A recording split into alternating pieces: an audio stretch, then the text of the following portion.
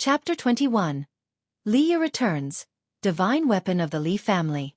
Guan took his first bite of the green vine fruit and immediately felt a surge of warmth spread through his body.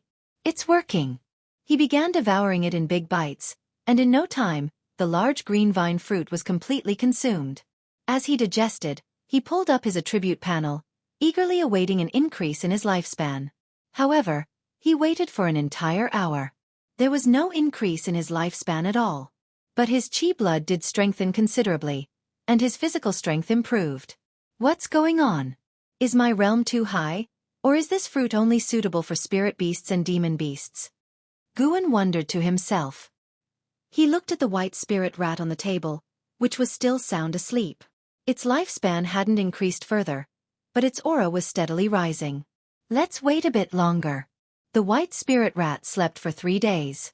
When it woke up, it had grown to the size of an adult cat.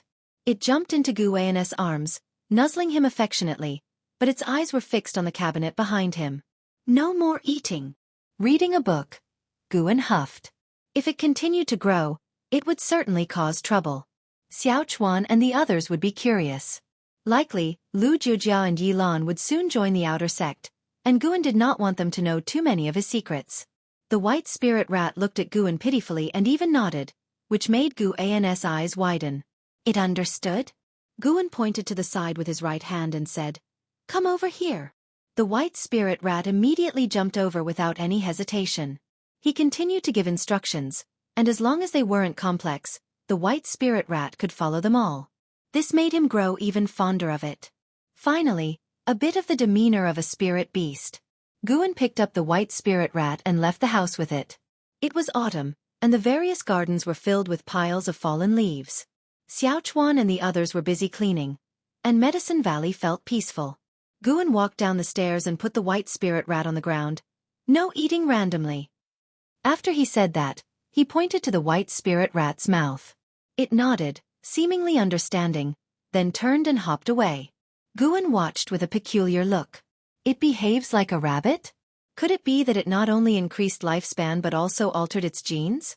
The first one to notice the white spirit rat was Yilan, mainly because she was drawn by Guan's gaze. Then she saw a large white rat running towards her, and her face changed dramatically with fear. "There's a rat demon!" Yilan screamed, instantly attracting the attention of Lu Jiujia, Xiaofan, and Wuxia. When they saw the white spirit rat, they were immediately frightened.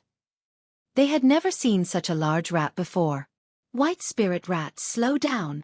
Guan's voice came, and the white spirit rat immediately stopped when it heard him. It looked back at him, then turned and headed towards the forest, its speed much slower than before. Seeing this, Yilan and the others put down their tools and ran over to Guan. "Senior brother, is that white spirit rat yours? How did it get so big?" "It must be another white spirit rat, right? It feels a bit clumsy with weak legs." This spirit beast's bloodline is not simple. Listening to the comments from his junior brothers and sisters, Guan just smiled and remained silent, letting them guess. Guan looked at the group and said, "In a while, I plan to visit the outer sect. Who wants to come with me?" With these words, except for Wuxia, everyone else wanted to go. Great opportunity. Wuxia remained expressionless, but his heart was highly excited. After a bit of competition, Guan chose to take Yilan and Xiaofan to the outer sect, setting the time for 7 days later. Why 7 days? Because he first planned to thoroughly explore the 8 scenic caves. Guan turned and looked towards the valley entrance, where a figure was walking. It was Liya. After many years, Liya had gained a bit of aged and cold sternness. His black robe fluttered in the autumn wind, and with the sword at his waist, he exuded an aloof swordsman air that was undeniable. Xiaofan and the other 4 noticed Liya, and his presence made them tense. Anyone who came to Medicine Valley usually had a higher status than them. Not to mention this person looked hard to approach. Guan assessed Liya's lifespan and found he had already reached the 4th layer of the Foundation Establishment realm. That's remarkably quick. As expected of the first person I found with a life grid. Guan walked over immediately, followed closely by the others. Liya scanned everything in Medicine Valley. When his gaze fell on Guan, he seemed a bit dazed. Back then, Guan had always followed others. Now he could lead the other servant disciples. Indeed, things had changed. Guan came up to him, cupped his hands and smiled. "Brother Li, long time no see." "Injured?" Guan could feel his chi blood was chaotic, his breathing shallow, clearly suffering from internal injuries. Li smiled and said, "It's been many years indeed. Where's Master? And where are Senior Brother and Meng Lang?" Guan said helplessly, "Master's time was up, and he passed away some time ago. After you left, Senior Brother also left the valley. As for Meng Lang, he went to participate in the outer sect assessment and hasn't returned." Hearing this, Li was stunned. Xiaofan and the others whispered among themselves, guessing Li's identity. Previously, Meng Lang had often mentioned there was a member of the imperial family serving as a servant disciple here, someone he called a brother. Li sighed. "So it's just you left?" Guan asked. "Want to sit in the building?" Li nodded. He came back mainly to revisit the old place and also to heal. Only here did he feel safe. Guan led Li to the pavilion while signaling the others to continue cleaning the fallen leaves. Upon reaching the Valley Master's pavilion, as Li stepped onto the stairs, emotion surged within him, and he couldn't help but start coughing, his face turning pale. Walking in front, Guan's expression changed slightly. He felt a faint soul wave from Li. Good heavens! Does this guy have an old grandfather spirit with him? Guan turned his head and asked with concern, "Brother Li, what's wrong?" Li waved his hand. "Nothing, just a bit injured." "Injured? Then stay here for now. There are plenty of places to stay in Medicine Valley," Guan said immediately. Li smiled and nodded, thinking, Gu junior brother is still so considerate. This time I should help him out. The two entered the house, and Guan made Li sit down before preparing tea for him. Li looked around the room, his gaze quickly settling on the green vine fruit in the wooden cabinet. Over the past 3 days, Guan had stored most of the green vine fruits in his storage bag, leaving only 2 in the cabinet to prevent the white spirit rat from sneaking them. If the white spirit rat stole them, he couldn't bear to kill it, so he hid the green vine fruits instead. That fruit! Li squinted, but he didn't look too long. His gaze soon returned to Guan. Having not seen Guan for years, he was amazed by his current air.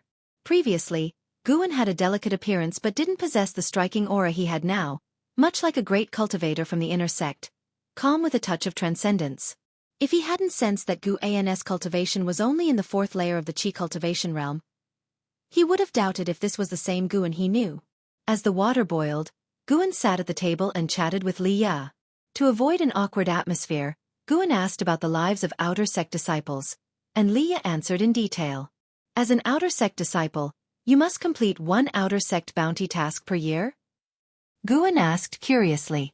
Li smiled. That's right, and it's an external task.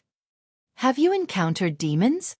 Almost every time we go out, the Taicang dynasty is too vast, and some places are always plagued by demons.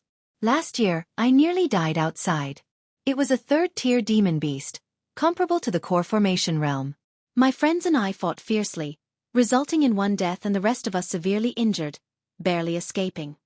Li answered, showing a look of fear at the end. 3rd tier? Core formation realm? Guan feigned astonishment, lifting the gloom in Li's heart. He started to recount the specific details, and Guan listened with genuine interest, responding with fitting reactions.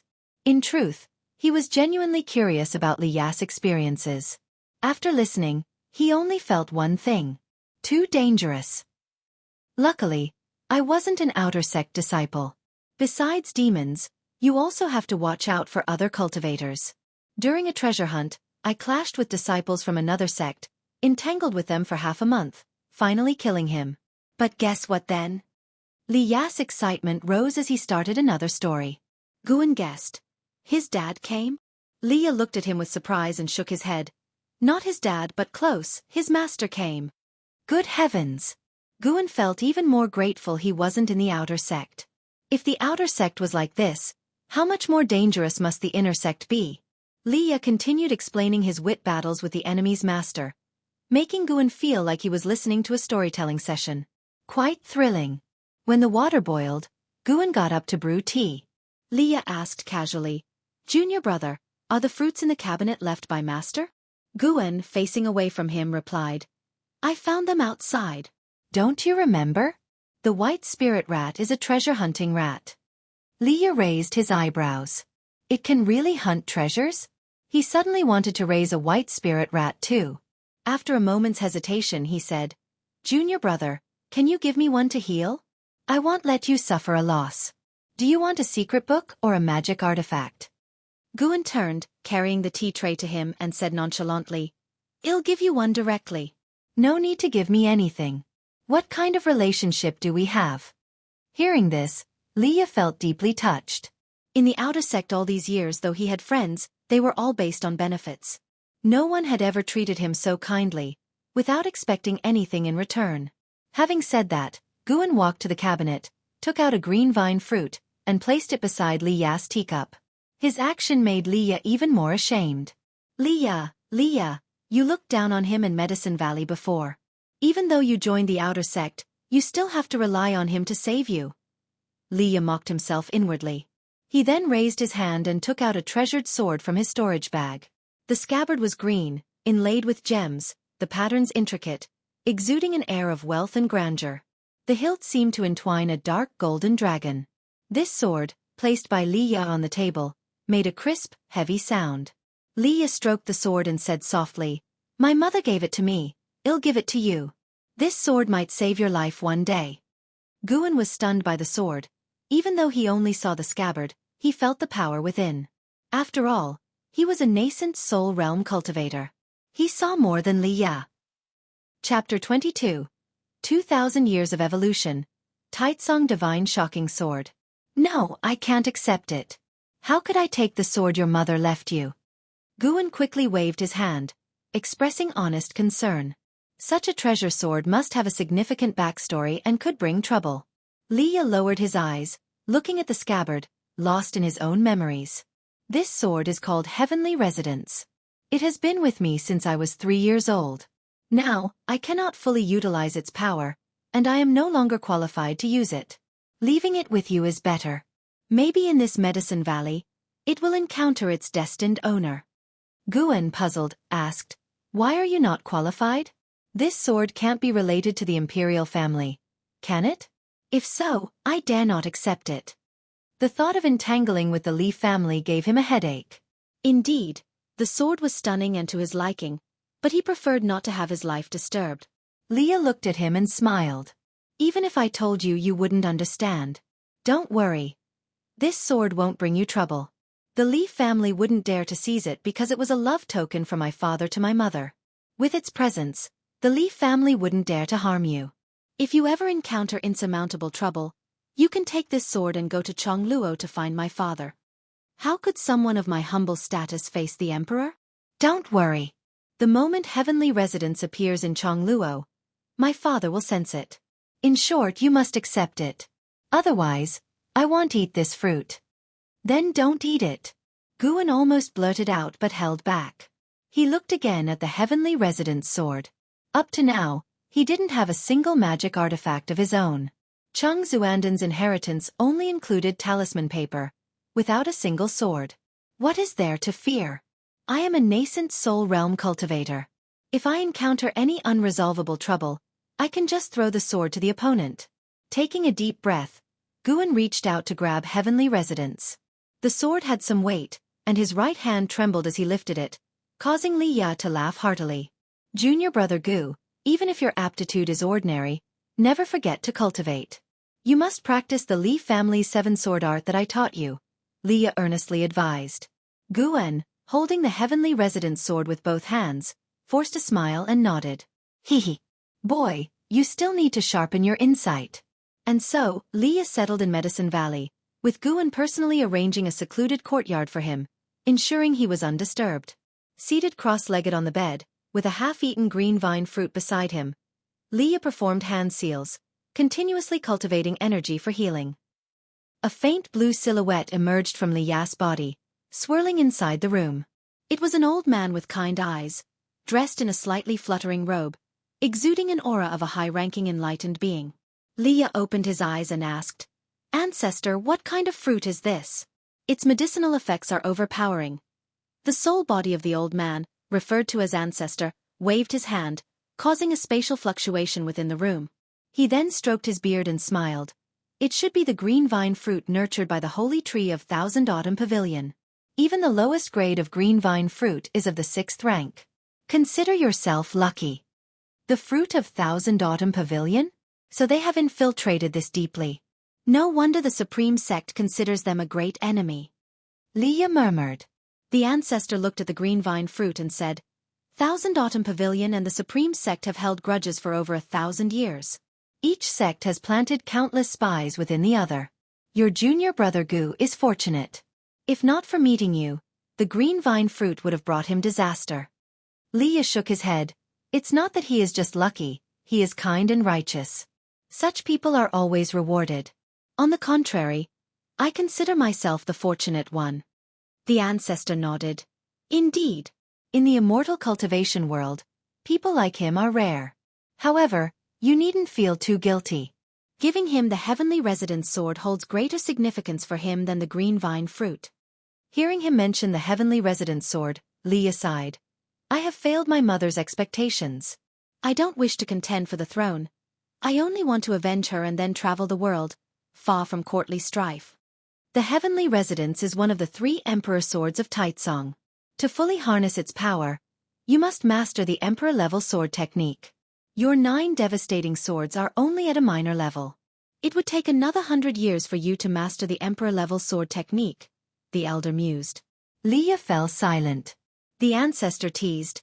You couldn't easily defeat that young fellow named Qiong. You must strive harder, knowing that your 4th brother has already reached the core formation realm. Liya took a deep breath and said nothing more, closing his eyes to continue healing. The ancestor looked out the window. Although it was tightly shut, he could hear the laughter of Xiaofan and the others. This is indeed a good place, far from worldly disputes. Sadly, those with missions are not meant for such places. Forget it, no more sighing. I should go back to sleep and rest. Deep in the night, Mystic Valley was silent. Using Dragon Strength Divine Primordial Skill to conceal his energy, Guan silently left Mystic Valley, making his way to the mountain forest over 20 miles away. Sitting under a tree, he opened his attribute panel, focusing on the Li family's 7-sword art. How many years of lifespan should I invest? After some thought, he decided to invest more to increase his actual combat power. Then let it be 2,000 years. With this investment, he planned to conserve his lifespan for 10,000 years. He immediately chose to invest 2,000 years of lifespan. As soon as he had this thought, the first digit of his lifespan changed from 4 to 2. You have invested 2,000 years of lifespan to cultivate the Li family's 7-sword art. You have cultivated the Li family's 7-sword art for 10 years, mastering the sword art, beginning to consider more possibilities. You have cultivated the Li family's 7-sword art for 50 years, reaching the pinnacle, and your Li family's 7-sword art has elevated to the 7-sword art. You have cultivated the Li family's 7-sword art for 300 years, achieving the pinnacle, and your 7-sword art was elevated to the 9 devastating swords. You have cultivated the Li family's 7-sword art for 500 years, mastering the 9 devastating swords, and have condensed your own sword intent. You have cultivated the Li family's 7-sword art for 1,000 years, reaching the pinnacle with the 9 devastating swords, which was elevated to the emperor-level sword technique. You have cultivated the Li family's 7-sword art for 1,200 years, condensing the heaven and earth imperial energy with your sword intent, enhancing your sword Dao comprehension. You have cultivated the Li family's 7-sword art for 1,800 years, mastering the emperor-level sword technique, comprehending the true essence of sword Dao, entering a state of enlightenment, and elevating the emperor-level sword technique to the Taicang divine shocking sword. You have cultivated the Li family's 7-sword art for 2,000 years, mastering the Taicang divine shocking sword, and enhancing your sword Dao comprehension. A series of notifications popped up frenziedly. Upon seeing that the cultivation time had reached 1,000 years, Guan immediately activated the lifespan barrier. He feared alerting the mysterious underground presence and the soul within Li Ya's body. When all notifications concluded, a vast memory surged into his mind, and the ground emanated spiritual energy. However, this spiritual energy did not enter his body but swirled around him, gradually condensing into strands of cold light like sword light, shining with an extraordinary glow in the dark night. Guan entered a state of path enlightenment. It was uncertain how much time had passed before he gradually awakened. At that moment, dawn had not yet broken. Guan first looked at the lifespan barrier's consumption notification. Goodness, merely comprehending the cultivation technique had consumed 300 years of his lifespan. Fortunately, he had completely mastered the Taicang divine shocking sword, reaching an integrating realm in understanding sword Dao, giving him a wondrous feeling.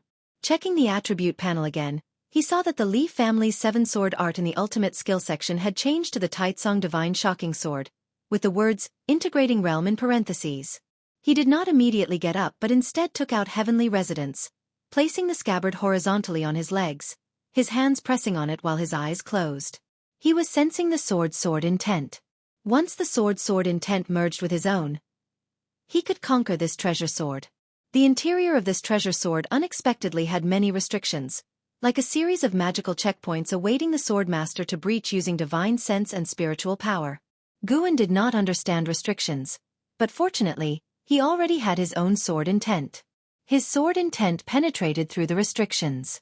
An hour later, Guan stood up, putting the Heavenly Residence into the storage bag, and then walked towards Mystic Valley. With a step out, he immediately floated in mid-air, gathering sword chi beneath his feet, traveling on the sword. Upon reaching a distance of about 10 miles from Mystic Valley, he landed and continued to walk on foot, concealing his energy to the utmost. The night gradually passed, and the eastern sky began to show a pink hue. Morning arrived. Liya pushed open the door, greeted by the sunrise. He stretched lazily, feeling refreshed. The medicinal effects of the green vine fruit were truly powerful. He no longer felt discomfort and sensed that he would be fully healed in a few days. Liya smiled, looking at the lawn next to the far garden where Guan was leading the junior brothers and sisters in exercises. The slow, rhythmic movements piqued Liya's curiosity. Though the movements were slow, he felt an inexplicable subtlety in them. Immediately, Liya walked over, arriving beside Guan, who greeted him with a nod in response. "What are you practicing?" Liya asked curiously. Guan smiled and answered, "I learned this from an old man in my childhood. It helps strengthen the body and keep a good mental state. I practice it with them daily to ensure they start the day with a good spirit." Lu Jiojia complained, "Actually, I don't think it does much." Xiaofan glared at him, "That's because your aptitude is dull."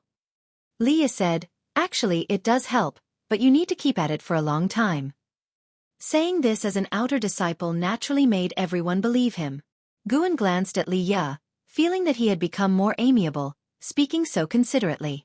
In truth, he led the junior brothers and sisters in exercises to completely shift their focus from cultivation and dreams, preventing them from ruining his plants. "After you finish practicing, I'll teach you a set of swordsmanship," Liya said with a smile.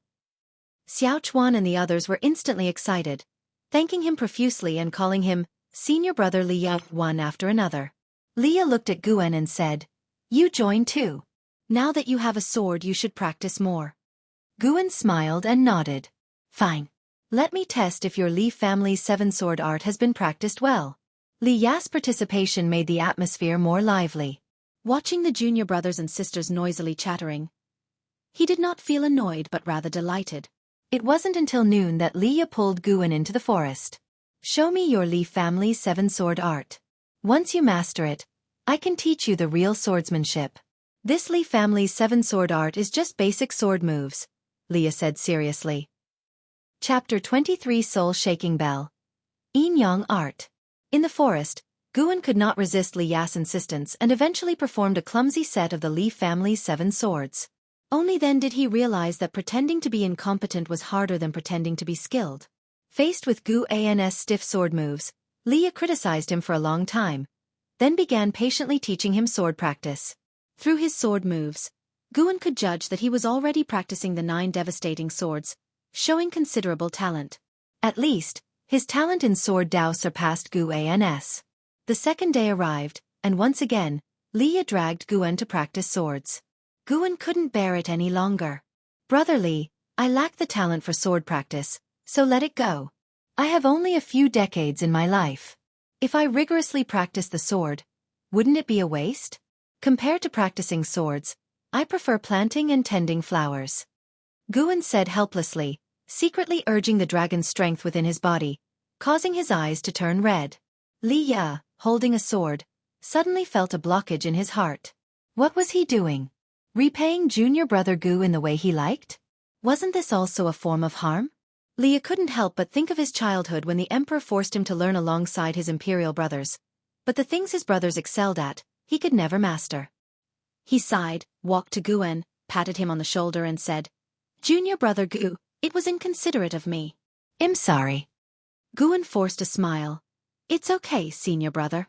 You're thinking of me, but it's just that I'm useless, lacking in talent." The more Guan acted this way, the more guilty Liu felt. They sat down and began to chat about their first year in the valley, easing the tension of sword practice. For the next few days, Liu no longer pestered Guan to practice swords, but he would still spend an ancient hour teaching Xiaofan and others sword practice. For Xiaofan and the others, whose dreams had not yet been extinguished, learning swords from an outer disciple was a rare opportunity. 5 days later, Liu was preparing to leave. Guan, along with junior and senior disciples, escorted Liu to the entrance of the valley. Xiaofan and others were reluctant. They had learned so much from Liu. "Senior brother, this place will always be your home. Come back often," Guan said with a face full of reluctance. "Home?" Ripples arose in Liu's heart, but his face maintained a serene smile. "Yes, I will come back." After saying that, he turned and left. Dressed in black, he moved through the forest like a black flame, burning fiercely, with the autumn wind unable to extinguish his fire. Guan sensed that he was burning with some kind of determination, possibly related to his recent injury. Only after Liu disappeared into the depths of the forest did Guan turn his gaze back to the junior and senior disciples. He smiled and said, "Cultivate well, and soon go to the outer sect to seek senior brother Li and bring honor to our mystic valley." Lu Jiojia immediately made a bold declaration, vowing to enter the outer sect. Xiaochuan said the same, though his confidence was clearly less than Lu Jiujia's. Yilan was preoccupied, lost in thought. Wuxia spoke up, "I won't go to the outer sect. I will stay with senior brother for a lifetime." Everyone looked at him in surprise, including Guan, this child. Guan felt touched. Had he misjudged Wuxia? Lately, Wuxia had been very well behaved, not wandering around late at night, and nothing had been stolen from Mystic Valley, so it couldn't be concluded that Wuxia had ill intent. Given this, more chores should be assigned to Wuxia in the future. Yilan felt a twinge of regret. How had Wuxia managed to say what she wanted to say first? At the same time, she realized that perhaps in her heart, senior brother was important, but not as important as pursuing immortal cultivation for longevity.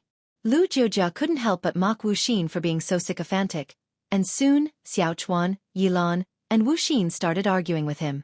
Guan led them back to the valley, but his mind was drifting towards the underground. Liu had already left.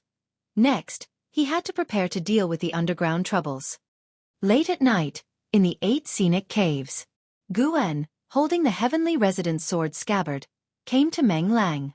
Meng Lang, with his orifices sealed by soil, still lay on the grass. The grass around here shows signs of tampering.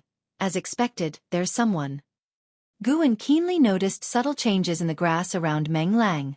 It's hard for an ordinary cultivator to detect this. He noticed it because he specifically observed the area last time he left.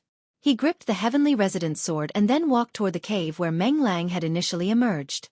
Before long, he disappeared into the darkness. This tunnel was dim, with few crystal stones. However, for the divine sense of a nascent soul realm cultivator, it posed no challenge. The cold spirit wind blew in the tunnel, ruffling Guan's robes, and his divine sense had already reached the end of the tunnel. There was a spacious cavern, not as large as the main cavern of the 8 scenic caves, but still sizable.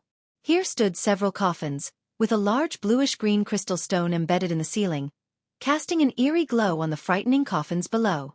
Apart from the coffins, there was nothing else. Guan's divine sense immediately detected a faint sign of life inside one of the coffins. This trace of life could not escape the divine sense of a nascent soul realm cultivator. Guan did not sense any danger from this faint life force, but he remained cautious. He advanced slowly and walked for a long time before reaching the end of the tunnel. He stood at the entrance and carefully peered inside. He cautiously asked, "Is anyone there?" There was no answer, as if the cavern was devoid of anyone. Guan picked up a stone from the ground and threw it inside. With a thud, The stone hit one of the coffins. The coffin remained still, but Guan seemed frightened and his eyes widened. He instinctively stepped back, feigning a look of panic. Why hadn't there been a response yet? Continuing the act any longer would be awkward. Guan grew anxious. He did this to gauge the attitude of the presence hidden here. After all, it had not harmed him before, and he did not want to wrongly kill a good person. At least, he needed to be at peace with himself. Gritting his teeth, Guan suddenly drew his sword and rushed into the cavern, slashing wildly. With a crack, the heavenly resident's sword struck a coffin lid and got stuck. As he pulled it with force, his body staggered back a few steps due to the inertia. Pooh-ha!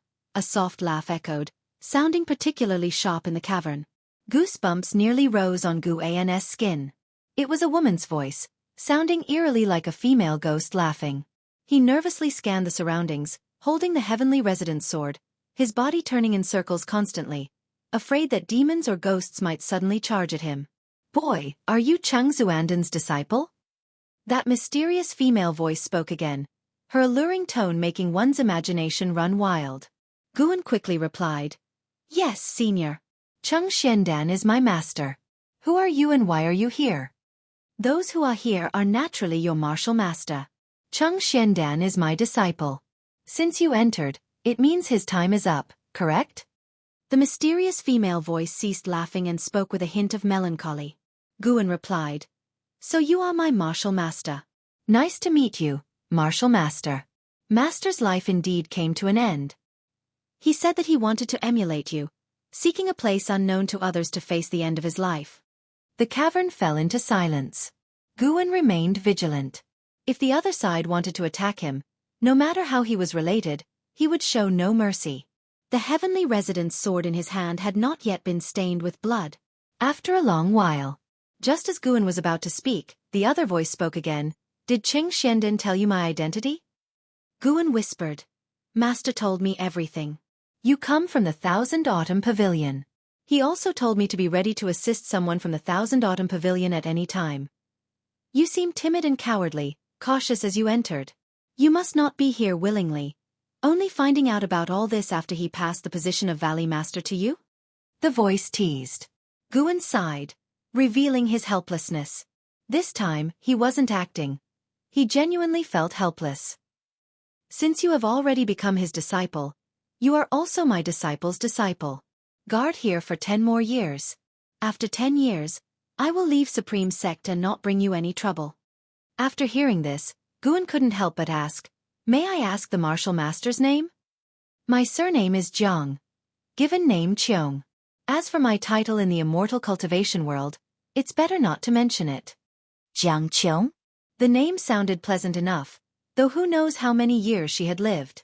While Guan was pondering, a coffin in front suddenly opened, startling him to the point of raising his sword. 2 items flew out of the coffin and landed before him. He looked down and saw a small black bell and a secret book. "Consider this my gift to my disciple's disciple, the soul-shaking bell. It can repulse all myriad poison mystic skills poison spells. As long as you shake it, all corpse poisons in this cave will heed your command. The book is my technique of immortal cultivation, the Yin-Yang art. The Yin-Yang art includes the spell to refine the soul-shaking bell, something not even your master could learn." Jiang Qiong's voice came again, sounding somewhat fatigued. Guan immediately bowed in gratitude, unable to resist asking, "Disciple's talent is mediocre. Why do you treat me so well, martial master?" "Hee, mediocre talent? Boy, though it's unclear what miracle skill you practice, your actual cultivation level is certainly not limited to the 4th layer of the energy cultivation realm. You should have already entered the foundation establishment. To achieve foundation establishment at such a young age makes you a genius. The fact that you can suppress your arrogance, hiding as a servant disciple in the outer sect, hints at a burdening secret, but at least it shows you are quite resistant to Supreme Sect. Your talent satisfies me, and your behavior aligns with my taste. Cultivate well, and I'll teach you more spells later. Once you inherit my mantle, I'll recommend you for the status of true disciple in the Thousand Autumn Pavilion." Jiang Qiong resumed her previous alluring laughter, causing Guan's face to change, feeling exposed and somewhat embarrassed. Taking a deep breath, Guan said, "Thank you, martial master. If you have any instructions, Please tell me at any time. After speaking, he bent down to pick up the soul-shaking bell and the yin-yang art before turning and leaving. Qiong's voice no longer echoed in the cavern, and Guan quickly returned to the 8 scenic caves. Sitting under a tree, he began to study the yin-yang art. He contemplated whether Qiong harbored any ill intentions. Just 10 years wasn't too worrying. He wasn't just a nascent soul realm cultivator. He also mastered the Taicang divine shocking sword. Qiong clearly wasn't a good person. She only feared Guan's foundation establishment realm's strength. In 10 short years, how could she go from fearing the foundation establishment realm to effortlessly suppressing the nascent soul realm? She hadn't just hidden here. According to Chang Xiandan, she had been dead for 70 years. During these 10 years, he needed to find ways to learn more spells and secret books from her. If she behaved and departed in 10 years, Guan wouldn't have to resort to betrayal. If she harbored ill intentions, Guan would have to let the heavenly resident's sword taste blood. Chapter 24. Qiong of Core Formation Realm 9 Layers. Spring passed and autumn came. 5 years flew by in the blink of an eye. In these 5 years, Guan continued his plan of dedicating a year of his life every night, resulting in an expenditure of over 1,800 years of his life over the 5 years, and his cultivation realm reached the 8th layer of the Nascent Soul Realm. After surpassing the 5th layer of the Nascent Soul Realm, the time required for each subsequent sub-realm doubled, and Guan, who was in the process of transformation, could only train rigorously, taking even more time. Presently, he had a remaining lifespan of about 10,200 years. The addition of the 8 scenic caves increased his annual lifespan income. 5 years passed, and 3 more servant disciples joined Mystic Valley, all of whom became disciples of Guan, 2 males and 1 female, named Tangyu, Suhan, and Zhenqin in order of age from oldest to youngest. Guan no longer selected disciples based on qualifications. He chose those with mediocre qualifications to avoid trouble. Their maximum lifespan was around 200 years, and on this basis, he chose disciples who appealed to him. On this day, at the mouth of the valley, Xiaochuan, Yilan, Wuxin, Tangyu, Suhan, and Zhenqin surrounded Lu Jiojia. Senior brother, I wish you success. Uncle Master, don't forget us when you go to the outer sect. Don't worry, Medicine Valley has me. If you fail, I'll definitely laugh at you. Today was the day Lu Jiojia was going to the outer sect for the assessment. Guan cut a green vine fruit into 4 parts and distributed them to the 4 junior brothers and sisters, significantly boosting their cultivation level, with Lu Jiojia being the first to reach the 9th layer of the Qi cultivation realm. It was worth mentioning that ever since consuming the green vine fruit, Wuxin had completely calmed down, practicing diligently in his room every night without wandering the mountains. He also became more hardworking in his tasks. The 23-year-old Lu Jiojia was full of high spirits. He looked towards the pavilion where his senior brother lived and saw his senior brother standing by the window watching him, which warmed his heart. Wait for my good news, I won't let you down, senior brother. Lu Jiojia said with a proud smile, then turned and left. With years of practice in the residual wind leg, he felt he could make a name for himself in the outer sect. Guan, dressed in a white-bottomed black robe, watched Lu Jiojia leave from afar, with mixed emotions in his heart. He couldn't tell whether it was relief or reluctance, perhaps both. I'm only 27 and already feeling so emotional. What will happen when I'm 200, 2,000, or even 20,000 years old? Guan laughed self-deprecatingly. He turned and walked to the table, sat down, picked up the Green Hero Travelogue, and continued to savor it. This Green Hero Travelogue was published last year and in his opinion, it was a peak masterpiece. The author's skills in writing about fleeting emotions had reached the transformation realm. An ancient hour later, Wuxin came to visit. At 21, he was still dressed as a monk. Guan often teased him as a handsome monk Tang, especially after Guan had specially ordered a monk robe for him from the outer sect, enhancing his charm even more. Senior brother, I have finished watering the garden on the mountain. Is there anything else you need today? Wuxin softly asked as he walked to Guan's side. Casting a glance at the Green Hero Travelogue, his fair face instantly turned red. Without raising his eyes, Guan said, There's nothing else, you can go practice now. Wuxin walked to the opposite side of the table but did not leave, looking hesitant. Guan glanced at him and asked, Is there something else? In his black robe, he already had the oppressive aura of a superior. In recent years, Medicine Valley's harvest was good, and he without a private fund, bought new clothes for everyone in Medicine Valley, making them no longer look like servant disciples. Wuxia gritted his teeth and said, "Senior brother, to be honest, with my qualifications, I can never join the outer sect. I truly wish to accompany you in the Medicine Valley for the rest of my life." Guan put down the green hero travelogue and studied him carefully. Isn't this just one meaning behind his words? He wanted to progress. Guan frowned with a look of difficulty. Seeing his expression, Wuxia became anxious and directly knelt down. "Senior brother, what's missing in me? I work harder and am more obedient than them, yet they all want to go to the outer sect, but I don't." Wuxia said excitedly, his eyes turning red. Guan noticed that he had activated some cultivation technique, causing his chi blood to surge. "You brat, are you trying to imitate me?" Guan said earnestly. "Wuxia, in my heart, there is no one better or worse, like the green vine fruit, I split it equally among you. But the position of the chief disciple is very important, even representing the next valley master. Although I am a servant disciple, my treatment is not inferior to that of ordinary outer sect disciples. I must repay the sect's kindness. You seem to be hiding something from me, of course, everyone has their unspeakable reasons. I don't want to ask more, you will always be my junior brother, but the position of the chief disciple." He sighed at the end, showing a helpless expression.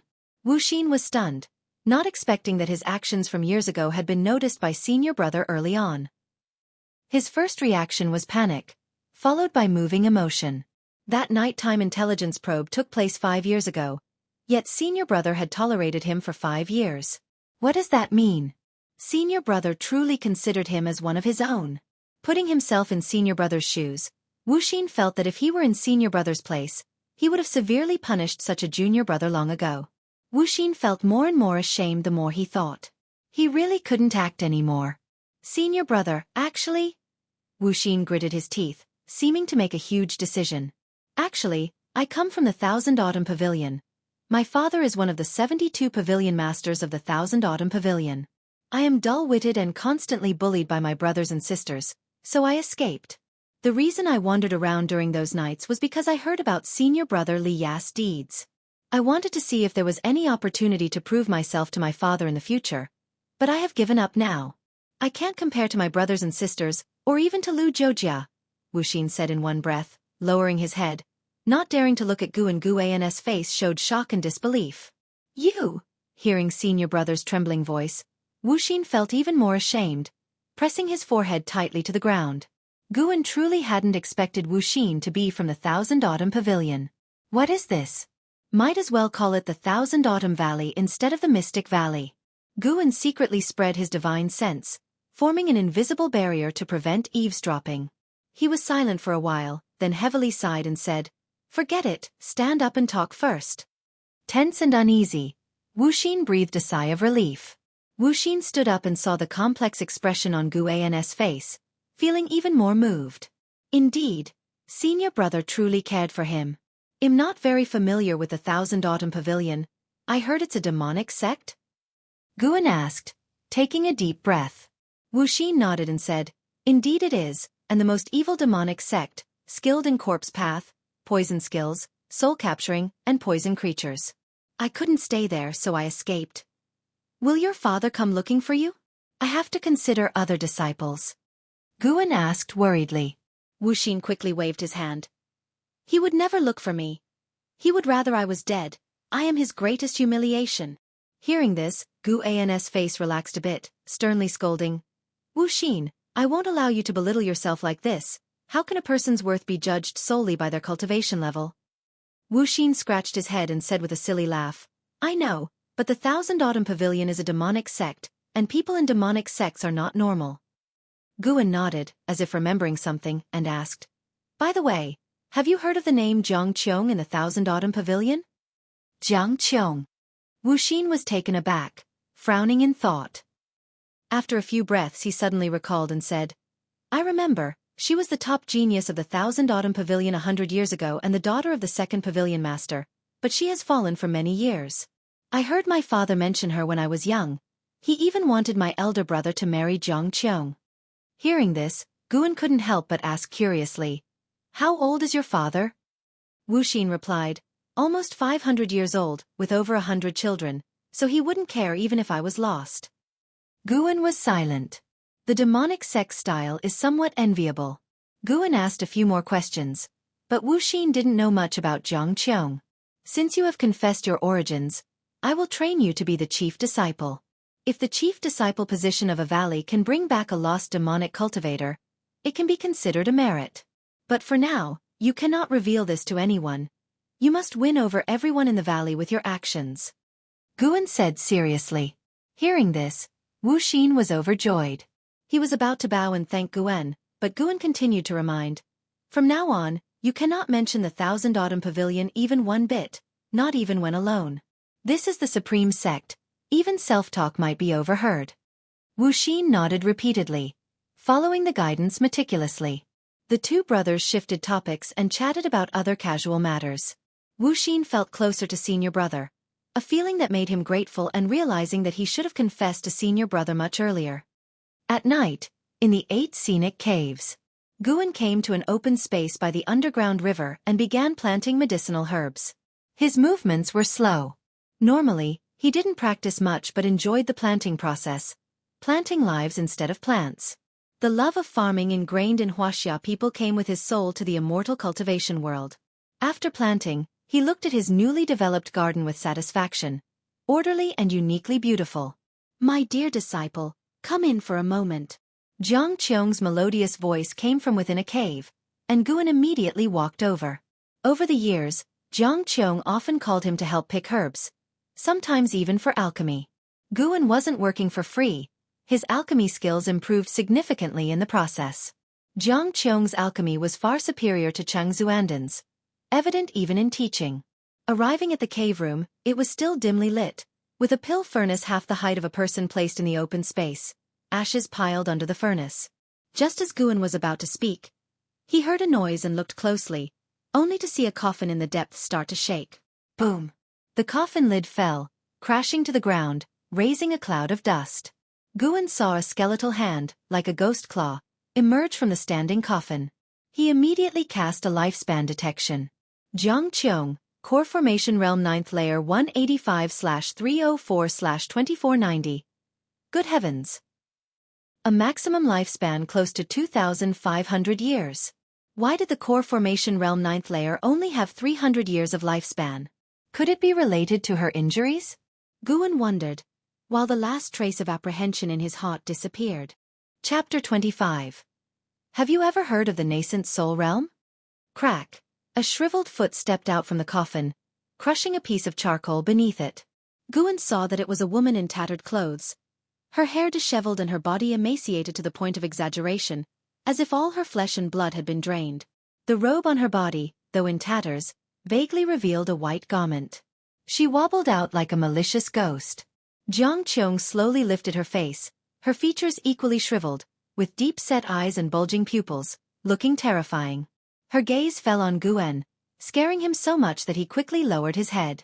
Good grand disciple, thanks to your help in alchemy these past 5 years, I've recovered quickly.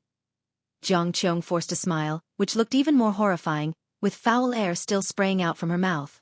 She no longer referred to herself in the grandiose manner but simply as I, closing the gap between them considerably. Guan forcibly held back his discomfort and said, "This is what a grand disciple should do, though I am perplexed about one thing."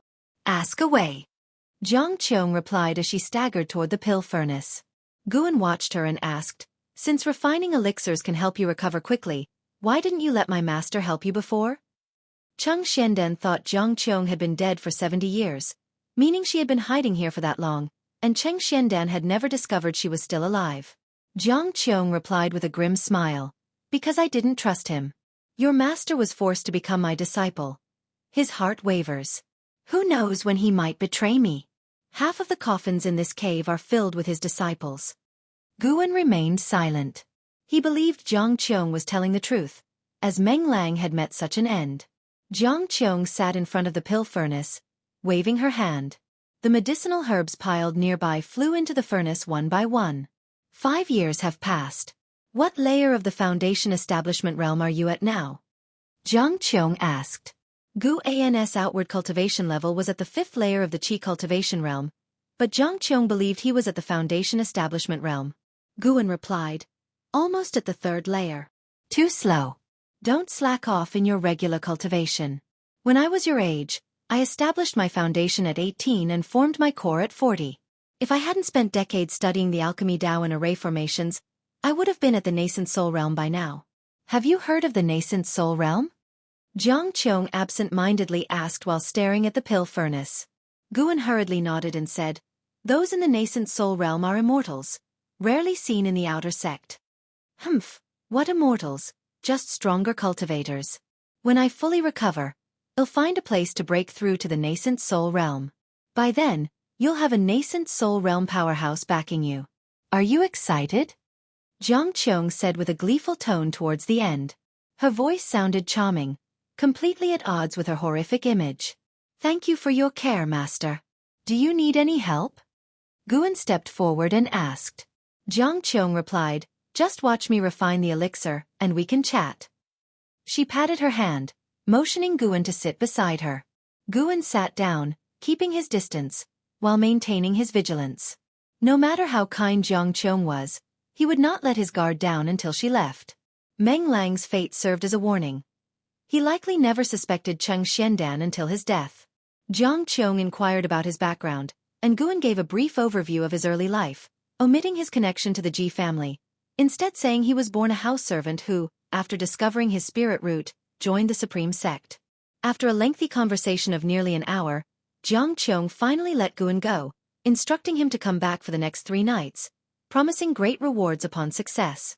Guan arrived as scheduled. The third night arrived. Guan sat opposite the pill furnace meditating, holding the yin-yang art, occasionally asking Jiang Qiong questions. Jiang Qiong, growing annoyed, couldn't help but scold. Are you deliberately deceiving me? How could someone so young reach the Foundation Establishment realm and yet be so dull-minded? Guan replied, feeling wronged, alchemy is alchemy, and energy absorption is energy absorption. Jiang Qiong suddenly had nothing to say. Then her attention was drawn to the pill furnace. Steam poured increasingly from the furnace. The vent hole turned dark green, appearing eerie. Guan felt a chill. What elixir was she refining? It felt like a poison elixir. Jiang Qiong's eyes shone with excitement as she fell silent, focusing on the pill furnace. Time passed second by second. Guan remained on guard, ready to fend off any sudden moves from Jiang Qiong. Who knows how much time had passed? The pill furnace emitted a muffled sound, and a grin, more horrifying than a cry, spread across Jiang Qiong's face. She raised her right hand, and with 2 fingers, the furnace lid flew off. A pill shot out, which she caught and instantly swallowed. So fast, as if afraid Guan would snatch it. After swallowing the pill, Jiang Qiong immediately sat cross-legged to cultivate. Within 3 breaths, wisps of white steam emanated from her body. Guan stood up and cautiously retreated, keeping his distance. The white steam increasingly surrounded Jiang Qiong, making her figure blurry, resembling a zombie shrouded in mist. Guan continually monitored her lifespan, wary of her sudden breakthrough to the Nascent Soul Realm. Jiang Qiong's lifespan began to grow, the sight of which amazed Guan for it to be represented in numbers. He suddenly became very interested in Jiang Qiong's elixirs. What miraculous elixir was this? Jiang Qiong wasn't just increasing her lifespan. Her aura was rapidly rising, soon surpassing that of the Foundation Establishment realm. A true core formation realm cultivator. Guan keenly observed Jiang Qiong's body recovering, her physique growing denser like a balloon inflating. Impressive. He patiently waited. Soon, the cave echoed with Jiang Qiong's increasingly heavy breathing, resembling the roars of a wild beast towards the end. After a long while, Jiang Qiong's breathing suddenly stopped. Guan realized she had not broken through to the Nascent Soul Realm and thus felt less tense. From within the white mist, Jiang Qiong stretched, her graceful figure emerging, starkly different from before. She walked out of the mist, still with disheveled hair and wearing tattered clothes, but the pale skin beneath her rags made Guan's face flush in the dim cave, causing him to avert his gaze. It's been so long since I walked like this. Jiang Qiong said nostalgically, striding up to Guan, leaning forward, brushing her hair aside with both hands. Well, good grand disciple, is your master beautiful? Guan stole a glance and, despite her dirty face, saw her features were indeed those of a rare beauty. comparable only to the third miss of the Ji family, Ji Xiaoyu, and the outer disciple Li Xuanyu. Master is indeed one of the most beautiful in the world, but I am more concerned about your health. Have your injuries healed? Guan asked with genuine concern as he cupped his hands. If she recovered, she should hurry and leave. Recovery will take more time. I still need to rest for another 5 years. Qiong smiled, her bright eyes studying Guan thoughtfully. Suddenly, she struck at Guan with a palm, swift as lightning, stopping just short of his chest, the force of the wind pulling his robe backward. Qiong asked with a faint smile, "Why didn't you dodge?" Guan's face stiffened as he replied, "I couldn't react in time." In truth, it was not so. To him, Qiong's actions were too slow. In that instant, his dragon strength could have repelled her spiritual power. She had not spared Guan's life but rather saved herself. Qiong couldn't help but laugh, her laughter as captivating as flowers in bloom, even clutching her stomach in the end. Guan watched her laugh without interrupting. After a while, Qiong turned back to the pill furnace and said, "Don't worry, I won't kill my own disciples and grand-disciples. When Cheng Xiandan tried to betray me, I spared his life and even used his protection to hide within the Supreme Sect. As long as you are devoted to me, I will never forsake you. If anyone bullies you, I won't stand by." Guan couldn't help but laugh at her words. Qiong stood before the pill furnace, turning to Guan, "Leave a set of new clothes. You may go now. Come back tomorrow night and I will teach you some spells." Guan immediately took a set of his own white robes from his storage bag, gently placing them on the ground, then bowed to Qiong and took his leave. Once he disappeared into the darkness, Qiong turned around. Approaching the white robes, she raised her hand and telekinetically picked them up, inhaling their scent with a chuckle. At dawn, Guan was leading the people of Medicine Valley in exercises. Someone approached the entrance of the valley. It was Liye. Liye was still dressed in black. Compared to 5 years ago, he exuded an overwhelming aura of strength.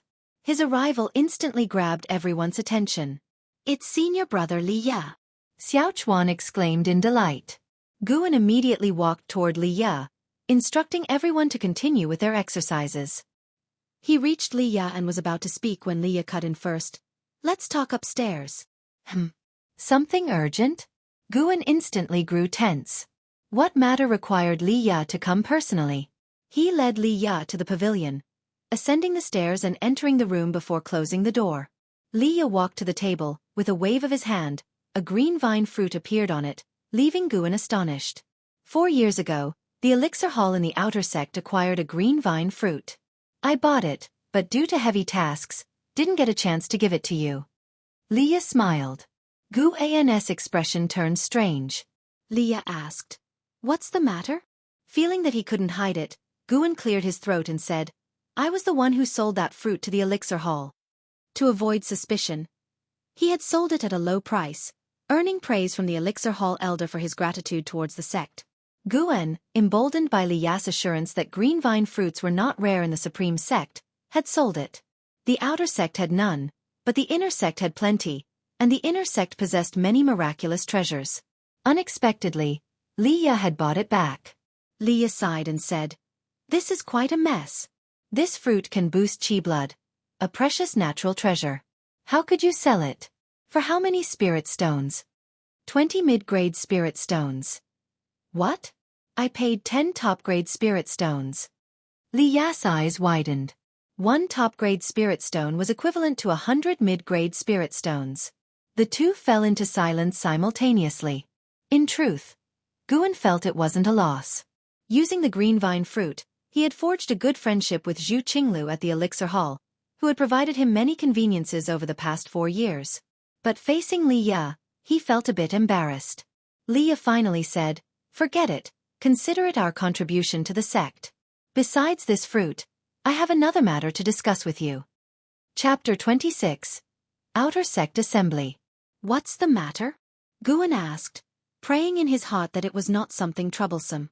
He didn't want to get involved in the conflicts of the Outer Sect. Liye smiled. "Don't you like planting? I remember you mentioned before that you helped an outer disciple manage his cave. Now, there's just such an opportunity. The treatment is good. Helping for a year can earn you a mid-grade spirit stone and a bottle of spirit energy elixir. When Guan heard this, he realized what it was about and breathed a sigh of relief. As long as he could earn longevity, he wouldn't refuse. After all, he didn't practice much daily and had plenty of time. He began to inquire about the employer's identity. Liya didn't hide anything either. That outer disciple was Liya's friend, and his cave was near the outer gate city. After Guan agreed, Liya immediately took him there. Liya flew using sword control, and Guan stood behind him, sharing the same sword. Their figures made Xiaofan, Yilan, and others look on with longing. Flying using sword control, who wouldn't long for it? The tall Tangyu sighed. If only Master could learn sword control technique from martial uncle Liya and then teach us, wouldn't that be great? Beside him, the slender and handsome Su Han nodded. Although he had been in Medicine Valley for 4 years, he still longed for the outer sect in his heart. Not only him, but Tang Yu and Zhen Qin also felt the same. Yi Lan, however, said nothing more and pulled Zhen Qin back to their courtyard for practice. On the other side in the mountains, Liya flew very fast. His gaze was fixed forward, his black robe fluttering, and his hair flying messily, exuding a free and uninhibited aura. I noticed that there are more servant disciples in Medicine Valley than before. Junior brother Gu, try to recruit fewer disciples and invest more spirit stones in your cultivation, Liya said earnestly. Although Guan always said his talent was lacking, he still saw hope. He didn't want a century to pass and still be in his prime while Guan had already entered his sunset years. Over the years in the Supreme Sect, Liya had a few good friends and some with shared interests, but none compared to junior brother Gu in his heart. Junior brother Gu was the only one who treated him well without seeking anything in return, a friendship he didn't want to lose. Guan smiled. Senior brother Li, don't worry. The reason I'm recruiting more disciples is that the garden land in Medicine Valley has increased. The medicinal herbs I turn in every year are likewise increasing, and the elixir hall is gradually improving my treatment. I won't give up on cultivation. When Liya heard this, a smile appeared on his face. That's true. You are diligent and hardworking. You will surely achieve something. I can't compare to senior brother. Your reputation in the outer sect is so prominent. The two began to praise each other. Liya usually disliked such flattery, but somehow, he was inexplicably happy when it came from junior brother Gu. 2 ancient hours later, Liya delivered Guan back to Mystic Valley and then flew away using sword control. As soon as Guan landed, he was surrounded by 2 disciples, Su Han and Zhen Qin. They were curious about where Guan had been. Guan didn't hide it. After saying a few words, he sent them away. Lu Jujia's departure greatly stimulated the disciples in Medicine Valley, making it much quieter. Whenever they had free time, they would cultivate in their respective houses, wanting to catch up to Lu Jiujia as soon as possible. Guan returned to his room and picked up the Yin Yang art to start reading. Tonight, Jiang Qiong would begin teaching him spells, and he was quite looking forward to it. What cultivator would mind having more spells? Moreover, Guan lacked many basic spells. Late at night, 8 scenic caves. Under the green vine tree, Jiang Qiong, dressed in white, let her black hair drape freely like a fairy descended to the mortal world. At this moment, her beautiful face was full of annoyance. Why are you so stupid? I've told you the breathing technique several times. Why can't you remember it? Jiang Qiong scolded, trying to suppress her anger. She stood beside Guan, her eyes fixed on the black qi in his hand. She was teaching him the soul-capturing skill, a technique that could capture souls and was extremely sinister. Guan said helplessly, Martial Master, how long have you been teaching me? Can't you have some patience? No, it's just... Jiang Qiong suddenly didn't know what to say. Before recovering her body, she had looked forward to teaching Guan, as she viewed him as a genius, but the result differed from her expectations. This kid was too strange. Teach him the sword control technique, and he would understand it instantly. But teaching him anything else was like showing it to a novice in the way of immortal cultivation. In terms of sword Dao, Guan was absolutely the most talented she had ever seen. But the problem was, she wasn't proficient in sword Dao. If I were to master everything easily, would I end up as a servant disciple? Guan sighed. Jiang Qiong held back for a long time and finally said, You don't have to be so stupid, do you? Guan's hand trembled. Truly worthy of someone from the demon path. Her words were so damning. Guan's temper flared.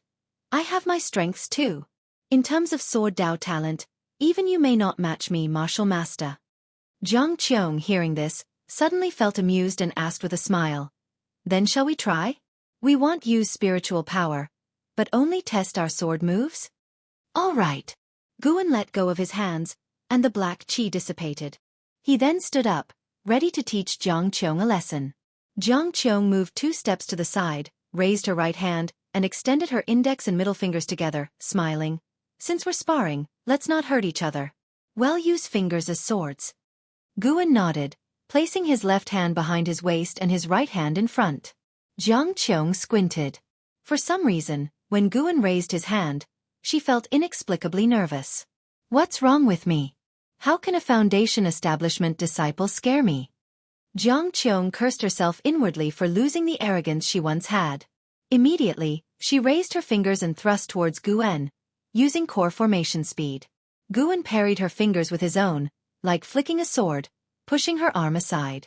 Qiong's eyes narrowed, her steps shifting like a phantom past Guan's side, and her fingers like swords, pointed at his ribs. Guan turned, his fingers pointing downward, stabbing, and hitting her hand back, causing her to feel a sting and withdraw instinctively. Under the tree, they moved around, countering each other's moves. Qiong's attacks were fierce, while Guan's movements flowed smoothly. After 30 moves, Guan noticed Qiong getting anxious, so he revealed a flaw, allowing her to strike him in the abdomen. He then clutched his stomach and staggered back. Qiong didn't press the attack. She stood up, her eyes intensely staring at Guan and pretended to be in pain, but her gaze terrified him. What kind of look was that?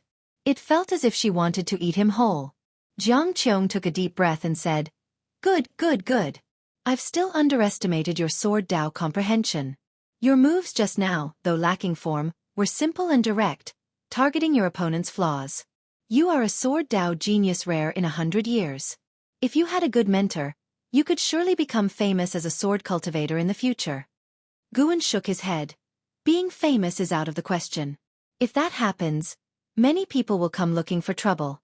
I hate fighting, let alone killing. Qiong was stunned, finding it very amusing. It was the first time she had met such a cowardly genius. It's my fault for being impatient and scolding you. Come, let's continue practicing the soul-capturing skill. Even though you're suited for sword Dao, some spells are essential to have, just in case. Qiong beckoned. Guan immediately moved closer to continue practicing the soul-capturing skill.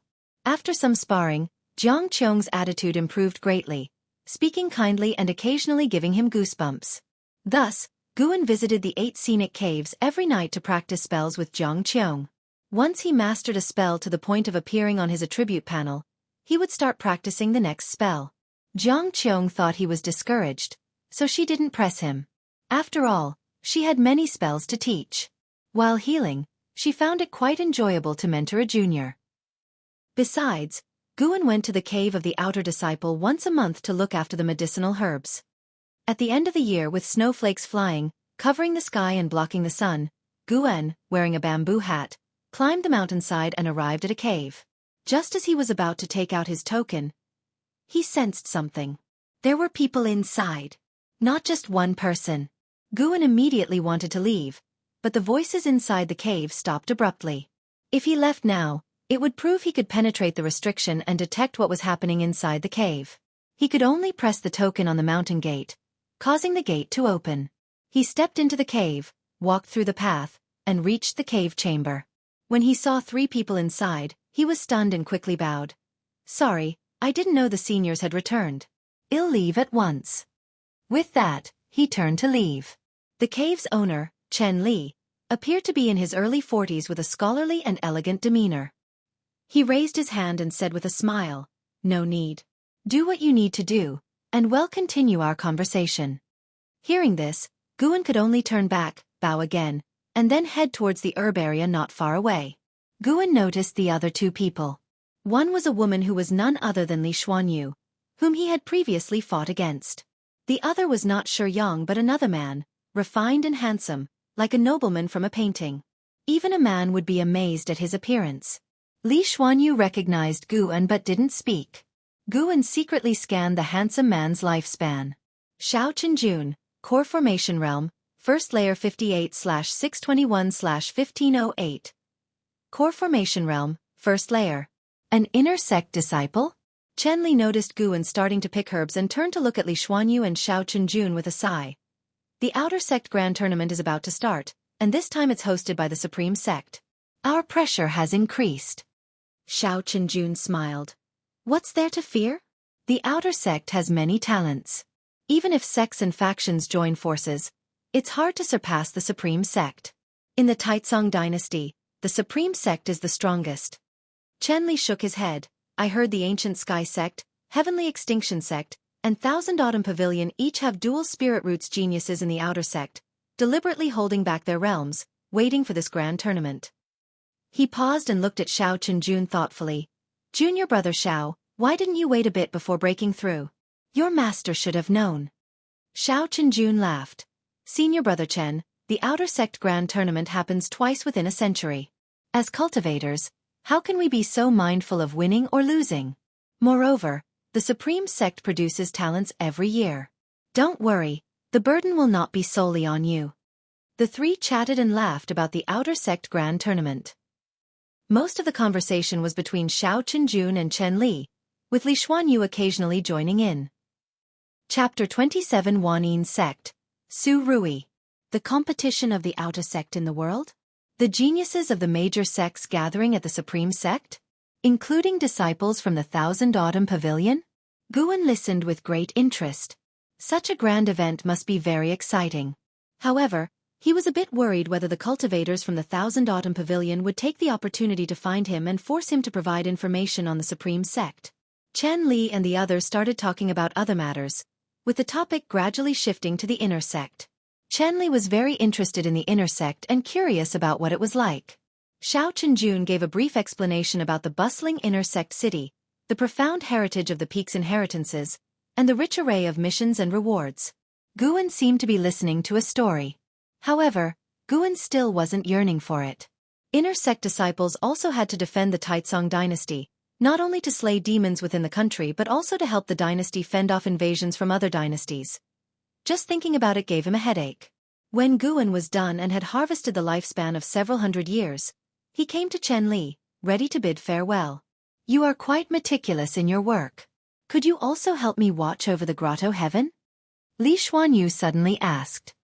Hearing this, Chen Li immediately smiled and said, This lad's work is indeed satisfactory and he is very disciplined.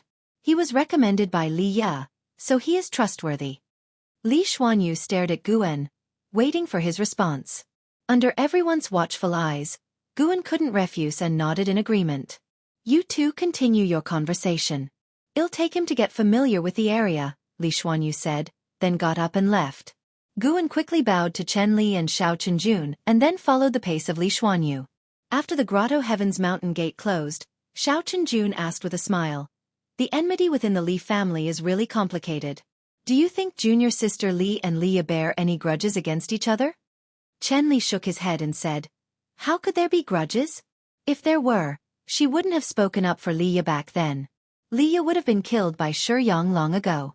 Now that Qiong has been missing for years, I suspect he was killed by Liya. Xiao Chenjun lifted his teacup, his gaze becoming subtle. After leaving the Grotto Heaven, Guan followed Li Xuanyu. They rode the same flying sword but kept a proper distance from each other. Standing behind Li Xuanyu, Guan could smell a unique fragrance, much better than the scent on Qiong. Although Qiong had already washed, the odor of death hadn't completely dissipated yet. They traveled in silence, as Li Xuanyu's cold temperament made Guan hesitate to speak. Her Grotto Heaven wasn't too far from Chen Li's. They landed after a short while. Guan distinctly felt that the restriction in her Grotto Heaven was stronger, and this feeling became even more intense upon entry. Such dense spiritual energy. Li Xuanyu began to explain the origins and cultivation process of the medicinal herbs within the Grotto Heaven, and Guan listened attentively. After half an hour, Li Xuanyu handed him a token. With this token, he could directly open the Grotto Heaven, offering him the same treatment as Chen Li. For Guan, harvesting the lifespan from medicinal herbs was enough. If he could get spirit stones, he wouldn't refuse them either. Guan cupped his hands to salute and took his leave. Wait, what is your relationship with Li Ya? Li Xuanyu suddenly asked. Guan paused, turned back, and said, Li Ya is my senior brother, naturally, we have a good relationship. He could tell that Li Xuanyu probably had a good relationship with Li Ya. If there were enmities, she wouldn't use him, a servant disciple, to frame Li Ya, would she? Li Xuanyu didn't say much, only nodded slightly. Guan bid farewell once again. Managing the grotto heaven for an outer disciple wasn't exhausting. Generally, he had to visit once every half-month or month. Guan felt he could take on more work. His aspirations were growing richer. The 8 scenic caves in Mystic Valley were the main trunk of it. If branches could be extended, he could gain more lifespan. Strive to reach a lifespan of 100,000 years as soon as possible. Winter snow melted, and spring arrived. At dusk, Mystic Valley started to hang lanterns and put up decorations. In front of the pavilion, the youngest disciple, Zhan, squatted on the ground, cutting paper and quietly asking, Master, what is the significance of the Spring Festival? She was 9 years younger than Guan, with a sweet appearance, large eyes, a petite figure, and a gentle personality. Even Lu Jiojia and Xiaochuan were very fond of her. When I was a child, I heard an old man say that the Spring Festival represents the start of a new year, bidding farewell to the old and welcoming the new. At this time of year, people bless each other. Since we have no major celebrations in Medicine Valley, let's set the Spring Festival as a celebration, Guan said, sitting nearby, weaving a lantern. Not far away, Wuxia, Xiaochuan, and Tang Yu were hanging lanterns and pasting red paper.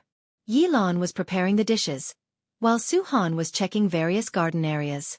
After hearing this, Zhen Qin's face lit up with anticipation. Guan had suddenly thought of the Spring Festival a few days ago. Upon hearing the members of Medicine Valley discuss their hometowns, he remembered his past life on Earth. It was precisely the Spring Festival season, so he decided to establish the Spring Festival as the first holiday in Mystic Valley. In the future, other holidays could be arranged to make life in Medicine Valley less monotonous. He wondered if there were other Earthlings in this mortal world? Guan silently thought to himself. He created the story of the Spring Festival from what he had heard from an old man simply as a precaution. At this moment, Guan's brows furrowed. He sensed 2 unpleasant auras approaching Mystic Valley, less than 10 miles away. Those 2 had cultivation levels in the Foundation Establishment realm, but their auras carried a strong scent of blood. They had killed many people. With the competition of the outer sect in the world about to start, could it be that demon cultivators were here for a visit? Guan silently prayed, hoping the visitors wouldn't enter Medicine Valley. However, what he feared came true as the 2 flew straight towards Mystic Valley. In no time, their figures appeared at the mountain peak, overlooking Medicine Valley. It was a man and a woman, both dressed in dark purple robes, with a sinister aura. Even in the daytime, they looked like malevolent ghosts. The woman's posture was seductive, with heavy makeup and long claw-like nails. She covered her mouth and laughed. Mr. Su, we're not far from the outer sect of the Supreme Sect. Why not rest here for a while and gather some intel from these servant disciples? The man next to her had a robust build and a stern face, wearing a purple crown with a red gem embedded in it, resembling a crimson vertical eye. A bunch of energy cultivation realm bugs, what can we learn from their mouths? The man in purple said coldly. He was from the Wanyin sect, named Su Ruye, here with his Taoist friend Changji to participate in the competition of the outer sect in the world. Changji laughed. You know the people from the Supreme Sect. Their strength isn't great, yet they love to gang up on others. If we arrive early, we will surely be swarmed with trouble. It's better to wait here. Su Ruye agreed after hearing this. He then leaped down, and Changji followed suit. Guan looked up and immediately used the lifespan detection. Su Ruye, Foundation Establishment Realm 9 Layer 67/389/920. Changji, Foundation Establishment Realm 7th Layer 74/370/605. They seem to be geniuses. Guan stood up, and Zhen Qin, following his gaze, saw Su Ruye and Changji and hurriedly hid behind her master in fear. Even Xiaochuan, Wuxia, and Tang Yu noticed the arrival of the demon cultivators. They immediately put down their work and ran towards Guan. Su Ruye and Changji landed in the garden area, their eyes scanning the medicinal herbs, which made Guan tense up. The security of the Supreme Sect was too lax. On the eve of such a grand event, they didn't dispatch disciples to patrol? Guan silently cursed, But he also understood that, to the Supreme Sect, the value of Mystic Valley was mediocre, as it grew only low-rank medical herbs for the outer sect. Changji turned to Guan and the others, asking, "Who is the Valley Master here?" Guan stepped forward and cupped his hands. "That would be me. May I ask what the two seniors need?"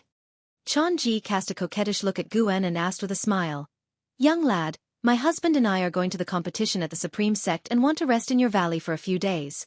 What do you think?" Su Rui's gaze turned towards Yilan and Zhenqin behind Guan, his chilly eyes making the two women uneasy. Yilan frowned and stood in front of Zhenqin. Guan felt displeased but sensed a familiar aura approaching. He asked, "May I ask where the two seniors are from?" Changji's eyes turned cold, ready to speak. Why waste words with him? With his cultivation at the 5th layer of the energy cultivation realm, can he drive us away? Su Rui said impatiently. A terrifying killing intent erupted from within him, changing the expressions of everyone present, as if they were in an ice cellar. Are the two from the Wanyin sect here to become enemies of the Supreme Sect? A cold voice came from the sky. Everyone looked up to see Li Xuanyu standing on a flying sword, facing the wind like an immortal. Li Xuanyu. Changji gritted out every word, her teeth clenched. Li Xuanyu spoke. "Come with me." With that, she turned and quickly disappeared behind the mountain. Su Rui leaped up. A gourd at his waist flew out, quickly enlarged, and landed beneath his feet. Changji followed suit, jumping onto the gourd behind him. The two then flew away on the gourd. The people in Medicine Valley breathed a sigh of relief. Were those two demon cultivators? Su Han couldn't help but ask, his face pale from Su Rui's killing intent. Wu Xin replied, "Yes, the Wanyin sect is a powerful demonic school." Xiao Chuan grumbled, "Aren't we, the Supreme Sect, a reputable sect? Why invite a demonic sect?" The disciples began discussing the matter, all overwhelmed with fear. If not for Li Zuanya's appearance, a disaster would have befallen them tonight. Guan glanced towards the horizon, slightly frowning. Then, he asked everyone to continue preparing for the spring festival and went back to his house to rest for a while. Dusk came, and the sky turned crimson. Guan stood by the side window of the pavilion, feeling faint fighting movements from afar, about 30 miles from Mystic Valley. Suddenly, sensing something, he flipped over the window and quickly vanished into the forest. In the distant forest, trees were tilted and the ground was full of horrifying cracks. Su Rui and Changji stood shoulder to shoulder, with disdainful smiles on their faces. Opposite them stood not only Li Xuanyu but also Li Ya. "The 9 devastating swords of the Li family are impressive, but your cultivation levels are lacking," Su Rui sneered coldly, his right hand's fingers moving, with strands of purple energy swirling around his fingertips. Li Ya's mouth corners were stained with blood, and his right hand holding the sword was trembling. Li Xuanyu beside him was also injured, though not as severely as Li Ya. Chapter 28 Flying Leaves to Annihilate the Enemy. Such overbearing sword chi. Changji ignored Li Ya, her gaze fixed on Li Xuanyu. She smiled seductively and said, "Li Xuanyu, aren't you a girl of heavenly pride? How come you're so miserable? It seems that you and your brother from the Li family are no match for us." Su Rui took a step towards Li Ya. Li Xuanyu suddenly threw her sword, and as the blade flew, it split into 4 sword shadows, all aimed at Su Rui. Su Rui reacted extremely quickly. With a wave of his right hand, the purple qi in his hand exploded like flames, forcibly blocking Li Zuanya's sword. Changji, like a ghost, appeared behind Li Xuanyu with a red fan in her hand. She fanned it forcefully, and a rolling red poisonous mist surged forth, forcing Li Xuanyu to dodge. The red poisonous mist quickly spread through the mountains and forests. A giant python could be vaguely seen moving swiftly in the mist. Wherever it passed, the red mist rose and quickly surrounded Li Ya and Li Xuanyu. Li Xuanyu landed beside Li Ya, her eyes scanning the surroundings. Changji's figure was no longer visible, while Su Rui hovered above the forest, looking down at them. "How dare you harbor murderous intent in the Supreme Sect's territory?" Li Ya asked in a deep voice. Su Rui's lips curled up in a mocking smile. He said sarcastically, "I've long heard that the Supreme Sect's land is vast. Since the current sect leader took office, the Supreme Sect's control over the border has weakened, seemingly allowing the disciples to resolve conflicts themselves. The 8 outer gate cities are like a wall, Inside the wall is a reputable sect, but outside, it's survival of the fittest, no different from the demon path. We've been fighting for so long, and no one has come to help. It seems the Supreme Sect hasn't stationed anyone beyond the outer gate. Today, I'll kill you and take your sister. I won't even bother participating in the World Outer Gate Conference. What do you think? I'll also kill the people in the Medicine Valley. If Princess Li came to protect you personally, your relationship must be significant. Su Ruye seemed to think of something and licked his lips. Buy me some time, Li Xuanyu said softly as she sat down cross-legged and quickly began to cast magic. A golden flame appeared faintly on her forehead. Li Ya's gaze hardened, and he suddenly squatted down and leaped up. His long sword pointed skyward, and sword chi surged, shaking the surrounding forest. The red mist rolled up, creating a grand scene under the twilight. Su Ruye sneered. He quickly took a large purple flag from his storage bag. The flag had a menacing evil ghost embroidered on it, seemingly ready to leap out. He slammed his left palm down, causing a massive shadowy hand to descend, forcibly suppressing Li Ya's sword chi. Li Ya frowned. His spiritual power was far inferior to Su Ruye's and could not compete. Under his watch, the purple flag in Su Ruye's hand erupted into a purple whirlwind, causing him to feel dizzy. Not good. Li Ya's face changed dramatically as a strong sense of dizziness overcame him. The most terrifying part was that his body seemed unable to fall. He wants to capture your soul. He's truly bold. The voice of the martial master echoed in Li Ya's mind, filled with shock and anger. Li Ya was even more panicked after hearing this. Let me taste the soul of the Taicang imperial lineage. Su Ruye laughed sinisterly, his eyes full of greed. Whoosh, a sharp piercing sound came from afar, causing Li Ya, who was stuck in midair, to subconsciously look. Even Li Xuanyu, who was meditating, couldn't help but glance up. A leaf, carrying fierce sword chi, streaked across the sky, aiming straight at Su Ruye. Instinctively, Su Ruye glanced at it, but the leaf was too fast for him to react. Bang! His head exploded instantly, and a blood mist enveloped the forest. The red mist dissipated as a strong wind swept it away, and Li Ya was thrown to the ground. Li Xuanyu used her spiritual power to resist the wind, but was still forced to get up quickly. Mr. Su! In the roaring wind, Qiong screamed. She was about to leap up when another whistling sound approached. She turned her head to see the terrifying wind pushing the red poisonous mist over her. Her robe was pulled back, outlining her perfect curves. In her pupils, there was the reflection of a leaf. Bang! The leaf pierced her head, and blood sprayed everywhere, splattering the forest. The leaf continued its furious trajectory, cutting down trees and raising a cloud of dust before finally embedding itself into a large tree's trunk. Thud! Thud! Su Ruye's body fell to the ground, followed by Qiong's corpse. Soon, all that remained in the forest was the sound of the wind. Li Ya propped himself up, sitting on the ground, his black hair disheveled, staring in shock. Not far away, Li Xuanyu was equally terrified, looking dazedly at the corpses of Su Ruye and Qiong. To kill an enemy with a flying leaf, such domineering sword chi, this person must be at least at the Nascent Soul Realm, and his sword Dao accomplishment is extremely high. The voice of the martial master echoed in Li Ya's mind. Li Ya was jolted awake. He quickly stood up and cupped his fists, shouting, "Which senior intervened to help us?"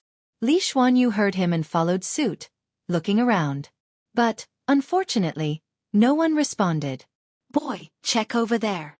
The martial master's voice urged Li Ya to walk in a certain direction. Li Ya immediately walked over, trembling. His injuries and the soul capturing made him very uncomfortable. Li Xuanyu went to check the corpses of Su Ruye and Qiong. She stabbed them twice, using sword chi to shred their hearts.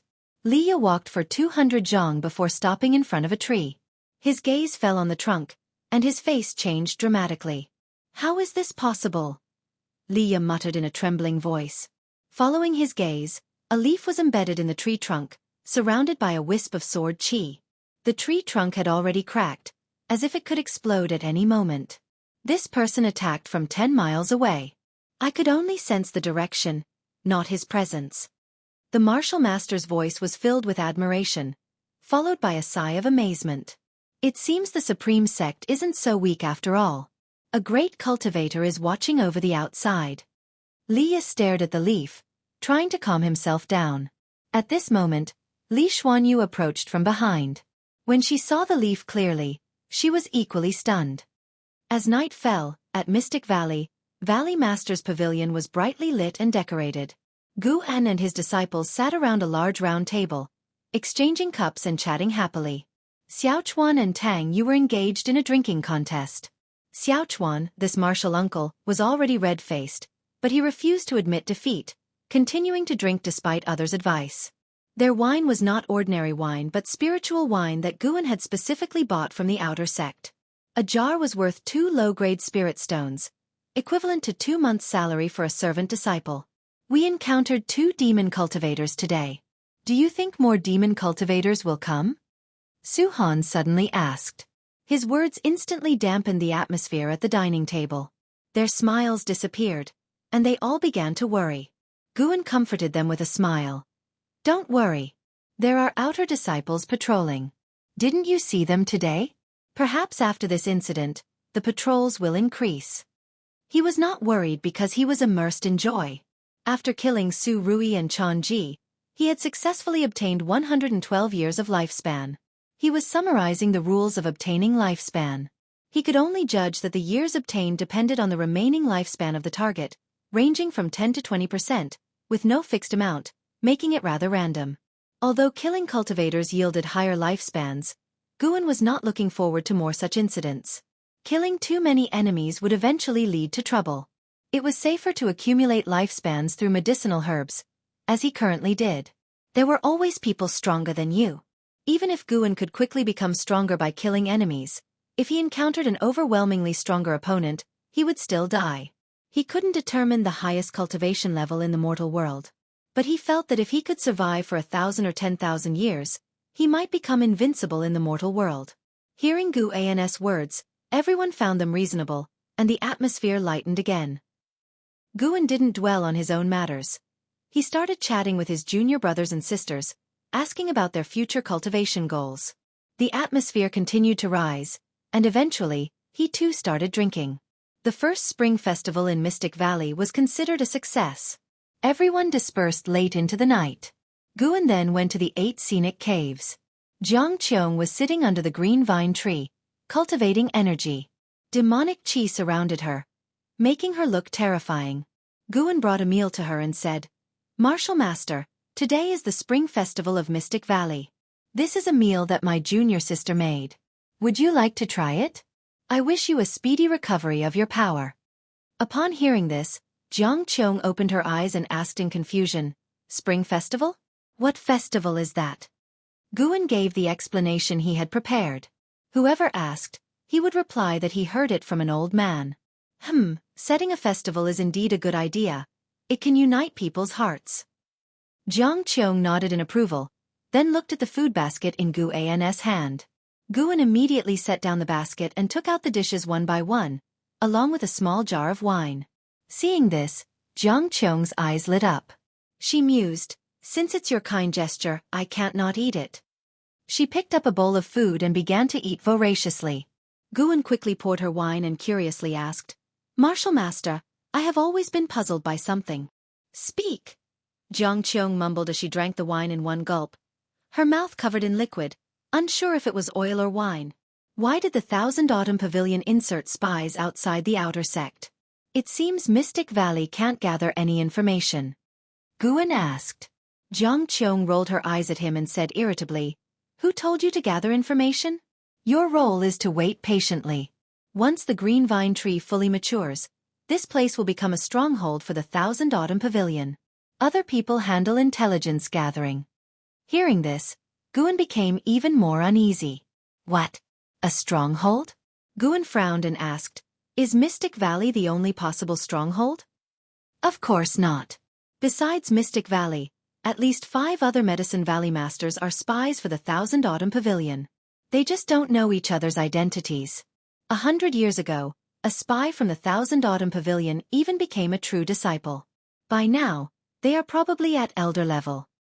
Qiong answered casually. Guan fell silent. Had the Supreme Sect become so riddled with spies? Qiong put down the empty plate, picked up a large chicken leg, and smiled. The taste is not bad. Although I have long since started fasting, indulging occasionally is nice. As a reward, I'll teach you the secret technique of the Thousand Autumn Pavilion later. Chapter 29 Demon Shadow Divine Skill. Qiong's appreciation. What secret technique? Guan asked expectantly. He had already learned many spells from Qiong, but as the saying goes, the more the better. When Qiong left, it would be difficult to find such a dedicated martial master again. Qiong took a bite of a chicken leg and said proudly, "One of the 9 great secret techniques of our Thousand Autumn Pavilion, the Demon Shadow Divine Skill." Demon Shadow Divine Skill? It sounded. Guan frowned and asked, "Is this a cultivation technique?" He didn't lack cultivation techniques. Changing techniques would mean rebuilding his spiritual power, and he didn't want to waste his lifespan. I already said, it's a secret technique. The Demon Shadow Divine Skill will help you be a better spy. You'll understand soon enough, Qiong said indistinctly, her mouth full of chicken, almost too full to speak. Guan's face twitched. I don't want to be a spy for the demon path. Forget it. I'll endure Qiong for now. Later, I'll speak what suits the occasion, whatever identity I need, I'll give myself. The next day at noon, Guan was reading under a tree.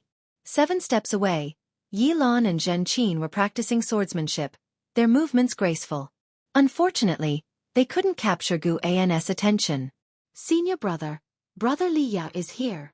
Xiaochuan ran over and said, followed by a man, Liya. Guan immediately stood up and stuffed the green hero travelogue into his robe, then walked toward Liya. Let's talk inside, Liya said first. Guan nodded and led him upstairs. Zhenqin stopped swinging her sword and looked at Yilan, asking nervously, Martial Uncle Yi, could Martial Uncle Liya be here because of those 2 demon cultivators from yesterday? Perhaps. Yilan glanced back and replied softly. Inside the house, Guan and Liya sat facing each other. As he poured tea for Liya, Guan asked, What's the matter? Liya said, I plan to stay in Mystic Valley for half a year, is that okay? Of course, you can stay as long as you like. Did something happen? Guan readily agreed, taking the opportunity to inquire with concern. Liya hesitated for a moment, then decided to recount his encounter yesterday. Perhaps knowing these matters could motivate junior brother Gu to cultivate diligently under pressure. After hearing the story, Guan's eyes widened in astonishment. Those 2 are dead? Won't the Wanyin sect cause trouble? Liya snorted. He attacked Li Xuanyu and me.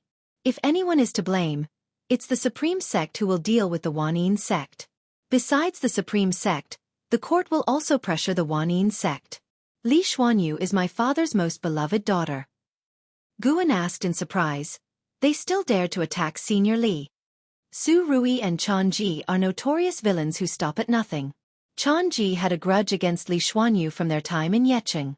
When they finally saw Li Xuanyu alone, they wouldn't miss the chance. And also, Liya sneered at the end but held back. And what?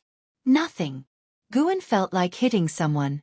If you're not going to say it, don't even mention. And also, Liya looked at Guan and asked, Did you see anyone else pass by Medicine Valley yesterday and today? Guan shook his head. You didn't see them. If it weren't for that Nascent Soul Realm senior's intervention, Li Xuanyu and I would have been in grave danger. That senior's sword Dao was truly terrifying, killing enemies with a leaf. Even a Foundation Establishment realm cultivator at the 9th layer would be like vegetables facing him. A leaf could kill them. Liya grew excited as he recounted the battle, depicting the scene with fervor. Guan's eyes widened, gasping occasionally as if he were listening to a mythical tale. That Nascent Soul Realm senior only tossed out 2 leaves, yet Liya used all the words he knew to describe it, extremely animated. A true sword cultivator should be like this, winning without a sword. Anything in hand can be a sword. Even I. In short, senior brother, I've found my direction. From now on, I'll focus on practicing the sword and delving into sword Dao.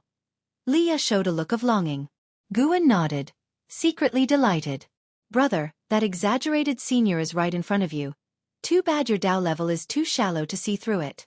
Guan interrupted Liya's reverie and asked, The World Outer Sect tournament is so grand, Why doesn't the sect send disciples to patrol or protect us servant disciples?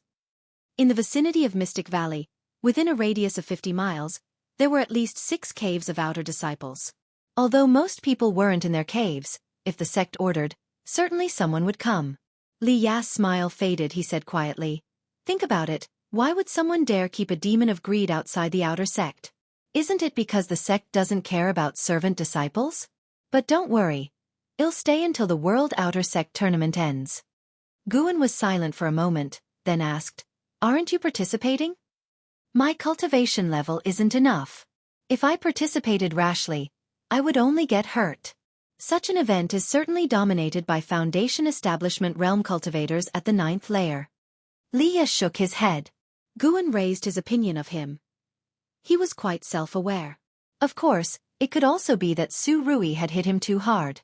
They chatted for a while before going downstairs. Guan had Xiaochuan and Tang Yu help clear out a courtyard for Li Ya to live in alone. Knowing Li Ya would stay for half a year, everyone in the valley was happy. Firstly, they had someone to protect them, and secondly, they could practice swordsmanship with Li Ya. In their eyes, Guan was good at everything, except that he knew few spells and couldn't guide them. Li Ya was different. He was a genuine Foundation Establishment realm cultivator. In the following days, many cultivators often flew over Mystic Valley with their swords. Guan also saw various flying artifacts and demon beast mounts, which made him reflect. This is the immortal cultivation world. A month later, in the deep night, Qiong leaned against a green vine tree, swinging her right leg. Her white, tender calf was exposed under her robe, practically glowing. She was holding a book and glanced at Guan in the distance, who was picking medicinal herbs. She suddenly flipped up, the book flying into the pendant around her neck. She stretched lazily, extending her body. "Dear disciple, stop for now and practice the Demon Shadow Divine skill," Qiong called. She leaped and landed in front of the pill furnace, which was brewing elixirs. Wisps of white smoke rose from the lid. Guan didn't turn his head and said, "It's no problem, I'll finish quickly." Qiong shook her head, laughing silently, thinking, "This kid is really diligent. It's commendable. I should make him some elixirs." Half an hour later, Guan brought the picked medicinal herbs to Qiong. He sorted the herbs by category on the ground, meticulously, earning Qiong's satisfaction. "This child is really impeccable." Guan's harvest of over 1,300 years of lifespan put him in a good mood. Such opportunities were hard to come by. "Continue practicing.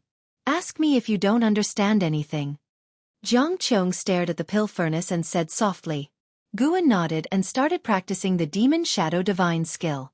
He had been practicing this skill for a month, but it had not appeared on his attribute panel, which annoyed him greatly. He was determined to master it now.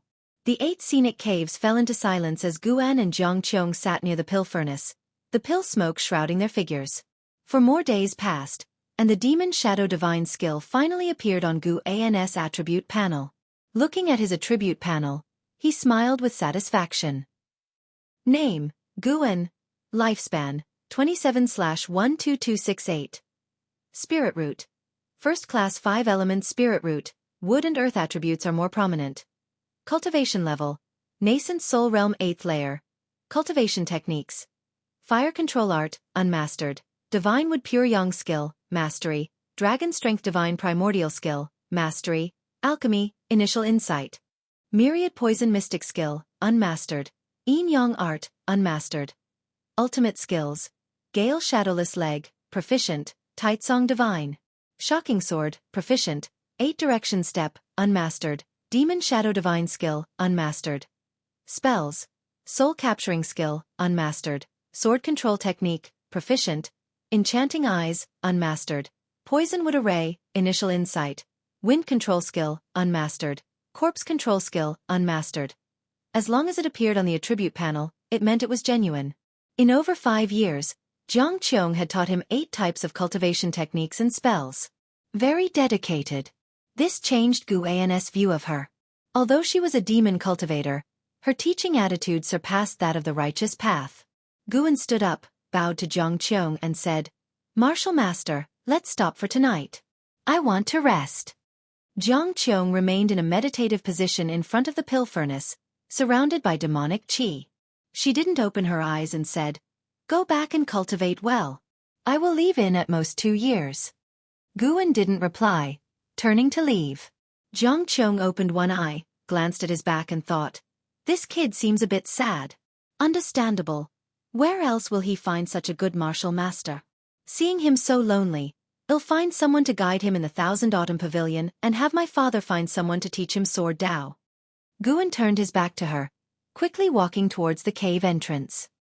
He suppressed the joy in his heart, preventing himself from laughing out loud.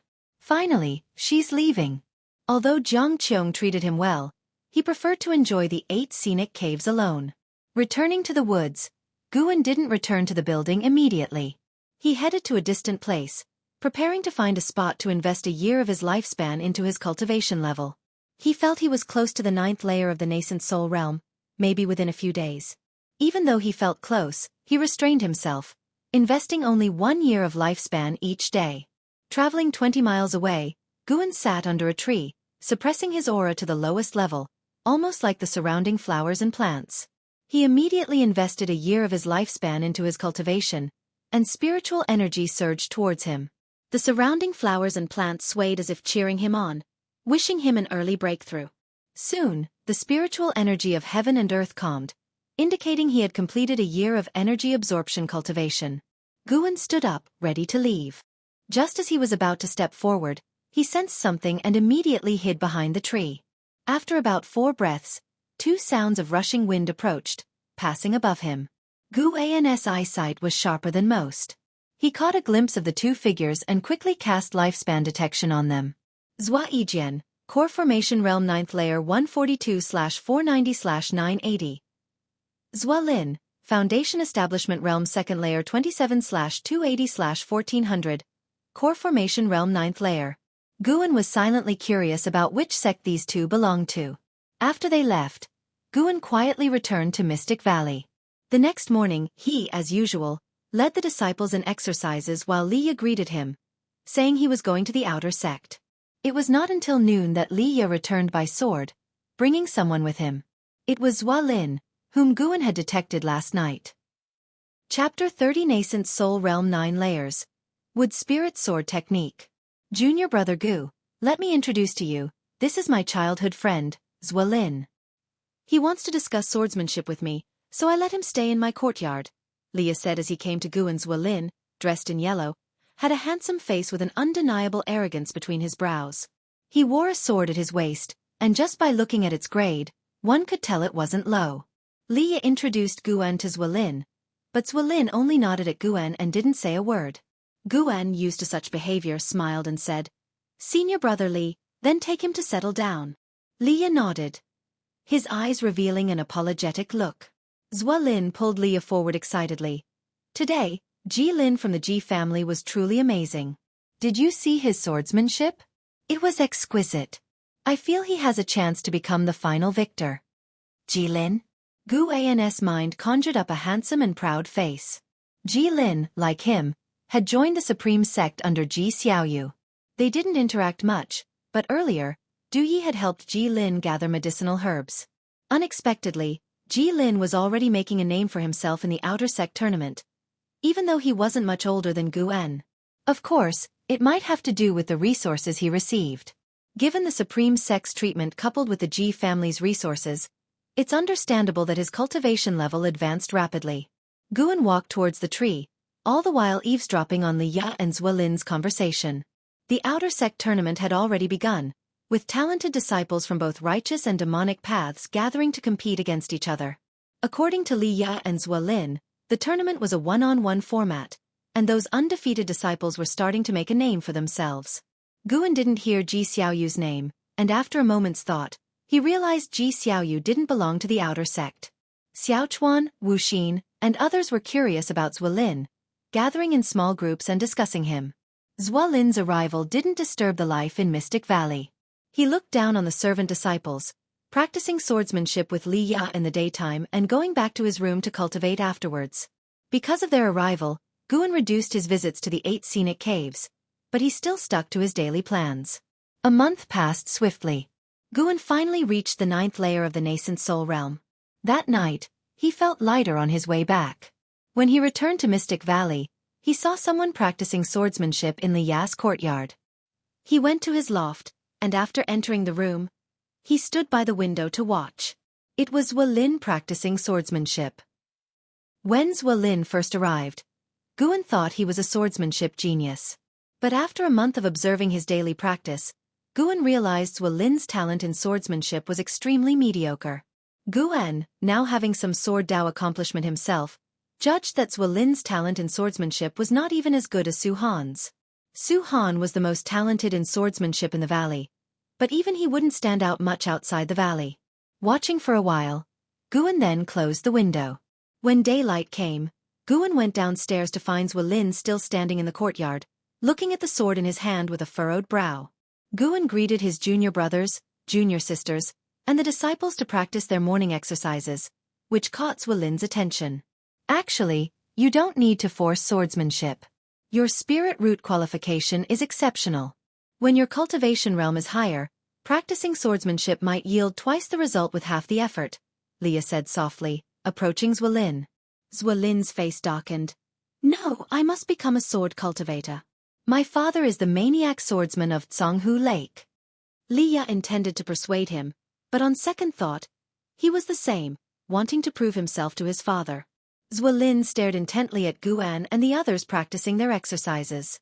For some reason, he felt Guan's movements held a unique subtlety.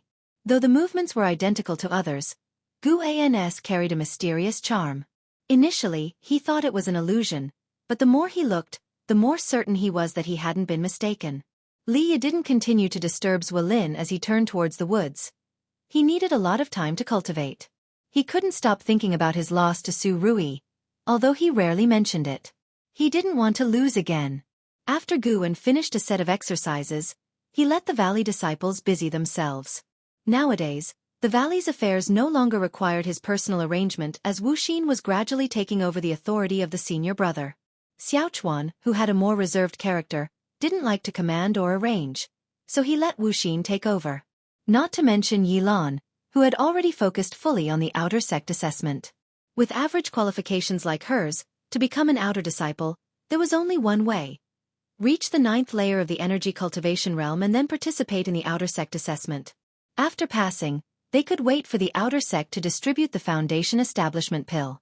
If they directly broke through to the foundation establishment realm, then the assessment wouldn't be necessary. Guan was hesitating on whether to improve his alchemy skills to help his junior sister and junior brother refine foundation establishment pills. The medicinal herbs needed for the foundation establishment pill could all be found in the valley. The difficulty lay in the alchemy process. Yilan was still some way off from the 9th layer of the energy cultivation realm, giving Guan enough time to consider this matter. As for Xiaofan, he was even further off. Most people's qualifications wouldn't allow them to reach the 8th layer of the energy cultivation realm even with a lifetime of bitter cultivation. Guan walked towards the loft, pulling out the green hero travelogue from his chest, an expectant look on his face. He had been saving the last 5 chapters, waiting for a sunny day to savor them. Heavy rain poured down, as the green hero and his Ms. Een met in a ruined temple, their love-hate relationship about to erupt completely. Just thinking about it made Guan excited. Brother Guan. Wanlin's voice came, and Guan turned to see him approaching quickly. Standing before Guan, Wanlin appeared somewhat embarrassed. Guan, not holding a grudge for his earlier arrogance, asked with a smile, Brother Zwa, is there something you need? Gritting his teeth, he said, I observe that your set of movements is very exquisite. Could you teach me? No problem, let's go under the tree, Guan responded. It's our duty as children of Wuxia to promote broadcast exercises. Wanlin was taken aback, not expecting him to agree so readily, feeling ashamed as he hurriedly followed Guan. The two came to the courtyard in front of the loft, and Guan, without wasting words, began to teach him the exercises. Wanlin, quick at learning, mastered it after one demonstration from Guan. Is this all? Wanlin asked, frowning. Guan, puzzled, asked, Not enough? These are all the movements. What about the mental method? There's no mental method. Impossible without a mental method. How can you? Wanlin frowned. His words confused Guan even more, making him ask, How can I what? Ziwei, agitated, said, "It's just that you give me a different feeling. The same movements, but they're different from others. You must have a mental method," Guan, feeling helpless, thought. "Is this kid enlightened by the sword or gone mad?" Seeing Guan's expression, Ziwei felt even more embarrassed. Rationally, he knew a servant disciple couldn't be hiding an ultimate mental method. But his previous feeling wasn't wrong. Since childhood, he had the keenest perception of a person's qualifications and aura. His master even praised him for having an exquisite spirit heart, good at recognizing people. This servant disciple in front of him must be extraordinary. Ziwei's eyes turned. "Let's do this, I'll teach you swordsmanship, and you try it?" Guan initially wanted to refuse, but seeing how hard it was to shake him off, he could only nod. No harm learning. Seeing Guan lacked a sword, Ziwei took a long sword out of his storage bag and handed it to him, then drew his treasure sword at his waist and began demonstrating his swordsmanship. This guy really didn't know how to be considerate. Why swing the sword so fast? Guan complained in his heart but watched very seriously. In the distance, Tang Yu and Su Han, seeing this, didn't dare to approach but watched from afar. "If master learns it, won't he be able to teach us?" Su Han said with anticipation, his love for swords evident. Among all the paths of immortal cultivation, only sword cultivation captivated him the most. Tang Yu nodded. "If master learns it, and we ask him, he definitely won't refuse." In their hearts, Guan was the best master. The key issue was whether master could learn Ziwei's swordsmanship. The answer was affirmative. Guan had invested 2,000 years of lifespan into Li family's 7 swords, and his sword Dao accomplishment was already high. The swordsmanship demonstrated by Ziwei, though good, wasn't as advanced as the upgraded 7-sword art of the Li family, let alone comparable to the 9 devastating swords. Of course, Ziwei couldn't have taught his strongest swordsmanship right at the start. After finishing his demonstration, Ziwei turned to Guan and asked, "How much did you memorize?" Guan shook his head. "About 20%. I'm not sure. Your swordsmanship was so fluent, it dazzled me. I already forgot the earlier moves." Ziwei frowned, immediately asking Guan to give it a try. So, Guan began to perform Ziwei's swordsmanship, his movements hesitant, and his swordplay stiff, making Ziwei's frown deepen. From afar, Tang Yu and Su Han felt hopeless, thinking their master couldn't learn it. After fumbling through the moves, Ziwei, unwilling to give up, demonstrated again, this time slower. But even then, Guan couldn't memorize all of it. After half an hour of struggle, Guan found an excuse to slip away. An angry Ziwei found Liye, complaining that Guan was mocking him. Upon hearing the reason, Liye couldn't help but laugh. He truly lacks swordsmanship talent and hates practicing swordsmanship. Really? Ziwei's anger subsided considerably, yet he still thought of Guan's previous movements. He felt Guan was hiding something. "He's my junior brother. Don't I know him?" Liye gave him a glance warning, "Stop pestering him. It's already good enough for you to stay here. If you keep bothering him, go back to the outer sect and find your father." Ziwei fell into contemplation, gazing at the loft where Guan lived, lost in thought. Meanwhile, inside the loft, Guan sat cross-legged on the bed, eyes closed, recalling the swordsmanship taught by Ziwei. He slowly opened his eyes, which flashed with sword light. He brought up his attribute panel, and in the ultimate skill section appeared, Wood Spirit Sword Technique. Wood Spirit? Could it be a wood attribute swordsmanship? Guan's divine wood pure yang skill was wood attribute. If he cultivated wood attribute spells, he could achieve twice the result with half the effort. He quickly learned the poison wood array taught by Jiang Qiong. However, for now, he didn't want to enhance this swordsmanship. He needed to save up to 100,000 years of lifespan. The lifespan detection function activated at 1,000 years, the lifespan barrier function at 10,000 years. So 100,000 years should unlock a new function, which he always looked forward to.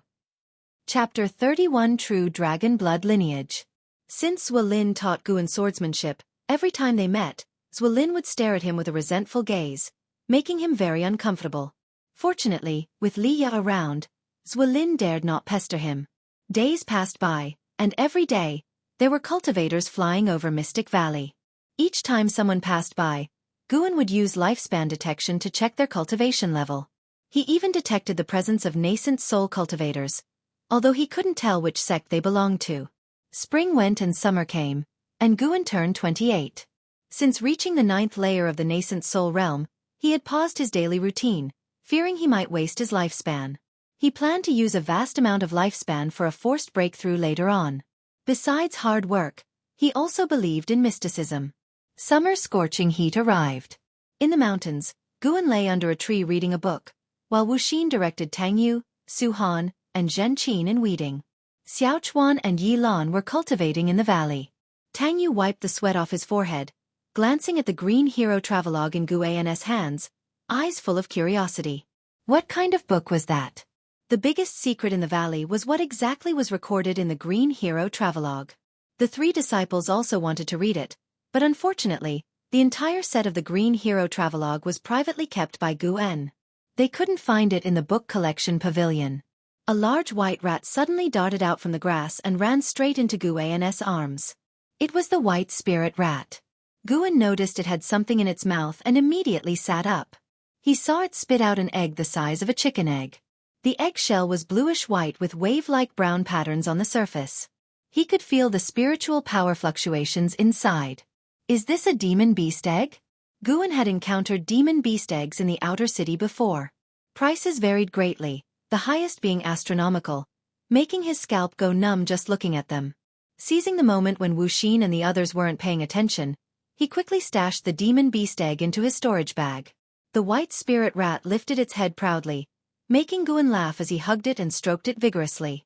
After finishing the weeding, Wuxia and the others began planting. When everything was done, they all returned to Mystic Valley. Tang Yu walked beside Guan, asking him about some difficulties related to the residual wind leg. He didn't like swords, so he was the only one among the 3 disciples who diligently practiced the residual wind leg.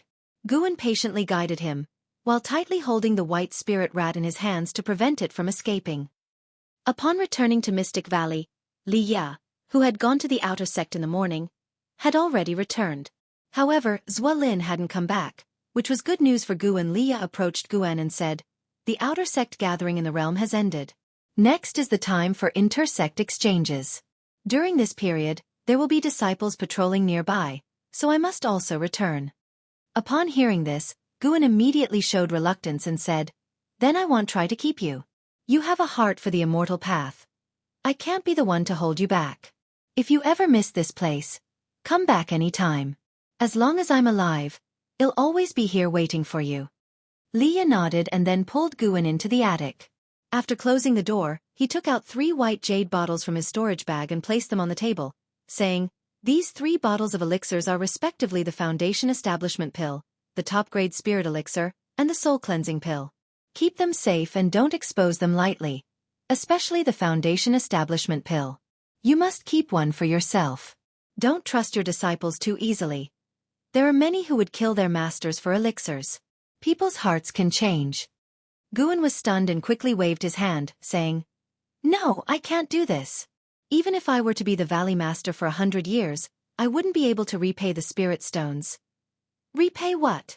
You are my junior brother, and I will come back to bother you in the future. If you don't accept, I won't come back." Liya glared, speaking sternly. Hearing this, Guan could only reluctantly accept. He felt deeply moved in his heart. More than the valuable elixirs, he cared about Liya's sentiments toward him. Liya continued, "Last night, a demon cultivator battle took place 100 miles away, resulting in several deaths and injuries. They were all geniuses from various sections. Their deaths will surely attract investigations. It's best if you don't leave the valley for the next few days." Guan nodded and was about to say something when Liya turned and left. He didn't leave through the front door but leapt out of the window, using sword control to soar, passing the mountain peaks, and disappeared without a trace. Guan turned back to look at the 3 bottles of elixirs on the table, remaining silent for a long time. Finally, he sighed and waved his sleeve, putting the 3 bottles of elixirs into the storage bag. Late at night, Guan came to the 8 scenic caves and walked to the green vine tree. Qiong was still meditating in front of the pill furnace, her aura growing stronger, close to reaching the 9th layer of the core formation realm. Guan felt happy for her. Finally about to leave. "Dear disciple grandson, You haven't visited me in a long time. I thought you almost forgot about me, Qiong's voice sounded. Guan approached to salute and helplessly said, Martial Master, can you drop the deer? Your disciple grandson really can't bear it. A demon cultivator was still a demon cultivator, speaking without any propriety. Qiong smiled without responding. Guan took out the demon beast egg from his storage bag, brought it before Qiong, and asked, Martial Master, what kind of demon beast is this? Upon hearing this, Qiong opened her eyes, casually glanced at the demon beast egg in his hand. Initially indifferent, she suddenly realized something and widened her beautiful eyes. She turned around and snatched the egg from Guan's hand. She examined it carefully, her gaze seemed to penetrate the eggshell. Seeing this, Guan grew nervous internally. As expected, this thing was not simple. When Liya mentioned a demon cultivator battle last night, he suspected that the white spirit rat picked up this egg from the battleground. He had lived in this area for so many years and had never seen a demon beast egg, not even a demon beast. It's truly the holy beast of the ancient sky sect, Qiong muttered to herself. Holy beast? Guan's eyelids twitched. He suddenly wanted to strangle the white spirit rat for causing trouble. Qiong handed the demon beast egg back to Guan, saying, This is the sky dragon, a demon beast rarely possessing the true dragon bloodline in the mortal world. It can grow to a 9th-ranked demon beast with immense potential and devastating power, revered as the holy beast by the ancient sky sect. Raise it well. The sky dragon serves only one master in its lifetime, gentle to its master but extremely ferocious to others. Once the sky dragon's master perishes, it will go berserk and slaughter all beings. Upon hearing this, Guan quickly said, With such power, it is better suited for you, Martial Master. You could use an assistant in the immortal cultivation world. Are you serious? Qiong asked with a half-smile. Guan nodded sincerely. Seeing this, Qiong's face softened, feeling moved. Thinking back since they met, this boy had always been respectful. He never slacked off in her orders. His current words might not be feigned sincerity. Qiong had faked her death for 70 years due to betrayal, which led to her current situation. Over the years, she had harbored hatred for many. When she first met Guan, she was full of caution, so after recovering her body, she tested him.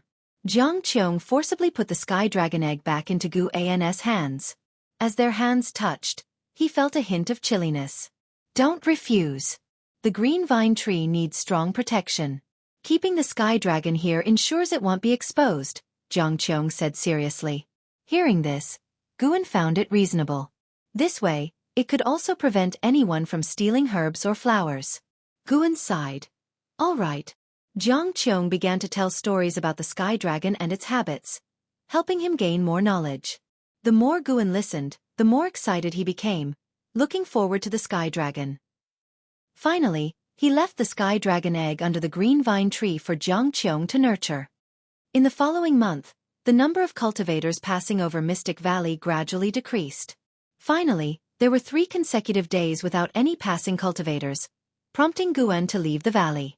He had side jobs to do, which were also significant sources of lifespan income that he couldn't miss. Compared to fighting and killing, Guan preferred earning lifespan steadily and safely. At midday, he first went to Chen Li's cave. Chen Li wasn't in, so he took 30 minutes to tend to the medicinal herbs before leaving.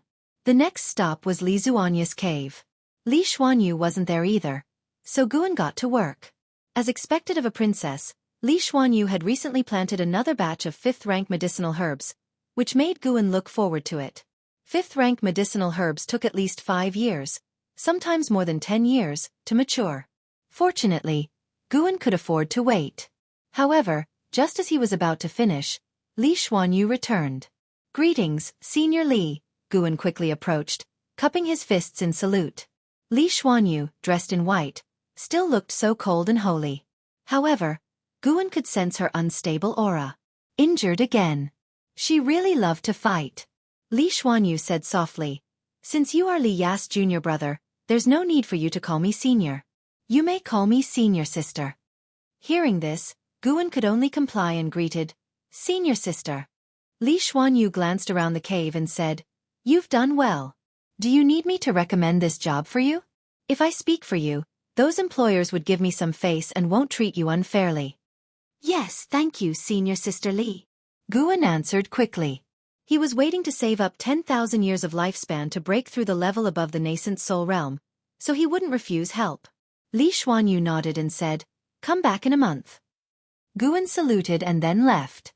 After he left, Li Xuanyu went to the bed and began healing her wounds, her face quickly turning pale, completely bloodless, then spitting out a mouthful of black blood on the ground. Outside the cave, Guan felt her aura suddenly become chaotic, probably due to her injuries flaring up, but he didn't stop. He didn't know how to heal wounds, and he didn't want to get too involved with Li Xuanyu. After the outer sect gathering concluded, time in Mystic Valley passed as quickly as it had before. When Guan saw Li Xuanyu again, her injuries had mostly healed. Under her guidance, he met 5 outer disciples, bringing the total to 7 outer disciples' caves he helped manage. Because each cave situation was different, he had to leave the valley every 3 to 4 days. For convenience, he raised his apparent cultivation level to the 6th layer of the energy cultivation realm. Every time he went out, he used the sword control technique, as the spiritual energy of the 5th layer wasn't enough for him to travel back and forth in a day. He avoided using the heavenly residence sword, instead, footing on a common flying sword, an ordinary magic artifact obtained from the outer sect, for the sake of appearances. Summer turned to autumn, with falling leaves blanketing Mystic Valley. After autumn, winter snow covered Mystic Valley in white. One day, Guan was in the attic, writing with a brush. Having read the Green Hero travelogue many times, he wanted to write one himself. It so happened that during his last visit to the outer sect, he discovered that writing books could earn spirit stones, though the review process was stringent. With his background as a reincarnated person from Earth, he decided to astonish the Supreme Sect a little. By earning more spirit stones, he could buy more seeds.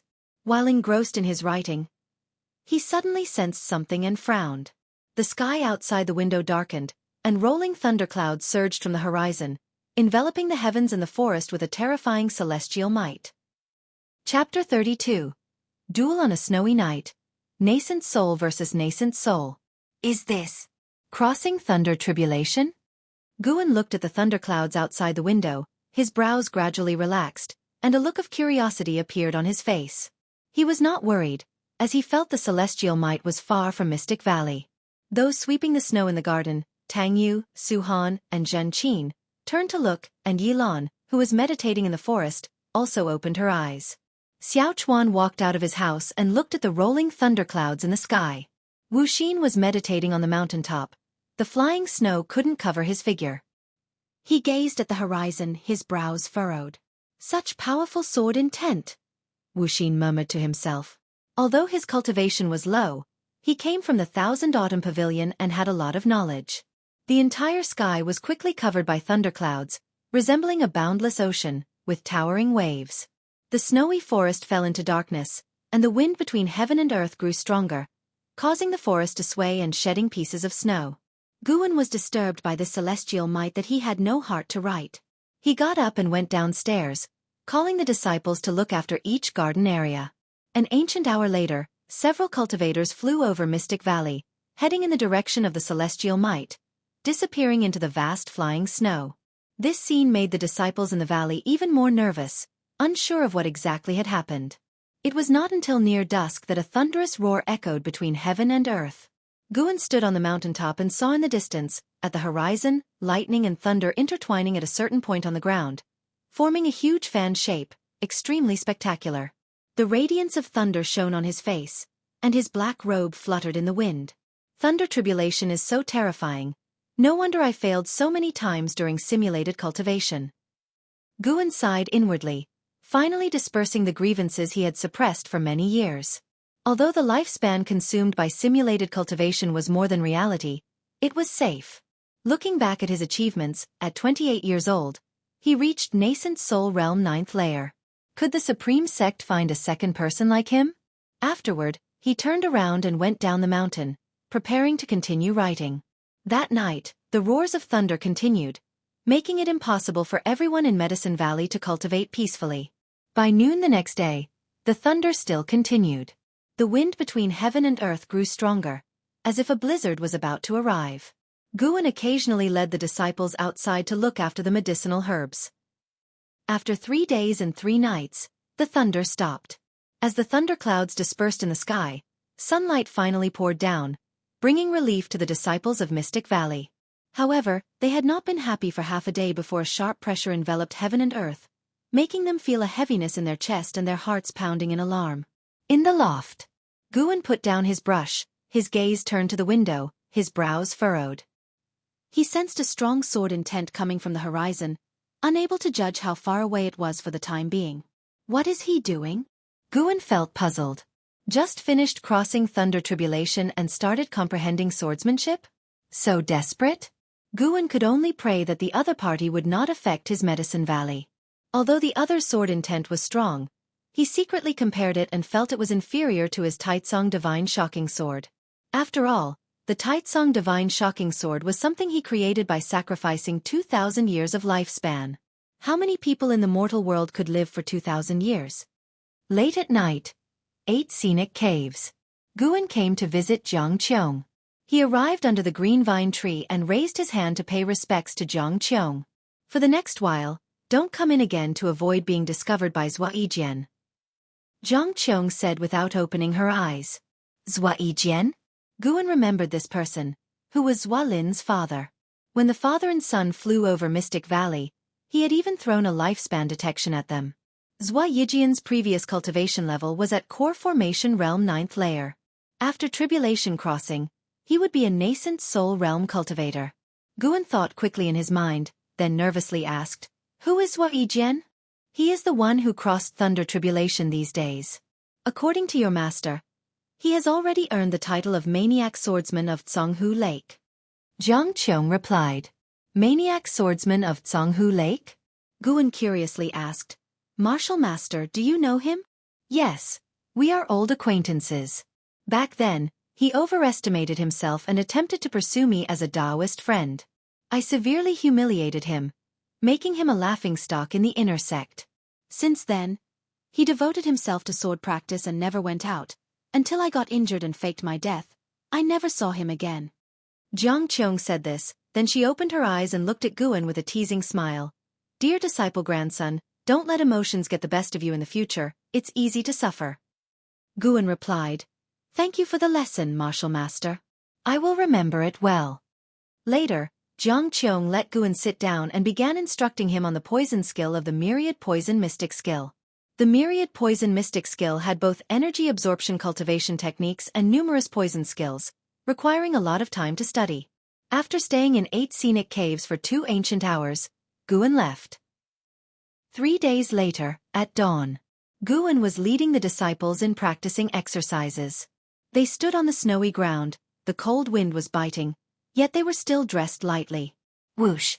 A breaking sound came, startling everyone to turn and look, only to see the eastern mountain peak struck by a sword chi.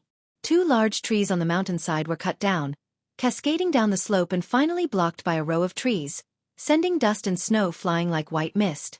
Looking upward, the cliff face had a 2 zhang long crack, as if someone had carved it with a giant sword, very spectacular. Suhan frowned and said, "This isn't the first time. If this continues, it will endanger us sooner or later." Other disciples were also worried. Their exercise movements slowed down because of it. Wuxia sighed and said, "Sword cultivators comprehend swordsmanship. It can take anywhere from a few days to decades. Who knows how long that person will comprehend?" Guan rarely did not smile, his face darkened. He was worried about the medicinal herbs in Mystic Valley. Yesterday, he went to the Outer Sect to report this matter to the Elixir Hall, but they told him he could choose to temporarily move to Outer City, exempt from this year's harvest, but the Elixir Hall would not cover any losses in Mystic Valley. The medicinal herbs in Mystic Valley were precious to Guan. How could he give them up? If Mystic Valley collapsed, 8 scenic caves might be exposed as well. No. He must come up with a solution. Guan's eyes flickered. For the sake of life, he could endure humiliation, but for his medicinal herbs, he would fight. All right, continue practicing exercises, then each go cultivate. If that person is still here in 2 days, we'll move to the Outer Sect to avoid. Guan said. Upon hearing this, all the disciples were energized. They were also worried that Mystic Valley would collapse, so they had been wanting to go out to avoid it. The winter days passed quickly. Night gradually fell. On a mountain top, Ziwei in a gray robe was meditating. In front of him stood 5 swords, each with a different shape, even the blade's width varied. Under the night with snow flying, the snow falling on him melted quickly, turning into wisps of white vapor, making his aura appear more powerful. On a mountain peak 100 zhang away, Ziwei was meditating on the cliff edge, surrounded by 3 large flags. The flags fluttered, and when sword chi struck, an invisible barrier dissipated it, leaving him unhurt. Although uninjured, the booming sound of sword chi hitting the formation woke Ziwei. He looked up at his father, frowning, envy showed in his eyes. People say dragons have dragon offspring, phoenixes have phoenix offspring. Why didn't he inherit his father's sword Dao comprehension? Feeling his father's powerful sword intent, Ziwei was fascinated. Even though his spirit root qualification was outstanding and his energy absorption speed far exceeded his peers, he only wanted to become a powerful sword cultivator like his father. If not for studying swordsmanship, his cultivation realm would be far beyond Foundation Establishment Realm second layer. Sigh. Ziwei sighed and prepared to continue his sword enlightenment. He didn't believe he couldn't make a name for himself in the sword Dao. Just as he was about to close his eyes, he suddenly saw his father stand up, making him freeze. Is it over? Ziwei stood on the mountaintop, facing Ziwei's direction, but his gaze was higher, staring at a higher mountain in the distance. The night was deep, no one could be seen, yet he sensed a sword intent locking onto him. The 5 treasure swords in front of him began to tremble, as if facing a formidable enemy. Ziwei also stood up and asked loudly, "Father, what's wrong? Did you succeed?" Ziwei did not answer, but asked, "I wonder which Taoist friend has arrived, why not show yourself?" 10 li away. Guan, in white clothing, stood on the mountaintop, a wooden mask on his face, spiritual power covering his face under the mask to avoid divine sense detection. His white clothes fluttered, blending with the snowy background. He played with a leaf in his right hand, with strands of sword chi coiling around it. From a high viewpoint, he could see Ziwei and also see Ziwei. Before emitting sword intent, he had surveyed the area within 100 li, confirming no other strong cultivators before coming to this mountaintop. Guan did not like innocent killings, but Ziwei threatened his medicine valley and had to be driven away. Blame yourself for choosing the wrong place. Guan murmured to himself. He had already activated his cultivation technique, infusing spiritual power into the leaf. At the same time, Ziwei heard his father's words and quickly turned around. With his foundation establishment cultivation, he couldn't see 10 li away, much less at night with flying snow obstructing his view. Not seeing the visitor made him nervous. Ziwei felt the increasing sword intent of the other person, knowing this battle was inevitable. A demon path spy? Or one of theirs? Ziwei's eyes flickered. His right hand grasped a treasure sword in front of him. This sword was slender, with a red blade.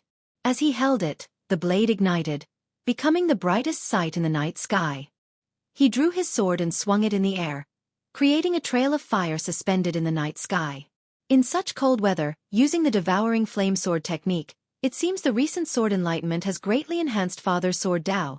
Ziwei turned around, seeing the sword fire in his father's hand, showing admiration. No matter who came, he believed his father wouldn't lose. Since Taoist friend refuses to speak, I can only assume you intend to disrupt my path enlightenment. Let this icy world witness whose sword intent is stronger. Ziwei's cold voice echoed between heaven and earth. As his words fell, a sword intent soared from his body, causing the mountain peak he stood on to tremble, the snow collapsing down, shaking the mountain where Ziwei was. 10 li away. Too much talk. Guan whispered to himself, his voice so low only he could hear. As he finished speaking, he suddenly threw the leaf in his hand. What flew out didn't seem to be a leaf, but a divine sword piercing through time and space. Chapter 33. Alarming the Outer Sect, Becoming a Deity. Amidst the dark snowy night, Ziwei's sword intent formed a shocking and domineering pillar of energy, stirring the wind and snow as it connected the sky and the mountain, fiery flames rising from within the pillar, transforming into a fire dragon soaring upward. Ziwei was left dumbfounded, never imagining his father's devouring flame sword technique had reached such heights, something he had never heard of before. Bang! A booming sound suddenly came from behind Ziwei, like a sudden clap of thunder, causing him to instinctively turn around. Before his face was fully turned, a bright sword light illuminated his face. His eyes widening, he glimpsed a dazzling sword light sweeping across the dim sky. The sword light was incredibly bright, beyond words to describe.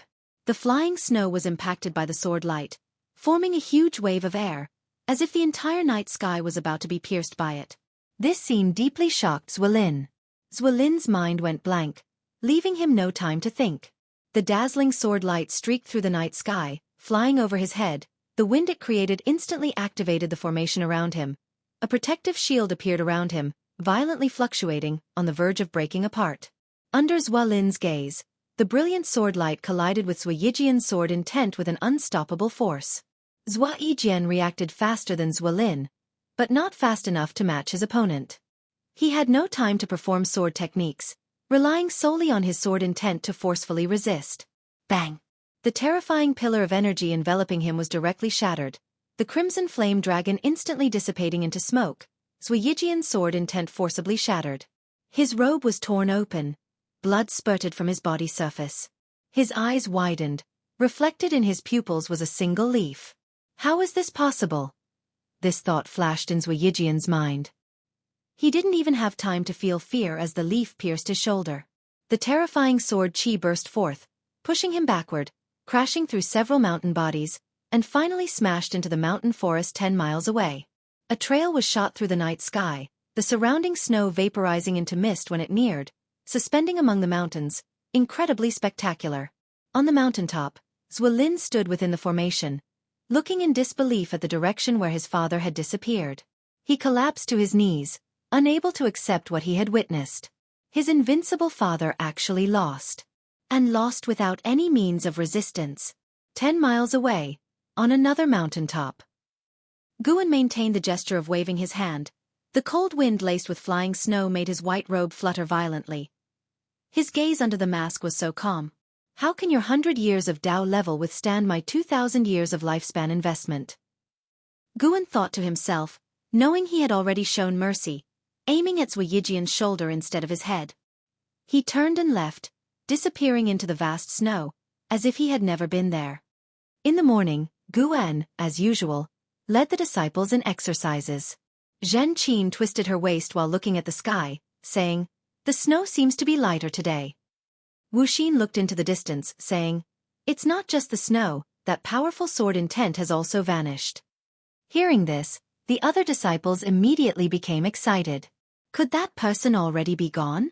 It's possible. It said that sword cultivators seeking sword enlightenment need to find places with beautiful scenery to comprehend nature. Our area isn't considered a blessed land. Don't be careless. What if he's just napping? Did you forget the thunder tribulation a few days ago? A great cultivator of that level needs to nap? Listening to their argument, Guan couldn't help but laugh. He cleared his throat and said, "Do the exercises seriously. Whether that senior has left or not, we will know soon."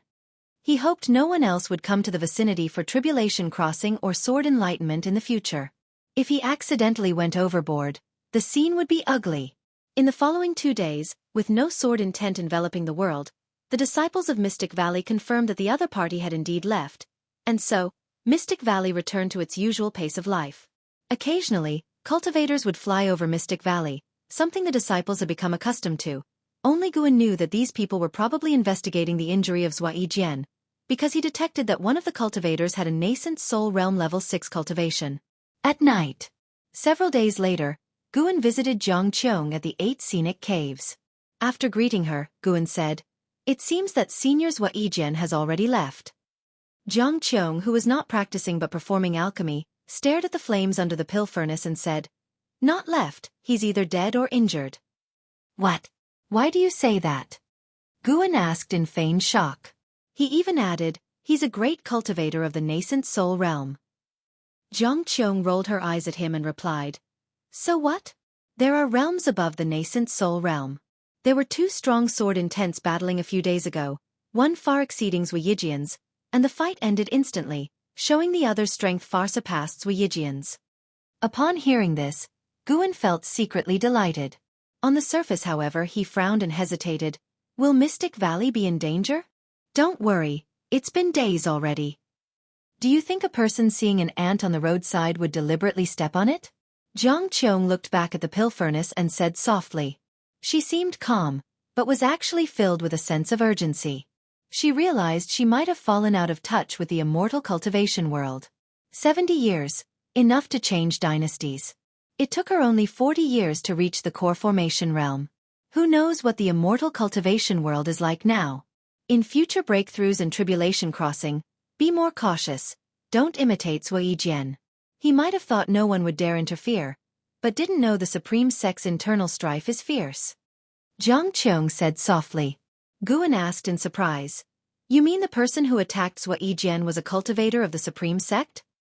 Of course, other sects' great cultivators wouldn't rashly intrude into the Supreme Sect, and the other side disappeared quickly, without a second fight, so it can only be someone from the Supreme Sect. Qiong nodded. You've really guessed it right. After making his move last night, Guan quickly left the scene. Upon reaching Mystic Valley, he sensed several powerful divine senses sweeping past, making him break out in cold sweat.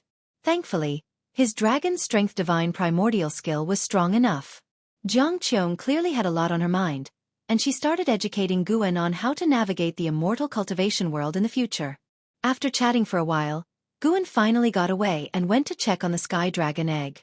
The Sky Dragon Egg was placed under a tree by Qiong, surrounded by hay, with numerous talisman papers underneath, inscribed with Qiong's spells to help the egg better absorb nature's spiritual energy.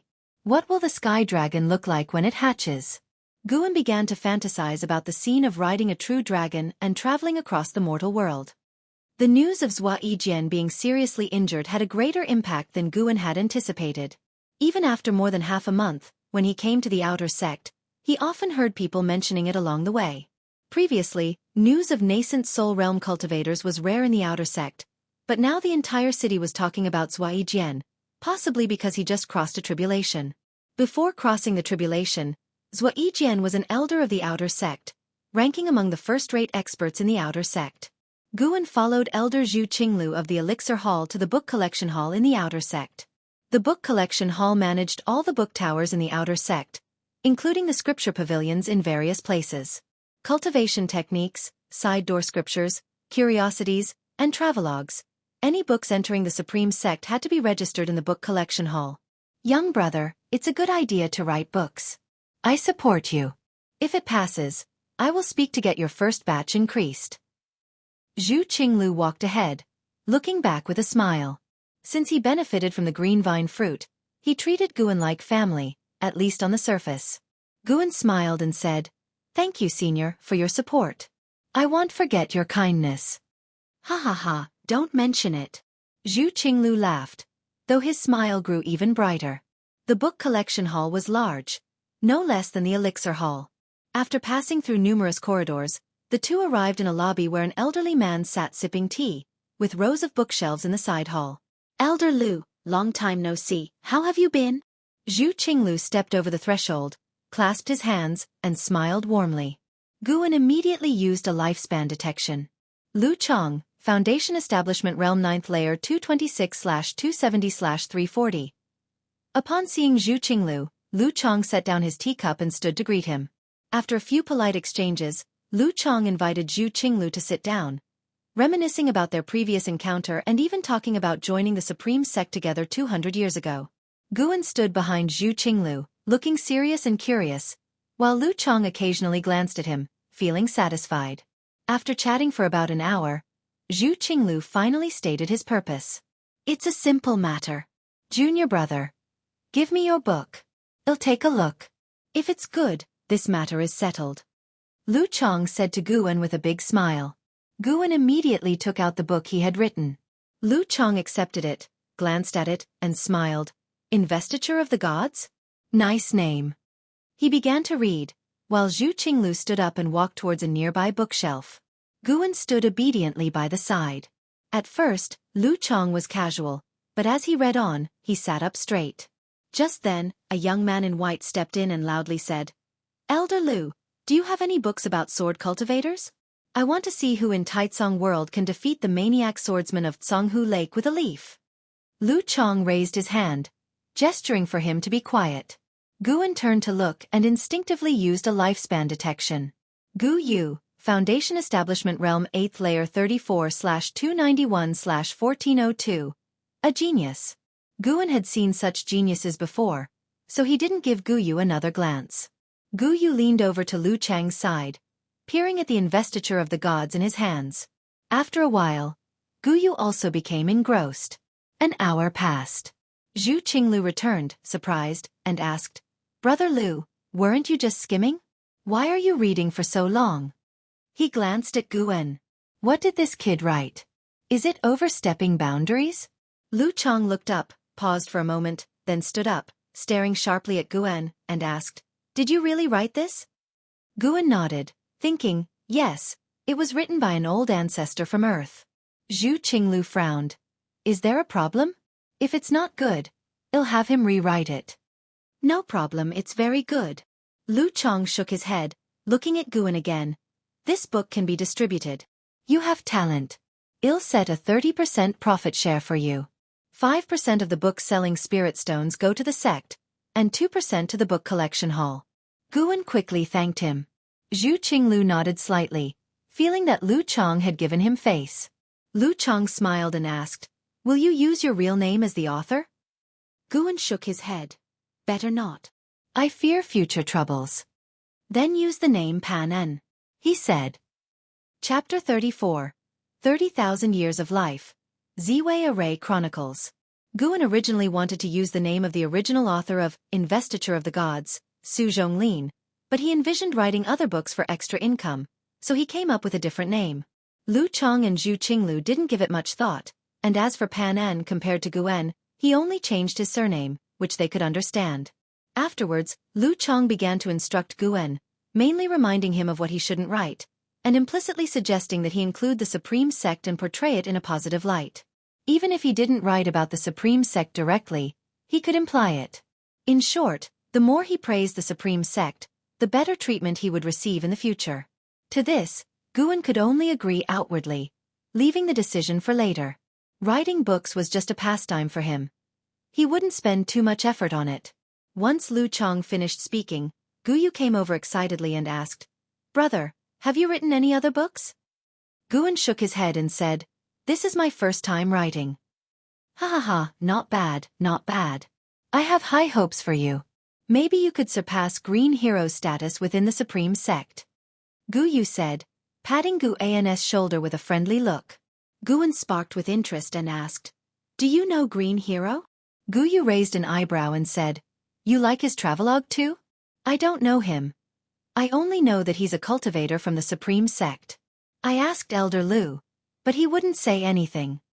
Lu Chang laughed heartily, pulling Zhu Qinglu aside and saying, "Accompany me for a walk, let's catch up and let the juniors chat." Zhu Qinglu nodded, and the two quickly left the main hall. Gu Yu then questioned Guan about the details of writing Investiture of the Gods. Seeing Lu Chang's favorable attitude towards Gu Yu, Guan patiently answered. After a whole ancient hour passed, Guan finally left the book collection hall following Zhu Qinglu. The disciple named Gu Yu has an extraordinary background. It's rare for Lu Chang to treat a junior this way. Zhu Qinglu remarked with meaning. Guan nodded, but he had no intention of forming a close relationship with Gu Yu. Such people could make his life unstable. The two didn't travel together for long.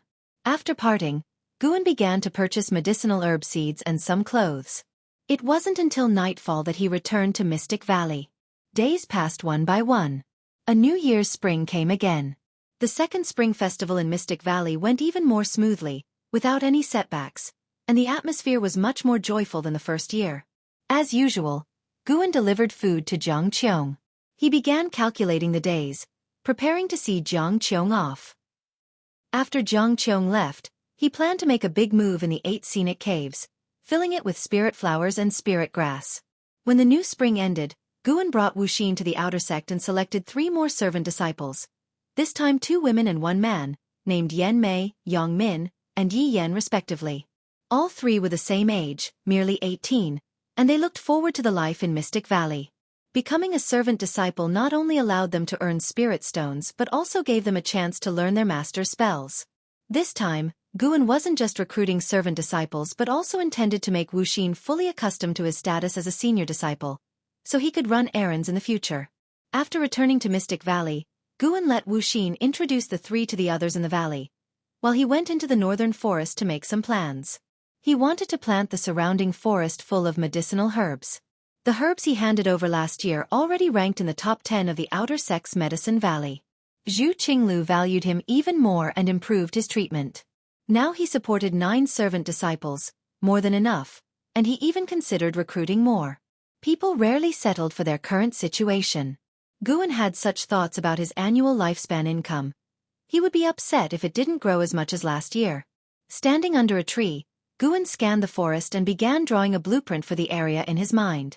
The white spirit rat suddenly darted out of the forest. Seeing it, Guan both had a headache and was full of anticipation. He feared it would bring trouble, yet he hoped it would bring treasures. It hopped to Guan's feet, spitting out a jade ring from its mouth.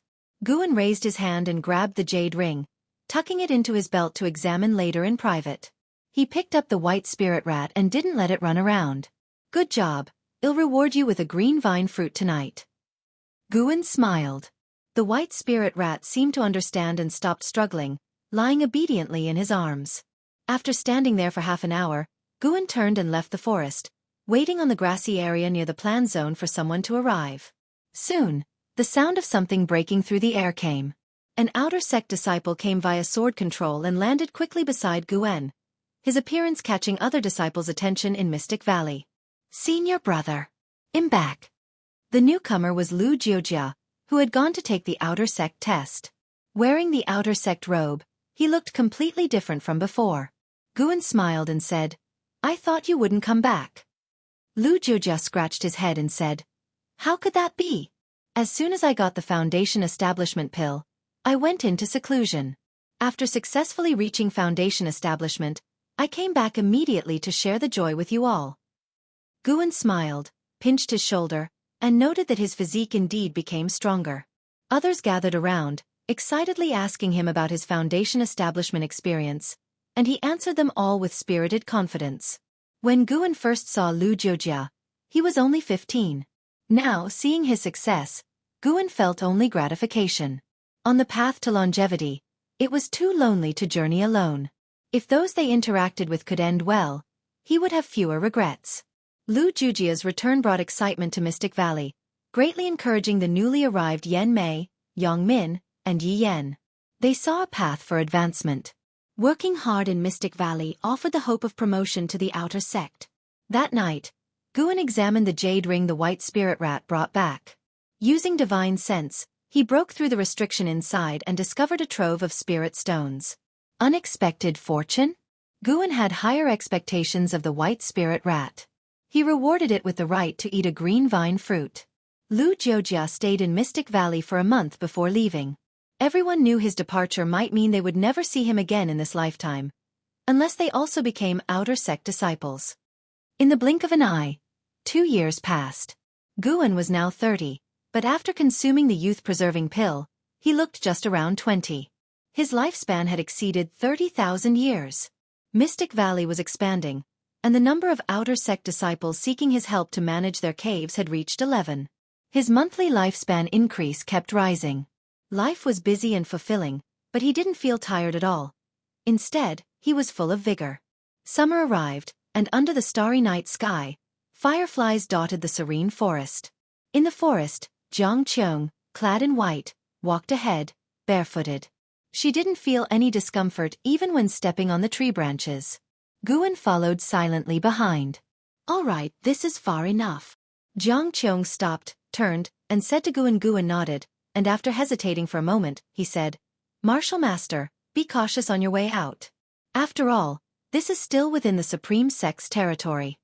After so many years together, with Qiong teaching him many spells, it would be a lie to say he had no feelings. But more than those feelings, he preferred her leaving. Qiong nodded, raised her right hand, and a blue book appeared in her hand, which she tossed directly to Guan. "Train hard. When I return next time, I'll check your cultivation. If you disappoint me, I'll beat you up," Qiong said, shaking her fist in a child-threatening manner, making Guan laugh ironically. Before he could respond, Qiong vanished into thin air, and Guan could sense her demonic qi quickly fading away. In the dim forest, Guan's lips curled into a smile as he turned back towards Mystic Valley, inspecting the secret book in his hand. The Ziwei Array Chronicles. He skimmed through it briefly and found each page had a special restriction, describing formations in text, but their cultivation methods required divine sense to probe. Impressive! Guan thought of the formations in the 8 scenic caves. Those formations prevented even great cultivators of the Supreme Sect who flew over Mystic Valley from detecting the green vine tree's presence. Although Qiong only had a cultivation level of the 9th layer core formation realm, her formation and alchemy achievements far surpassed the core formation level. After all, she reached the core formation realm at 40, and then focused on formations and alchemy. She said she continued pondering formations even during her years of feigned death. Guan suddenly felt the weight of the Ziwei Array Chronicles in his hands. The moon set, and the sun rose. Morning arrived. Qiong's departure only affected Guan. Life in Mystic Valley continued as usual. After leading the disciples in exercises, Guan brought Yilan back to his loft. He took out a small wooden box he had prepared earlier and handed it to Yilan. The small box was square and finely crafted, as if it contained a jewel inside. Yilan paused, then curiously opened the wooden box, quickly seeing an elixir inside. "Senior brother, what is this elixir?" Yilan asked. Guan, sitting at the table and pouring himself tea, smiled. "Foundation Establishment Pill, prepared just for you. Don't tell anyone. In the future, if a disciple in the valley reaches the 9th layer Qi cultivation realm, I'll give them one too, but don't let anyone know I have these elixirs beforehand to avoid trouble." Foundation Establishment Pill. Yilan widened her eyes and instinctively tried to refuse, but Guan preempted her, saying, "Don't worry, I kept one for myself. Once you succeed in Foundation Establishment, you might even become my support in the outer sect. Work hard. That's the best way to repay me." Yilan felt complicated, wanting to say much but couldn't find the words. Guan advised earnestly, "Life is long, and one will have many thoughts. But never forget your greatest pursuit in this life." Although Yilan hadn't frequently clung to him all these years, her eyes were always so tender when she looked at him. Sometimes, he even eavesdropped on other disciples chatting. Everyone could see her affection for him. Guan's feelings for Yilan were purely sibling-like, not yet reaching the level of wanting to spend a lifetime together. Moreover, his heart was set on immortal cultivation. Yilan nodded firmly and gently said, "Senior brother, don't worry. I will train hard and not disappoint you. I'll strive to climb higher and take care of you in the future." As she said this, she winked at Guan. Guan smiled and motioned for her to leave. Yilan carefully put away the Foundation Establishment Pill and turned to leave, closing the door behind her. But just before it shut completely, she added, "Senior brother, no matter where I go, I won't give my heart to any other man. You will be the only one in my heart." With that, she quickly shut the door and left as if fleeing. Chapter 35. Flying Leaf Sword Immortal. Divinity Transformation Realm Inheritance. After Yilan obtained the Foundation Establishment Pill, she succeeded in establishing her foundation in just a month. That night, Guan guarded her during her tribulation in the dark, and she passed through it with no real danger. The day after successfully establishing her foundation, Yilan bid farewell and left in a hurry. Her sudden achievement in foundation establishment became a major topic in Mystic Valley, leading to many speculations among the disciples. Some said it was Guan who gave her the Foundation Establishment Pill, others claimed Yilan had a fortuitous encounter, and some believed her mountain forest training was divinely aided. Regardless, Yilan eventually left. Under the scorching summer sun, Guan stood on the pavilion's platform, looking at the busy disciples below, suddenly feeling a sense of change and loss. Cheng Xiandan, Zhang Chuanqiu, Li Ya, Meng Lang, Lu Jiujia, and Yilan were all gone. Now, only the younger generation remained. Among them, Xiaofan had the most seniority under him. Xiaofan had given up thoughts of moving to the outer sect, but he did not get disheartened and still lived a positive life, finding other meanings in life alongside cultivation. Guan looked at a corner of the Medicine Valley, where bamboo fences enclosed ducks. Xiaofan was leaning over the fence, interacting with the ducks. These ducks were not ordinary farm ducks. They had a trace of the bloodline of third-order demon beasts. Each duck cost 100 low-grade spirit stones. Xiaochuan emptied his wallet to buy 2, while the other 10 were paid for by Guan, increasing Xiaochuan's gratitude towards him. Despite the trace of third-order demon beast bloodline, these ducks would be lucky to grow to the first order.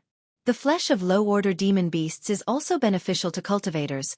Should I set up a livestock business? It could extend life and earn spirit stones. Guan suddenly felt tempted. Raising sheep and cattle in the mountains wasn't out of the question. But doing this would require constantly expanding manpower, and he feared causing a stir that would draw the Supreme Sect's ire. He had considered running off to find a deep mountain on his own, but quickly dismissed it. Not to mention that the green vine tree was hard to move, he did not want to miss out on the Supreme Sect's resource channels. Within the Supreme Sect, as long as he had enough spirit stones, he could buy anything he wanted. Going outside might not offer the same certainty. Some rare items were hard to find. At worst, he could glorify the Supreme Sect in his writing later on. Guan thought secretly, as long as he handed over enough medicinal herbs and demon beast blood, how could the Supreme Sect give him a hard time? They might even lend him a hand. Yes, just like that. In the future, Xiaochuan will be the beast tamer, and Wuxia will be the chief disciple in charge of planting. They will be my left and right guardians in Mystic Valley. The more Guan thought about it, the more feasible it seemed. He began planning. Earlier, the jade ring found by the white spirit rat contained a large sum of wealth. He calculated it to be worth 2 million low-grade spirit stones, equivalent to 200 top-grade spirit stones, enough for him to expand significantly. He decided to act. Guan called out to Xiaochuan, who immediately ran over and leaped onto the platform. "Senior brother, what's the matter?" Xiaochuan asked. Guan shared his idea, and Xiaochuan's eyes lit up, growing more excited the more he listened. The two quickly agreed. In the end, Guan sent Xiaochuan to the outer sect with a list to acquire necessary items, and Xiaochuan set off on the same day. Xiaochuan also knew the sword control technique, but his spiritual power was insufficient, requiring 2 days for the round trip with a night's rest in between. 3 days later, Xiaochuan returned and handed Guan the prepared list, chattering excitedly. He had met Lu Jiao in the outer sect, who personally took him to inspect the demon beasts, saving a lot of trouble. After discussing, Guan decided to buy 50 young beasts first to test the waters, as only with such a quantity would the outer sect's beast hall agree to transport them to Mystic Valley. After a day's rest, Xiaochuan set off with spirit stones provided by Guan, accompanied by Tang Yu and Su Han, both at the 5th layer of the energy cultivation realm, adding to their presence. If not for a batch of medicinal herbs nearing harvest, Guan would have gone personally to avoid being deceived. Fortunately, nothing like that happened. The Supreme Sect was indeed a reputable sect. 5 days later, Xiaochuan and the others returned by sword, followed by 3 two-horned white eagles with 5 zhang wingspans. On the eagles' backs stood cultivators, and their claws carried large cages containing young lambs. These lambs did not have grown horns and the flight was smooth, thanks to talisman papers on the cages. After landing, Guan went forward to thank them. The 3 medicine hall disciples were not overly friendly but did not embarrass him either. After exchanging pleasantries, they left on the eagles. "Xiaochuan, these lambs cost me 1,000 low-grade spirit stones. You must take good care of them," Guan said, patting Xiaochuan's shoulder meaningfully. "Not just spirit stones but my very life. These lambs would have the strength of the first order when grown, equivalent to the 3rd layer of the energy cultivation realm, though they couldn't develop human-like spiritual wisdom." Xiaochuan nodded solemnly, scratching his head. "Senior brother, can we recruit 2 more servant disciples to help me?" Guan replied, "Have others help you first, recruit disciples in half a year. My storage bag is a bit tight right now." Xiaochuan beamed, quickly expressing his gratitude. Guan indeed had many spirit stones, but he feared drawing too much attention, so he chose to restrain himself for half a year.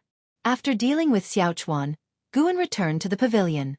Everyone in the valley came to observe the first-order sheep demon. For those fixated on plants daily, the appearance of sheep demons was novel. Back in the pavilion, Guan prepared to write the next volume of Investiture of the Gods, as Lu Qiong from the book collection hall had urged him several times. Listening to the laughter of the disciples outside, Guan's lips involuntarily curled up. In a courtyard, Ziwei sat under a tree, his head full of white hair, holding a leaf in his right hand, his brow furrowed. Compared to the him who had successfully crossed the tribulation years ago, He looked much older, losing his sharpness, no longer seeming like a great cultivator of the nascent soul realm. Ziwei walked into the courtyard, turned his head, and saw his father under the tree. He immediately went forward, snatching the leaf from Ziwei hand. "Father, how long will you remain in decline?" Ziwei questioned angrily, throwing the leaf on the ground and stomping on it. Ziwei looked at him with eyes calm as water. "I am not in decline. You spend all day looking at leaves. How long has it been? How long since you absorbed energy, or tempered your sword intent?" Ziwei's tone was full of frustration. Thinking of the indignities he had suffered over the years, a surge of anger welled up, almost uncontrollable. Ziwei bent to pick up the leaf. "Then before, when you held your sword deep in thought, not absorbing energy, what was it for? With your sword, were you more diligent than I with my leaf?" Ziwei was at a loss, his face flushing. "A sword is a sword, a leaf is a leaf. I couldn't grasp sword Dao and thus sat in contemplation. But you, are you pursuing leaf Dao? But the flying leaf sword Immortal defeated me with just a leaf. Do you think his leaf wasn't a sword? That's different. True sword Dao is never confined to a specific sword." Ziwei said softly, refocusing on the leaf in his hand, his gaze becoming distant. Ziwei cursed inwardly, reaching into his storage bag to pull out a book. "Father, look at this book, called Investiture of the Gods. It has spread through the immortal cultivation world in the past 2 years. Many sects are reading it. Some say it records an ancient era's war of cultivation." Ziwei remained indifferent. Ziwei placed the Investiture of the Gods at his feet and then turned to leave. As soon as he left the courtyard, he couldn't resist pulling out another copy of Investiture of the Gods from his storage bag. Ziwei continued to daydream. After an unknown amount of time, he finally blinked and glanced at the Investiture of the Gods on the ground. In autumn, Mystic Valley was covered in yellowish hues. In the pavilion, Guan sat drinking tea with Liye, who was passionately talking while holding a book. It was Investiture of the Gods. In the past 2 years, the Supreme Sect has been in the spotlight. First, the Flying Leaf Sword Immortal defeated the maniac swordsman of Conghu Lake, a nascent soul realm cultivator, with just 1 leaf, becoming famous in the immortal cultivation world. Second, this Investiture of the Gods, with its grand immortal cultivation stories and incredible spells, has everyone talking. Some even say it might record a true ancient era story. Listening to Liye's praise of Investiture of the Gods, Guan frowned. Is it really that popular? But his share of the profits wasn't much. Is the book collection hall taking a cut, or are other sects reading pirated copies? Come to think of it, the immortal cultivation world doesn't care about copyrights. Liye spoke at length before finally ending. "I wonder who this Panin is, truly a talent. I wish to meet him. Even inner sect disciples and inheriting disciples are reading this book." Guan asked curiously, "Is it that amazing? I should read it and see if it can compare to Green Hero Travelogue." "That low-class book can't compare to Investiture of the Gods," Liye scoffed. Guan only smiled. Liye set down his book, picked up his teacup and drank it in one gulp. "I'm leaving soon, going out to train. I might not return for 10 years. For him, 10 years wasn't much, but for junior brother Gu, it was different. So he came to inform him. Guan wasn't surprised. Cultivators couldn't stay in the sect forever. They needed to go out to train, seek opportunities, and cultivate both their Dao and their heart. "Do you have a goal?" Guan asked casually. Liye smiled. "Yes. There is an impending passing of a great cultivator of the Divinity transformation realm in the southernmost Jizhou. He wishes to find a suitable successor before his demise. This person is a sword cultivator, and I plan to try my luck." Divinity transformation? What kind of realm is that? How many levels above the Nascent Soul Realm? Guan pretended to ask in curiosity. Liye laughed. The Divinity transformation realm is just above the Nascent Soul Realm. If it were several levels higher, he wouldn't appear in Taicang. There's more to this land than just the Taicang dynasty, and supposedly, beyond the sea lies an even broader world. But without reaching the Nascent Soul Realm, it's hard to cross over. He stood up, smiling. "Junior brother Gu, when I return, I will be the inheritor of a Divinity transformation cultivator. By then, call me senior brother, and maybe I'll show you Divinity transformation spells." With that, he turned to the window and leaped out, departing by sword. Guan looked at the footprints on the windowsill, raising an eyebrow. Divinity Transformation Realm? He had to reach it before Liye returned. Chapter 36 Mystic Yellow Dragon Energy Skill. Comprehending Divine Skills. After Liye left, Guan devoted himself to building Mystic Valley, and his leisurely days started to diminish because those young demon sheep were quite troublesome. At 4 months old, they ran through the mountains and forests as if they were flat ground, as fast as cheetahs on Earth in his previous life. If not for the presence of cultivators in the valley, they would have long escaped. Guan had to study the Ziwei array chronicles left by Qiong, learning some basic restrictions to seal the sheepfold. When the 6-month period was up, Guan had Wuxia bring Xiaofan to the outer sect to recruit 2 more servant disciples, named Chen Hong and Zhen Shower, with mediocre aptitude, which satisfied him. The number of servant disciples in Mystic Valley reached 10, making it lively every day. Time flies like an arrow, it passes in the blink of an eye, never to return. 3 years passed in the blink of an eye. It was autumn again. Xiaofan was patrolling the various gardens, followed by a line of ducks, moving in a mighty formation. Disciples sat absorbing spiritual energy on the mountain tops around Medicine Valley, and the forest would occasionally shake, from the movement of Tang Yu and Su Han chasing demon sheep. Guan walked out of the western forest, smiling. He had just picked a batch of medicinal herbs, earning himself several centuries of life. He was increasingly close to 10,000 years of lifespan. His lifespan had now reached 80,000 years.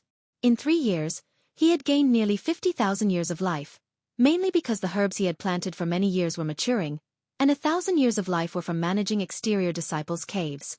The small-framed Zhen Qin ran out of the forest with a bamboo basket on her back. She hurried to Guan's side and said, "Master, can you teach me alchemy today?" A dry leaf was still on her head, and the hair on the sides of her cheeks was a bit disheveled. Guan chuckled, "Of course, but you have to use your herbs. That way, you'll be more careful." Once, Zhen Qin overheard Guan consuming a youth-preserving pill, making her interested in alchemy. She pestered him for nearly half a year. "I've been prepared for a long time," Zhen Qin said excitedly, hopping around Guan like a girl who never grows up. Whoosh! A sound pierced the air above Mystic Valley. Guan looked up and habitually cast a lifespan detection. Another Nascent Soul Realm cultivator. This year, more than 10 Nascent Soul Realm cultivators had passed above Mystic Valley, which made Guan uneasy, feeling something big was about to happen.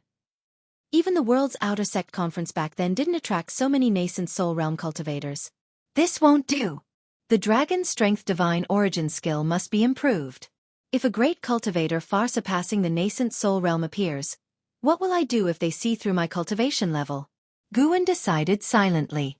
Over the years, the Dragon Strength Divine Origin skill's enhancement to lifespan had dwindled, and now gaining a year's lifespan in half a year was a good outcome. In 10 years, this skill might no longer increase his lifespan. Then, Guan took Zhen Qin back to his pavilion to start teaching her alchemy techniques. Until late at night, Guan sneaked into the 8 scenic caves. After Qiong left, he had also explored the other 6 tunnels, and at the end of each, there were corpses like Meng Lang, refined by Cheng Xiandan and Jiang Qiong using different poison skills of myriad poison mystic skill. For these poison corpses, Guan temporarily had no intention of touching them. He made his way to the green vine tree, rolled up his sleeves, and began meditating. At this moment, a shadow fell from the tree and burrowed into his arms. A little black dragon. Its body was slender, about 2 feet long, with a pair of dragon horns and dragon whiskers on its mouth, covered in tiny black dragon scales, and its 4 claws were sharp. It looked much like the dragons in ancient Wuxia legends, but with a different color. This was the holy beast of the ancient sky sect, the sky dragon. Guan stroked it while checking its lifespan. Sky dragon, first order 1/965/18,000. Its lifespan has increased again. When the sky dragon was born, it had only 500 years of lifespan. Now, in just 1 year, its lifespan had almost doubled. No wonder it had the potential of a 9th-rank demon beast. Guan recalled the process of the sky dragon acknowledging him as master last year, smiling unconsciously. When it was just born, the sky dragon bit him directly, causing him to angrily throw it away, and then it pitifully came over to nuzzle him. Guan felt the sky dragon didn't really acknowledge him as its master but rather recognized who its kin was through blood. They had a bond of soul resonance, allowing him to understand its thoughts but not controlling its life and death directly. The sky dragon would only serve one master in its life, indicating that although it was naturally violent, it was also extremely loyal and righteous. Good boy, go eat now. Guan took out a demon sheep he had killed from his storage bag. It was fresh from the previous morning, giving him 3 years of lifespan. The sky dragon's eyes lit up and immediately flew aside with the demon sheep's corpse. The demon sheep's corpse was several times larger than the sky dragon, but it seemed weightless in its dragon claws. Guan called up the attribute panel and focused on the cultivation technique section, investing 2,000 years of lifespan into the Dragon Strength Divine Origin skill. The Dragon Strength Divine Origin skill could hide his cultivation level and aura, which was crucial. He considered it even more important than the Divine Wood Pure Yang skill. You invested 2,000 years of lifespan in the Dragon Strength Divine Origin skill for evolutionary cultivation. You cultivated the Dragon Strength Divine Origin skill for 10 years. The spiritual energy of heaven and earth tempered your body, enhancing your physical chi blood. You cultivated the Dragon Strength Divine Origin skill for 100 years. The spiritual energy of heaven and earth tempered your body, enhancing your physical chi blood. You cultivated the Dragon Strength Divine Origin skill for 200 years, achieving the peak creation realm in your Dragon Strength Divine Origin skill. You cultivated the Dragon Strength Divine Origin skill for 400 years, one day grasping the true meaning of earth. Your Dragon Strength Divine Origin skill returned to simplicity, and upgraded to the Earth Lineage Emperor Energy skill. You cultivated the Dragon Strength Divine Origin skill for 1,500 years, sensing the rules of the Earth. Your Earth Lineage Emperor Energy skill broke through the limits, upgraded to the Mystic Yellow Dragon Energy skill. You cultivated the Dragon Strength Divine Origin skill for 1,800 years, enhancing your understanding of the Mystic Yellow Dragon Energy skill, achieving mastery. You cultivated the Dragon Strength Divine Origin skill for 2,000 years, achieving peak creation realm understanding of the Mystic Yellow Dragon Energy skill, comprehending the divine skill. Mystic Yellow Dragon Might. Line after line of prompts appeared before Guan's eyes. The Dragon Strength Divine Origin skill upgraded to Earth Lineage Emperor Energy skill and then to Mystic Yellow Dragon Energy skill. It even awakened a divine skill. Guan was overjoyed, feeling lucky this time. A vast amount of memory quickly flooded into his mind, immersing him in the profound Taoist sorcery knowledge. The sky dragon, biting the mutton, looked back with its gem-like eyes showing curiosity. The grass on the ground beneath Guan emitted strands of green energy, swirling around him as he began to breathe rhythmically unconsciously, with faint dragon roars echoing. The Mystic Yellow Dragon Energy skill tempered the body with the Earth's essence of yellow energy, integrating the physical body with nature. The so-called dragon roar was actually the sound of the Earth's roar. After 2 full ancient hours, Guan finally woke up. He frowned as he opened his eyes. All the grass around him had withered. He quickly got up and scanned the medicinal herbs in the 8 scenic caves, only relaxing after confirming they were fine. Only the weeds withered. The spirit flowers and grasses were largely unaffected. In the future, I must not do this recklessly.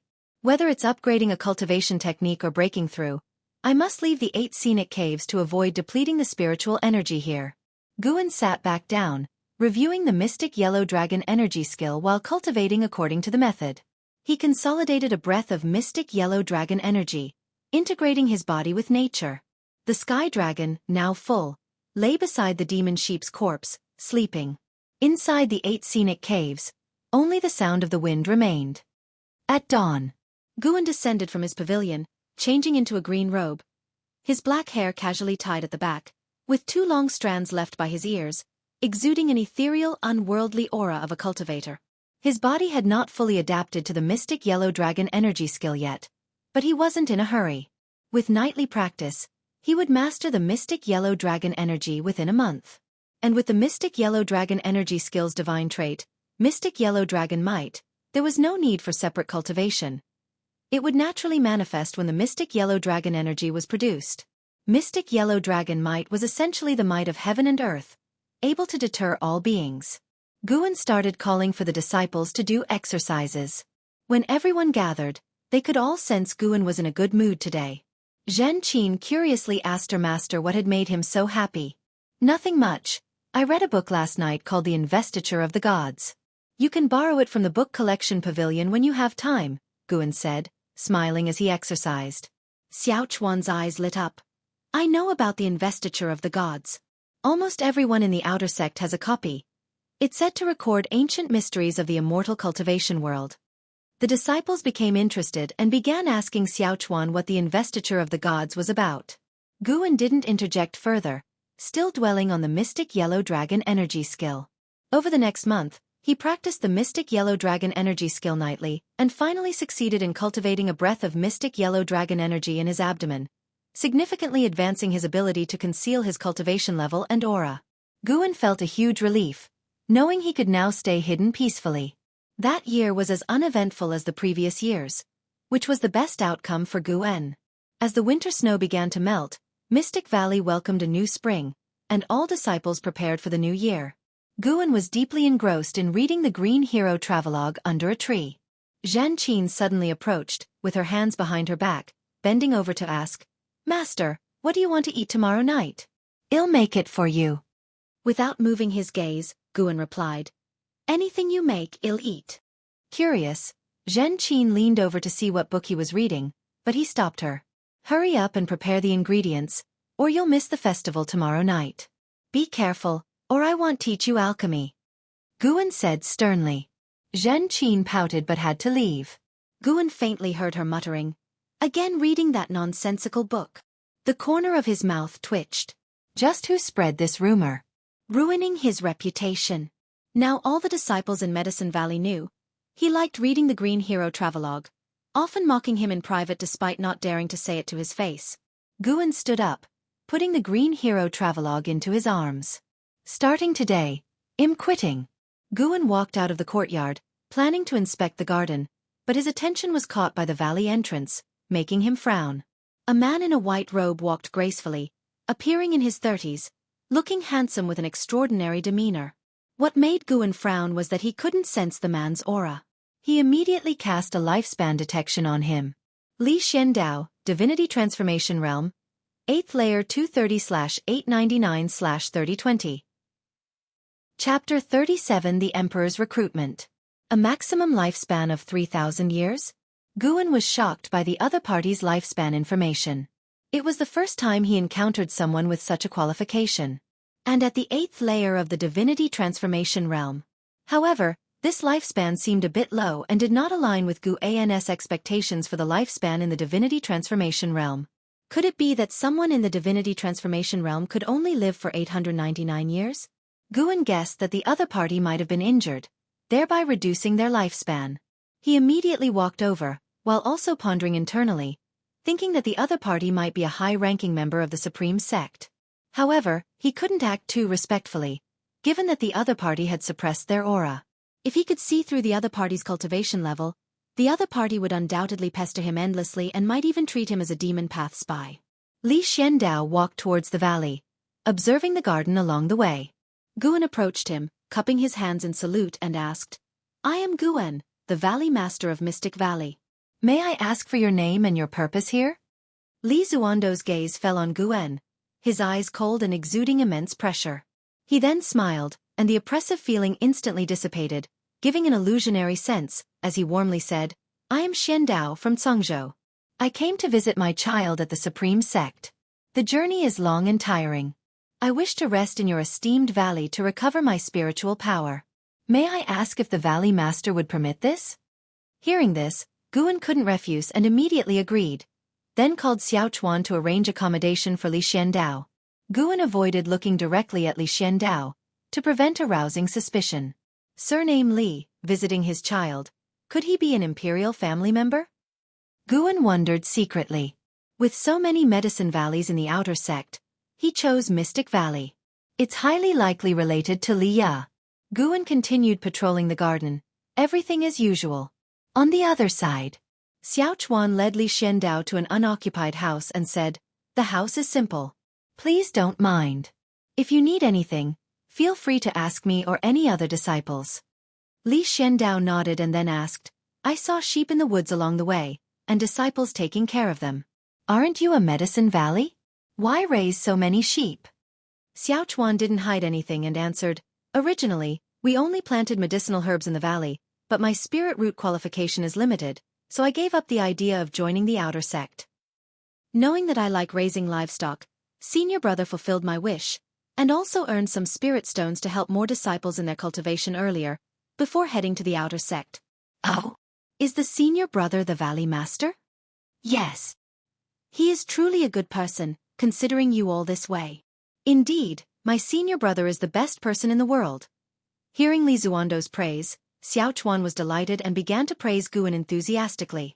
This made Li Xiandao more interested in Guan, asking more about his deeds.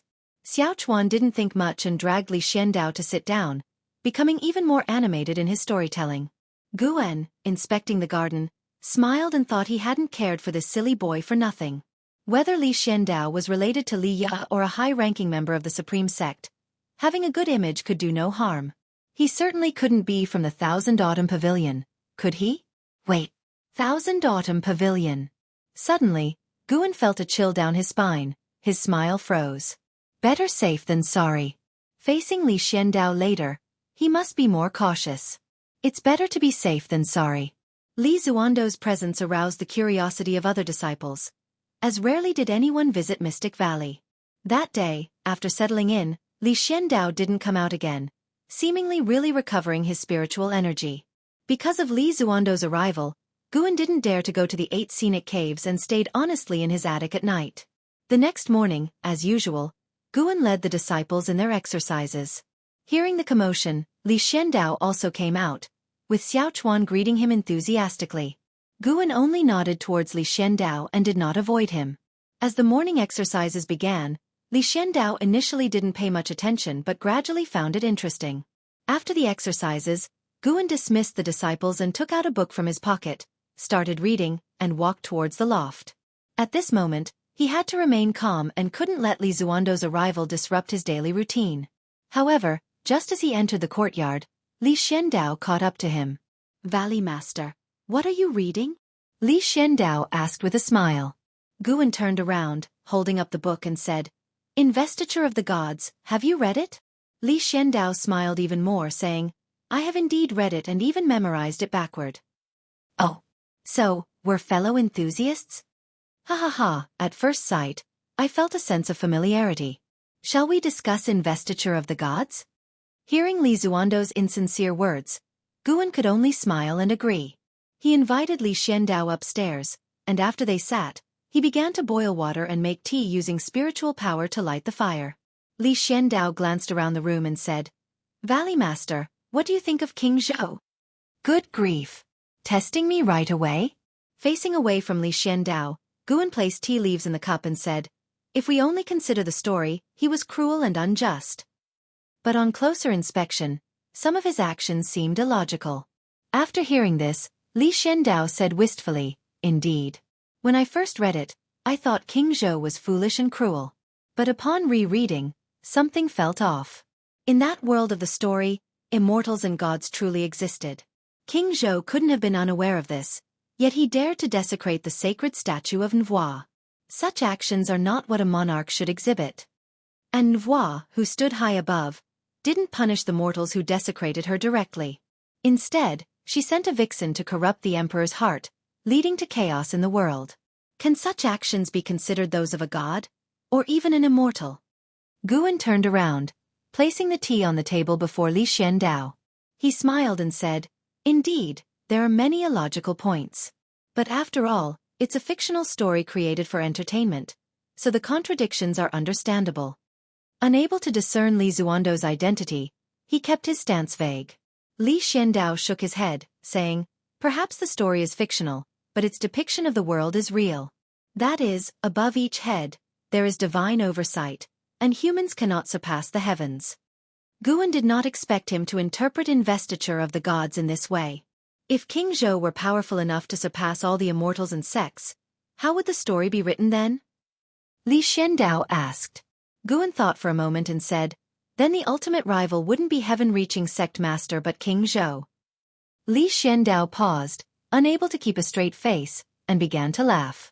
He picked up the teacup, blowing away the steam. Guan couldn't discern his smile, so he kept silent. After taking a sip of tea, Li Xiandao began to inquire about Mystic Valley's planting, asking even about cultivation details, to which Guan answered one by one. You joined the Supreme Sect not to seek immortality but to cultivate flowers and herbs. Is this out of necessity or genuine interest? Li Xiandao asked. Guan smiled bitterly and said, It's both necessity and interest. Each of us has our pursuits. Immortality is not the only meaning in life. Of course, if I had excellent qualifications, I would also pursue immortality. Li Xiandao teased, You truly are an interesting person, speaking so candidly. In this life, looking back at the past and towards the future, it boils down to finding joy in hardship, Guan shrugged in response. He grew increasingly suspicious that Li Xiandao was someone from the Thousand Autumn Pavilion, trying to test his stance on Mystic Valley. Li Xiandao placed the teacup down and asked, What do you think of the current emperor? Do you believe he is like King Zhou? Guan was taken aback. This topic shift was too abrupt. How did it suddenly jump to the emperor of the Taicang dynasty? Could he not be from the Thousand Autumn Pavilion, but really a relative of Li Ya? Guan's mind raced and he said, I don't know much, for before joining the Supreme Sect, I was merely a house servant. I haven't heard any outside news in this Medicine Valley. Why, has the emperor done something? Li Xiandao smiled. Not really. But he's been on the throne for too long. There's much debate both in the court and among the people. The mundane world seems to think an emperor shouldn't reign too long. If he does, it's only a matter of time before he becomes inept. In the immortal cultivation world, more fear that the emperor might cultivate to immortality, thus letting imperial power dominate over the cultivation world. Guan grew nervous. There were too many layers to this question. He dared not speak rashly. Seeing Guan's hesitation, Li Xiandao teased and asked, Do you think it's better for an emperor to reign for a long time or to be replaced every few decades? Knowing that Li Xiandao was at the 8th level of the Divinity transformation realm, Guan dared not remain silent.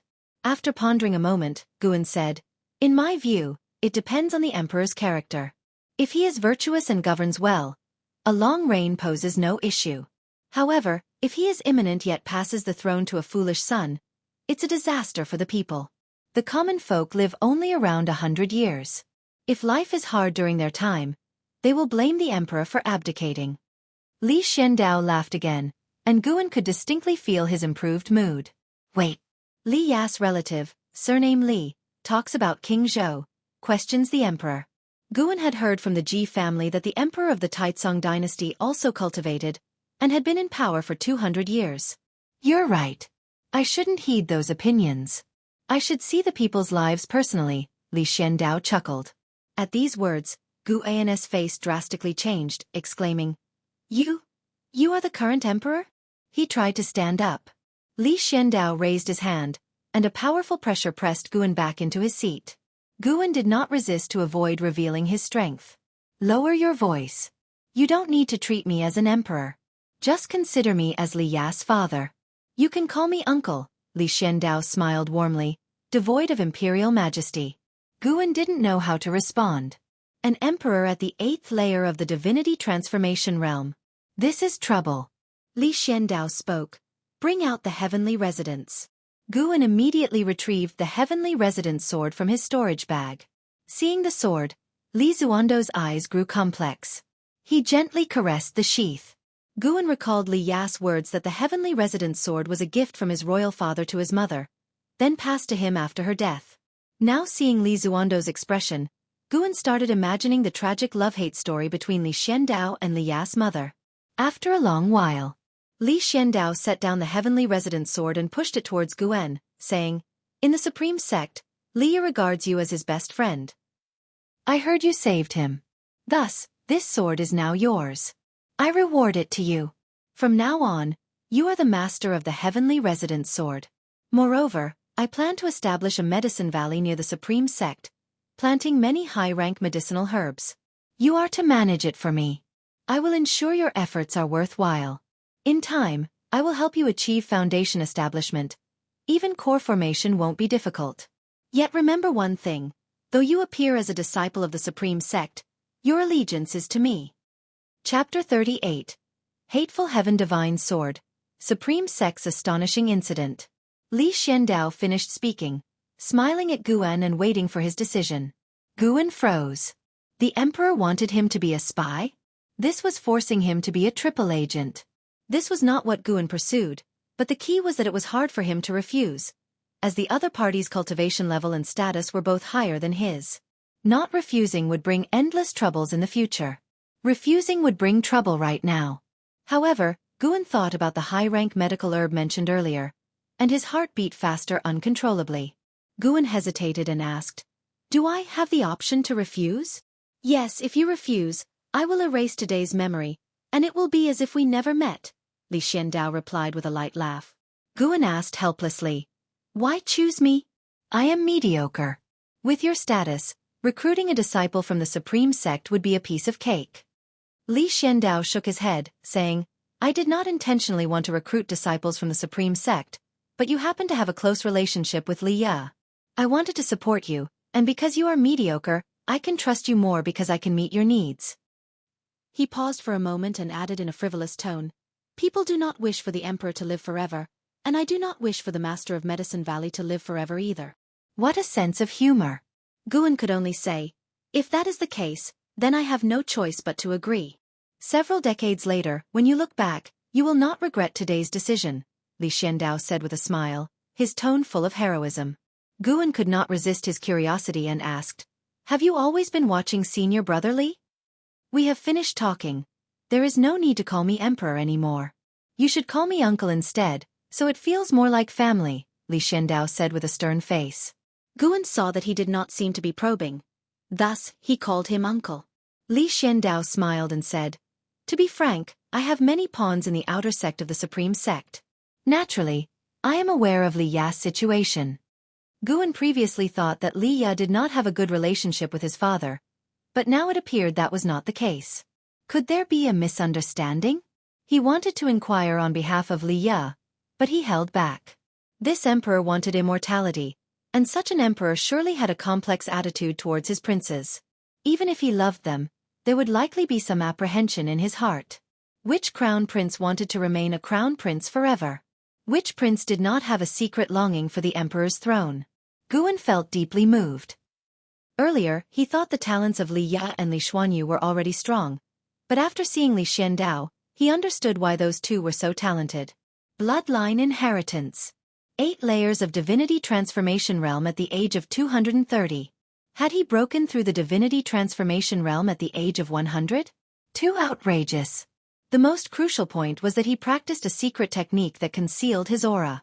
Without Guan's lifespan detection ability, it would be impossible to see through his true cultivation level. Perhaps neither the court nor the immortal cultivation world could see through his cultivation level, which allowed him to cultivate peacefully until now. Afterward, Li Xiandao began inquiring about the affairs in the valley, curious about the origin of the Chinese New Year mentioned by the other disciples. Guan responded with the same words he used for others. Li Xiandao became interested in the Chinese New Year and decided to join in today. How could Guan refuse? An hour later, the two walked down the pavilion, preparing for the Chinese New Year with other disciples. The disciples were all very happy, laughing and chatting, which also affected Li Xiandao. As night fell, Guan brought out the self-made firecrackers, and Mystic Valley resounded with bursts of explosions, deafeningly loud. The firelight shone on Li Zuando's face. He was smiling and even drinking with Xiaochuan, making it impossible to associate him with the emperor of the Taicang dynasty. The disciples like Tang Yu and Su Han prepared some performances like storytelling, sparring, and acrobatics, ensuring the night was lively until late. The next day at noon, Guan saw Li Xiandao off. 2 more years, really something to look forward to. Guan silently thought. Li Xiandao said he would send someone to take him to Medicine Valley in 2 years. He planned to strive for a lifespan of 100,000 years in these 2 years, then break through to the Divinity Transformation Realm. No, he must surpass the Divinity Transformation Realm to be stronger than Li Xiandao. Otherwise, he would not be at ease. After all, accompanying a king was like accompanying a tiger. What if one day Li Xiandao became deranged and wanted to harm him? Guan looked in the direction Li Xiandao left, silently curious why this emperor came to the outer sect alone. Was he really here to visit Li Xuanyu? Liya once said that Li Zuando's favorite child was Li Xuanyu. Guan did not think further, turning to enter the valley, preparing to plant more medicinal herbs. Spring passed and summer came. Guan welcomed his 34th birthday in the summer. On this day, He bid farewell to Du Yi, who came to ask for medicinal herbs. At the mouth of the valley, Du Yi turned back and said, "These years, you provided many medicinal herbs. Young Master Ji Lin is very satisfied with you. In some time, he will send someone to deliver a Foundation Establishment pill to help you reach the Foundation Establishment realm early. Once you become a true outer disciple, he will find a way for you to continue managing this medicine valley." After saying that, he turned and left, leaping over the forest on his sword. Guan shook his head with a smile. When he saw Li Xiandao off at the beginning of the year, Li Xiandao had said something similar. In the future, he had to keep a distance from the Ji family, lest they use him when they wanted to plot against the supreme sect. The sect was strong, but the family's power could not be underestimated either. In this land, dynasties changed, and sects rose and fell, but some families could exist forever. The Ji family was one of them. Alas! I just want to pick flowers and herbs. Why are so many people trying to recruit me? Guan thought to himself while walking into the nearby forest. In the forest, someone was practicing swordsmanship. It was Su Han. Now Su Han had reached the 7th layer of the energy cultivation realm, second only to Guan and Tang Yu in the valley. Tang Yu practiced leg techniques, while Su Han focused on swordsmanship. However, the swordsmanship he practiced was taught by Li Ya, not considered profound. Guan watched him practice swordsmanship from a distance, hesitating whether to give him some pointers. Su Han was diligent and industrious in his daily work and cultivation, leaving Guan with no complaints. Wait. No, he was not practicing the Li family's 7 swords. Looking closely, Guan realized it was the first time he saw this sword technique. Did this boy also have a fortuitous encounter? When did this happen? Guan was curious and deliberately stepped on the fallen leaves, making some noise. Practicing swordsmanship, Su Han noticed Guan's arrival. He immediately stopped and turned to greet Guan. "Xiaofan, entering the outer sect depends on cultivation level. Why do you practice swordsmanship so diligently?" Guan asked with a smile. Su Han scratched his head with his left hand and said, "I am not in a hurry to enter the outer sect. I want to master swordsmanship first."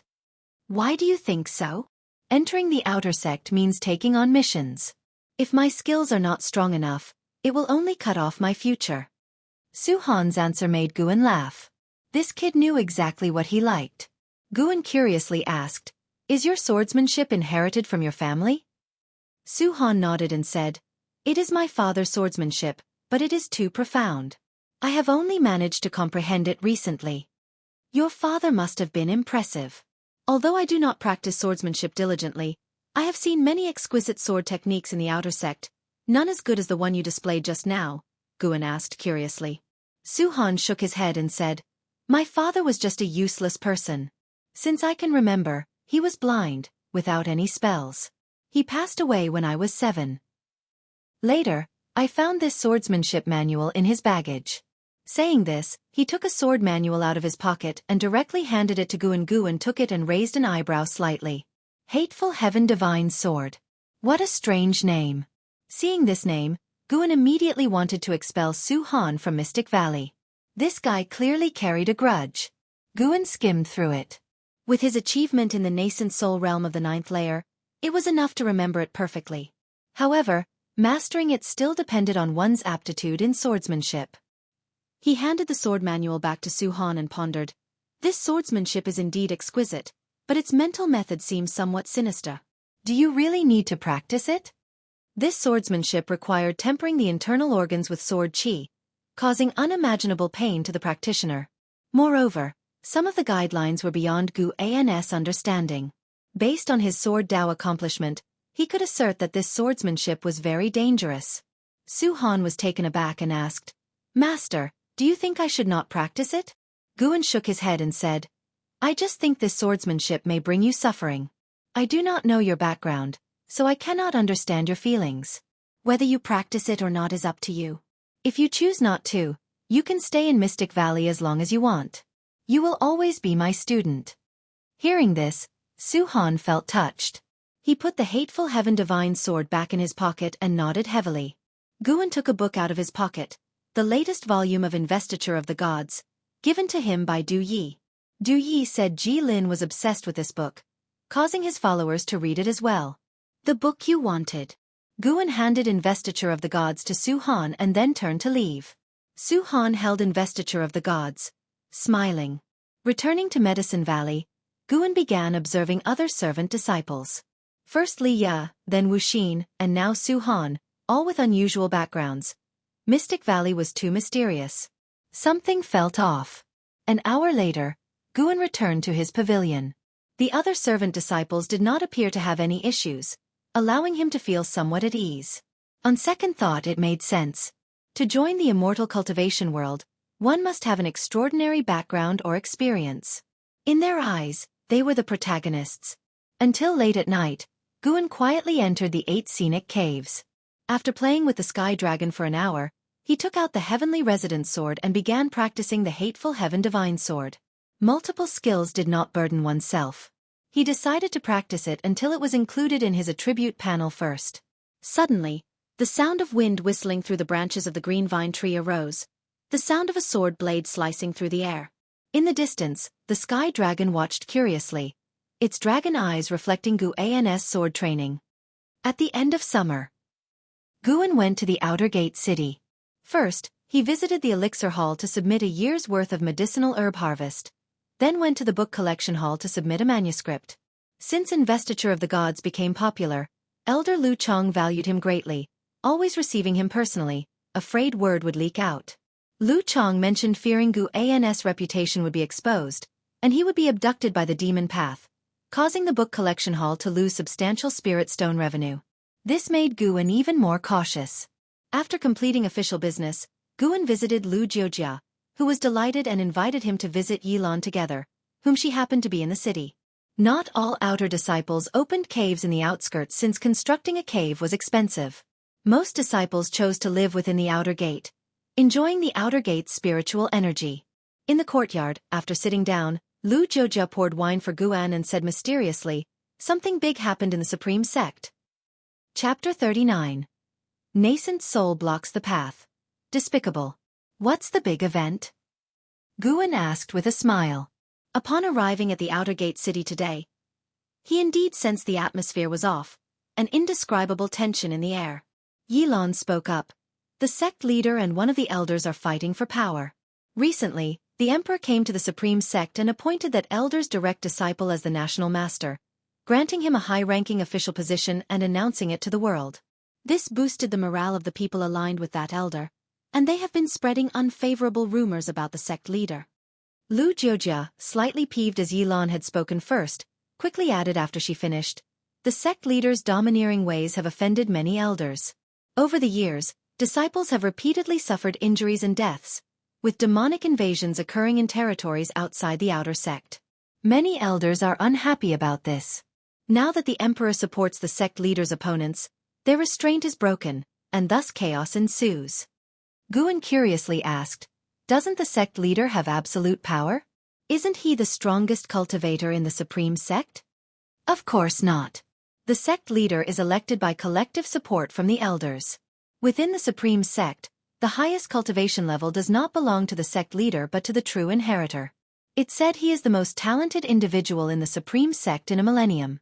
He often travels and rarely returns. I've heard a rumor that if he wishes to become the sect leader today, by tomorrow, he would be the sect leader." Lu Jiojia replied, his tone becoming excited when mentioning the true inheritor. "That impressive? What's his name?" Cough, cough, I haven't learned that yet. Lu Jiojia feigned a cough, trying to conceal his embarrassment.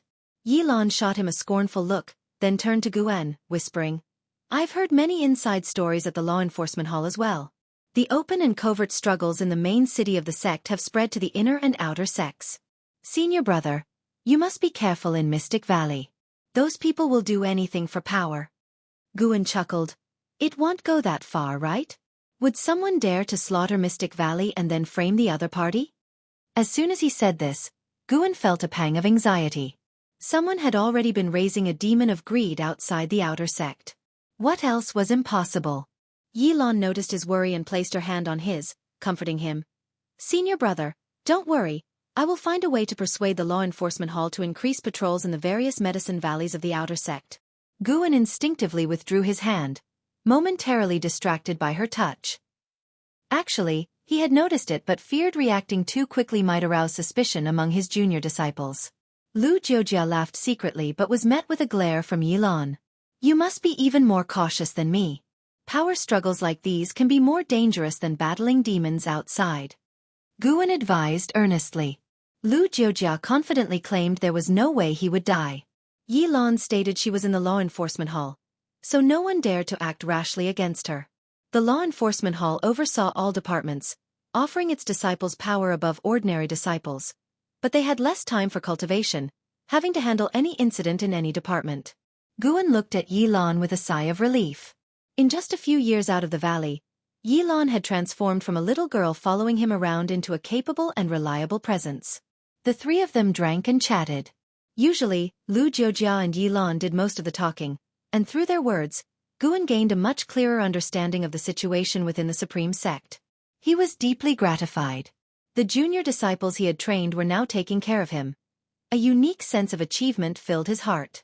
If Mystic Valley's disciples scattered across the outer sect's various departments or even entered the inner sect, he would be influential indeed. Just the thought of it excited Guan.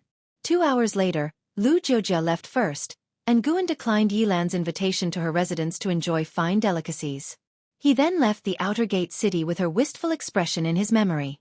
Riding his flying sword, flying against the wind, Guan felt quite cheerful. The sky gradually turned crimson as dusk approached.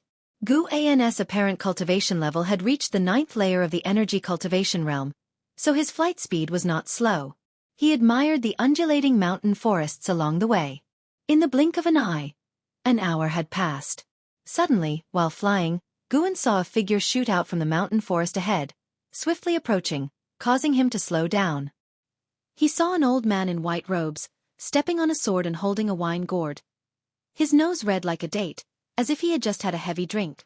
"Young friend, please stop."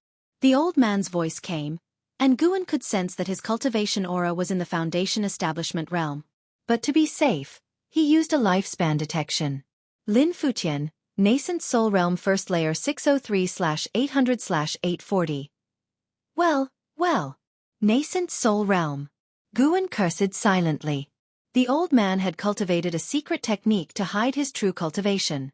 The two quickly met in mid-air, where Lin Futian wore a friendly smile, saying, "Young friend, I am Lin Kuan, a disciple of the Outer Sect's Law Enforcement Hall.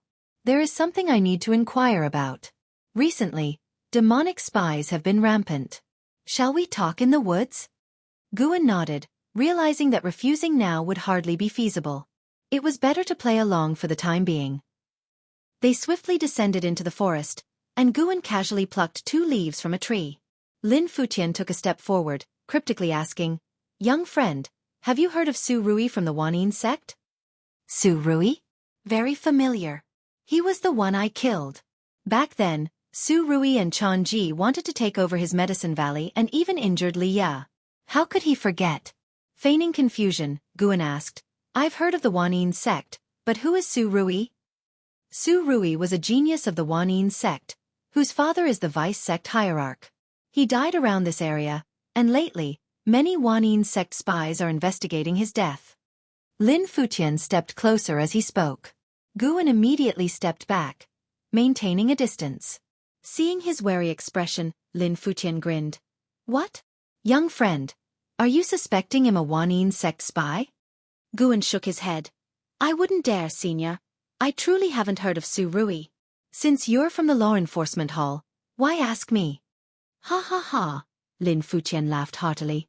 He suddenly swung his sleeve, and abundant spiritual power spread like a mist, quickly covering several miles. Guan was startled, raising his sword with his right hand, watching him intently.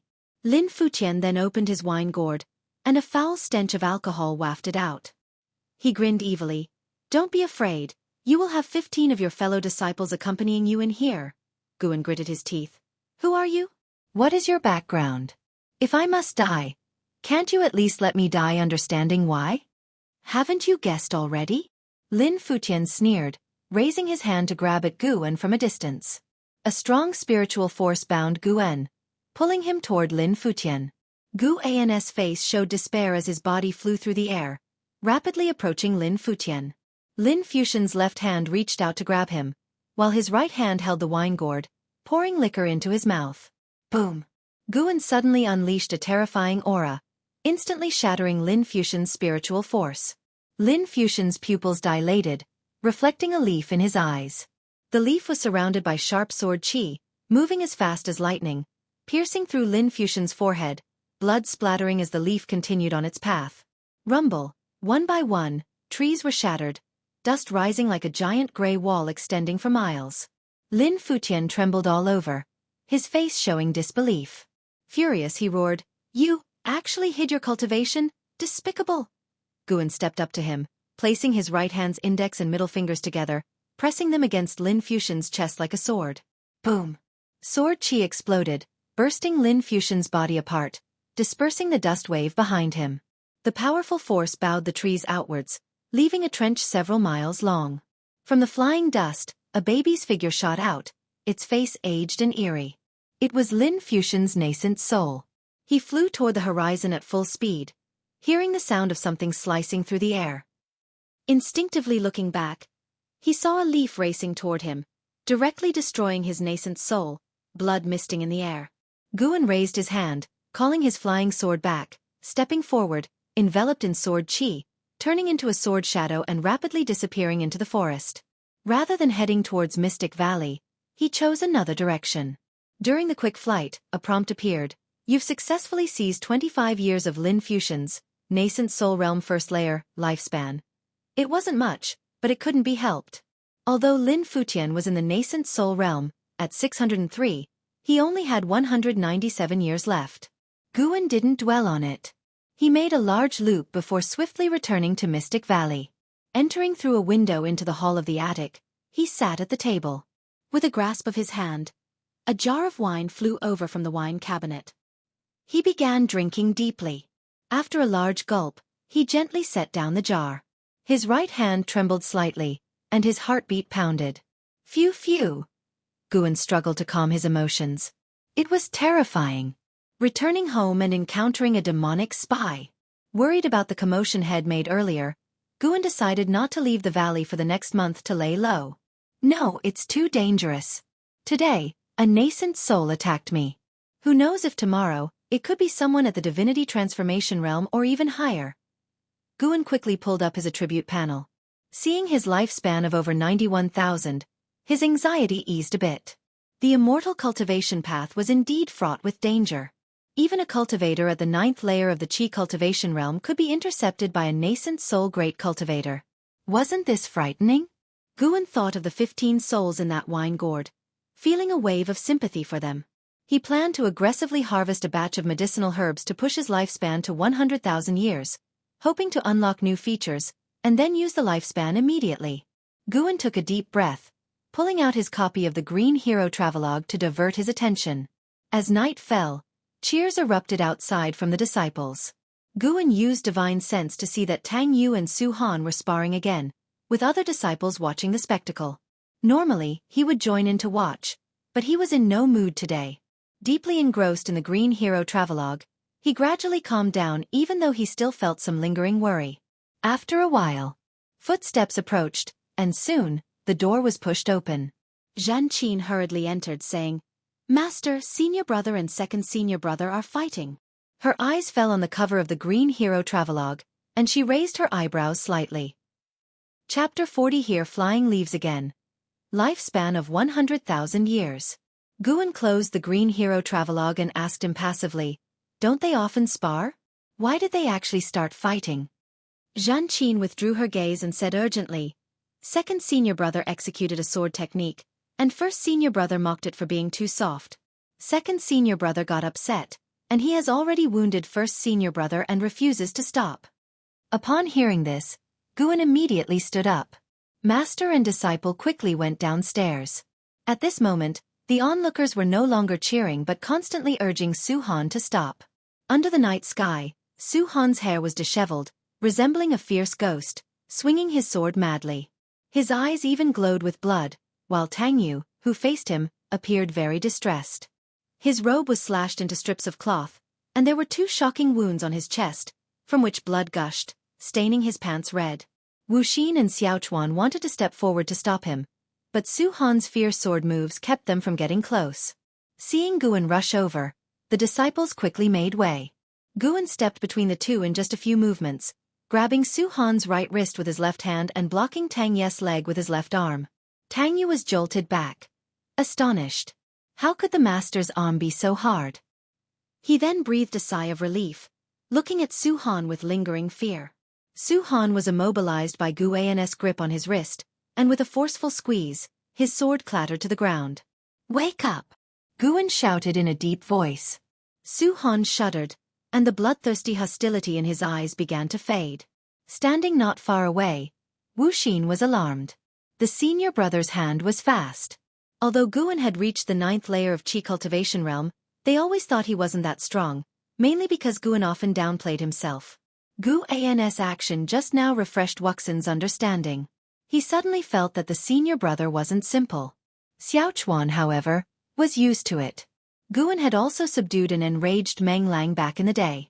Maybe Guan's spirit root qualification was mediocre, but in Xiaofan's heart, Guan's combat ability was very strong, at least making him feel very reliable. The other disciples were also intimidated by Guan's move.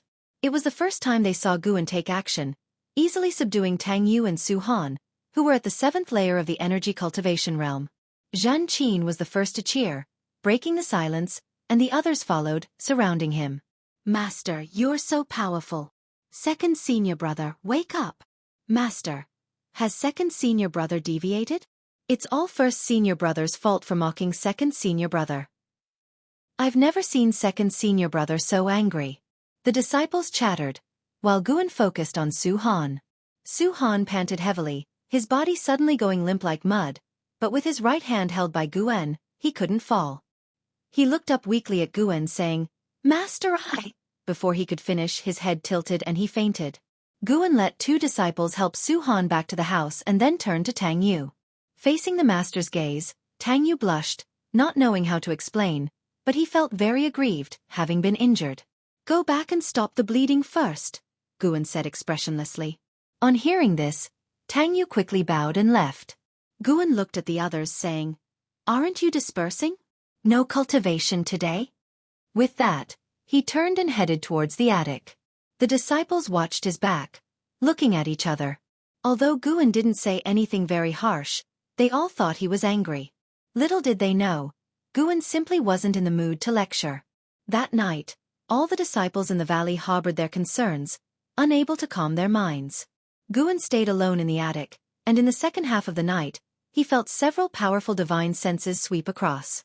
His fight with Lin Futian had finally attracted the attention of the Supreme Sect. Early the next morning, Su Han came to visit Guan to apologize. "What's the use of apologizing to me? I wasn't the one you hurt," Guan said, looking at him calmly. Su Han gritted his teeth saying, "He was the one who mocked my swordsmanship first." Guan asked, "Did you explain the origin of the swordsmanship to him?" Su Han stammered. "You and Tang Yu joined the Medicine Valley on the same day. You have the closest relationship. You should know his personality. He speaks roughly, but his nature isn't bad." Guan's tone was slightly stern. After all, having been together for so many years, he didn't want his disciples to turn against each other. He didn't forcibly stop Su Han from continuing to cultivate the hateful heaven divine sword. Such things couldn't be stopped, and blocking it would probably ruin their master-disciple bond. Su Han recalled his years with Tang Yu, feeling guilty. Initially, Tang Yu had just jested about his swordsmanship. Unable to master the hateful heaven divine sword, Su Han was already distressed, leading to a verbal spat. Tang Yu got provoked too, saying increasingly harsh words, which enraged Su Han, causing him to deviate. "Master, I was wrong. I'll go find first senior brother now," Su Han said seriously after taking a deep breath. Guan said, "Don't wait. Go now. I also need to check the medicinal herbs." He stood up and walked towards Su Han. They left the attic one after the other. Su Han closed the door, following Guan's pace, unable to help but ask, "Master, aren't you curious why I lost control last night?" Without turning back, Guan said, "Probably related to your hateful heaven divine sword. This swordsmanship was passed down from your father. Whether to practice it or not, I have no right to decide. You need to figure out what's most important in your heart. Su-Han slowed his steps, standing before the stairs, staring blankly at Guan's back. What's most important? Guan had no time to worry about his disciples' conflicts. He had said what needed to be said, and if they couldn't get along, they would leave Mystic Valley and never meet again at the ends of the earth. Guan began inspecting the medicinal herbs in various gardens, checking which ones were nearing maturity. He needed to accumulate a lifespan of 100,000 years quickly, so he harvested some herbs that were almost mature right away. Of course, he didn't touch the herbs far from maturity. He wasn't crazy enough to destroy his foundation. Currently, he had many channels to gather lifespan, so he wasn't too anxious. In the sky above the mountains and forests, several cultivators stood on magic artifacts, looking down. Among them, disciples of the law enforcement hall were searching, including Yi Lan. Chu Jingfeng stood on a flying sword, his right sleeve fluttering in the wind, exuding a sense of desolation, no longer carrying the same youthful vigor as before. An old man flew over on a gourd, handing a leaf to Chu Jingfeng, saying, "It should be the work of the flying leaf sword Immortal." Nearby, we found the wine soul gourd of Lin Futian, the squad leader of the Wanyin Sect, containing the souls of 15 disciples of the Supreme Sect. Chu Jingfeng took the leaf, examining it carefully. The surface was covered with fine sword marks, barely visible at first glance. He pondered. So the flying leaf sword Immortal is indeed one of our own? The old man nodded. It seems so. The attack on Ziwei was likely due to factional disputes. Given his power to easily kill Lin Futian, if he intended to kill Ziwei wouldn't have survived. Chu Jingfeng remained silent. The old man looked at Chu Jingfeng's fluttering right sleeve, saying, "Jingfeng, you should let go of your grudge and reattach your arms soon. Otherwise, continuously practicing swordsmanship with your left hand will make it hard to revert later." "Why should I? The flying leaf sword Immortal can use leaves as swords. Why must I wield a sword with my right hand?" Chu Jingfeng countered. Upon hearing this, the old man shook his head and smiled wryly, ceasing his persuasion. In the forest below, Yi Lan stood in a ravine, looking toward its end, as if it led to the ends of the earth. Her eyes were full of shock. "I heard it was the flying leaf sword Immortal." This terrifying sight was caused by a single leaf, a female disciple said, expressing her amazement. The surrounding disciples also marveled at the power of the flying leaf sword Immortal, and Yi Lan was deeply impressed. How high a cultivation level would be needed to possess such terrifying power? Yi Lan turned to look in another direction. Her eyes filled with concern. Since Lin Fuxian's death, several cultivators frequently flew over Mystic Valley every few days, most of them at the Foundation Establishment realm. Occasionally, Guan could see Yi Lan among them. She never came down to visit Guan, seemingly just passing by. But passing by Mystic Valley's sky 4 times in a month, how could Guan not understand her intentions? This girl! Guan stood by the window, watching the cultivators disappear in the distance, feeling a warmth in his heart. He pulled up his attribute panel, looking at his lifespan of 99,999 years. His hands clenched tightly within his sleeves. It was about to happen. Tonight, he would break through the realm. Because of this month's forced harvesting, the yield for the coming year's lifespan would decrease. But after a year, it should recover and continue to grow. He had deliberately left a space of 10 years of lifespan, waiting to pick it quietly tonight. He wanted to fully enjoy the feeling of burning life. Seeing it was still early, Guan couldn't sit still, so he went downstairs. Arriving in the courtyard, he saw Su-Han practicing his sword on the eastern mountain peak from a distance. Since that night's conflict, Su-Han had become reclusive, and others dared not disturb him for fear of another outburst. Tang Yu and Su-Han's relationship had recovered. After learning the origin of Hateful Heaven Divine Sword, Tang Yu apologized to Su-Han, but since then, he had trained even harder. Apology aside, he didn't want to lose to Su-Han again. After all, he was the first senior brother. Guan came to the wooden fence of the garden, looking around with a smile. "Master, what makes you so happy?" Zhen Qin came running, asking curiously. Guan ruffled her hair, smiling. "What? Do I not usually smile?" Zhen Qin giggled. "Master, since you're in a good mood today, why not teach me the residual wind leg?" Guan asked in surprise. "Didn't you hate practicing swordsmanship and leg techniques? What's changed your mind?" I want to be like Aunt Yilan and become a disciple of the law enforcement hall. Zhen Qin said excitedly, clenching her fists. As it turned out, earlier Wuxin and Xiaochuan had seen Yilan and marveled together, overheard by Zhen Qin, who was weeding nearby. Learning that Yilan wore a robe belonging to the law enforcement hall, Zhen Qin greatly admired her. Guan smiled, saying, "All right, I'll teach you. Sending this girl away sooner would be good. She always disturbed him when he was reading." Thus, Guan began teaching Zhen Qin the cultivation of the residual wind leg. When night fell and all the disciples returned to their rooms, Guan then quietly left Mystic Valley. Before leaving, he also picked 2 third-tier medicinal herbs from the garden. Chapter 41. Top-grade Heavenly Spirit Root. Breakthrough to Divinity Transformation Realm. Under the night sky, Guan swiftly traversed through the forest. The direction he was heading was opposite to where he had previously slain Lin Futian. This time, he intended to make a breakthrough 100 miles away. Over the past month, he had observed that there were no law enforcement hall disciples patrolling in the dead of night. As he advanced, a series of prompts suddenly appeared before Guan. You have successfully obtained the bitter root grass, 3rd stage, with 6 years of lifespan.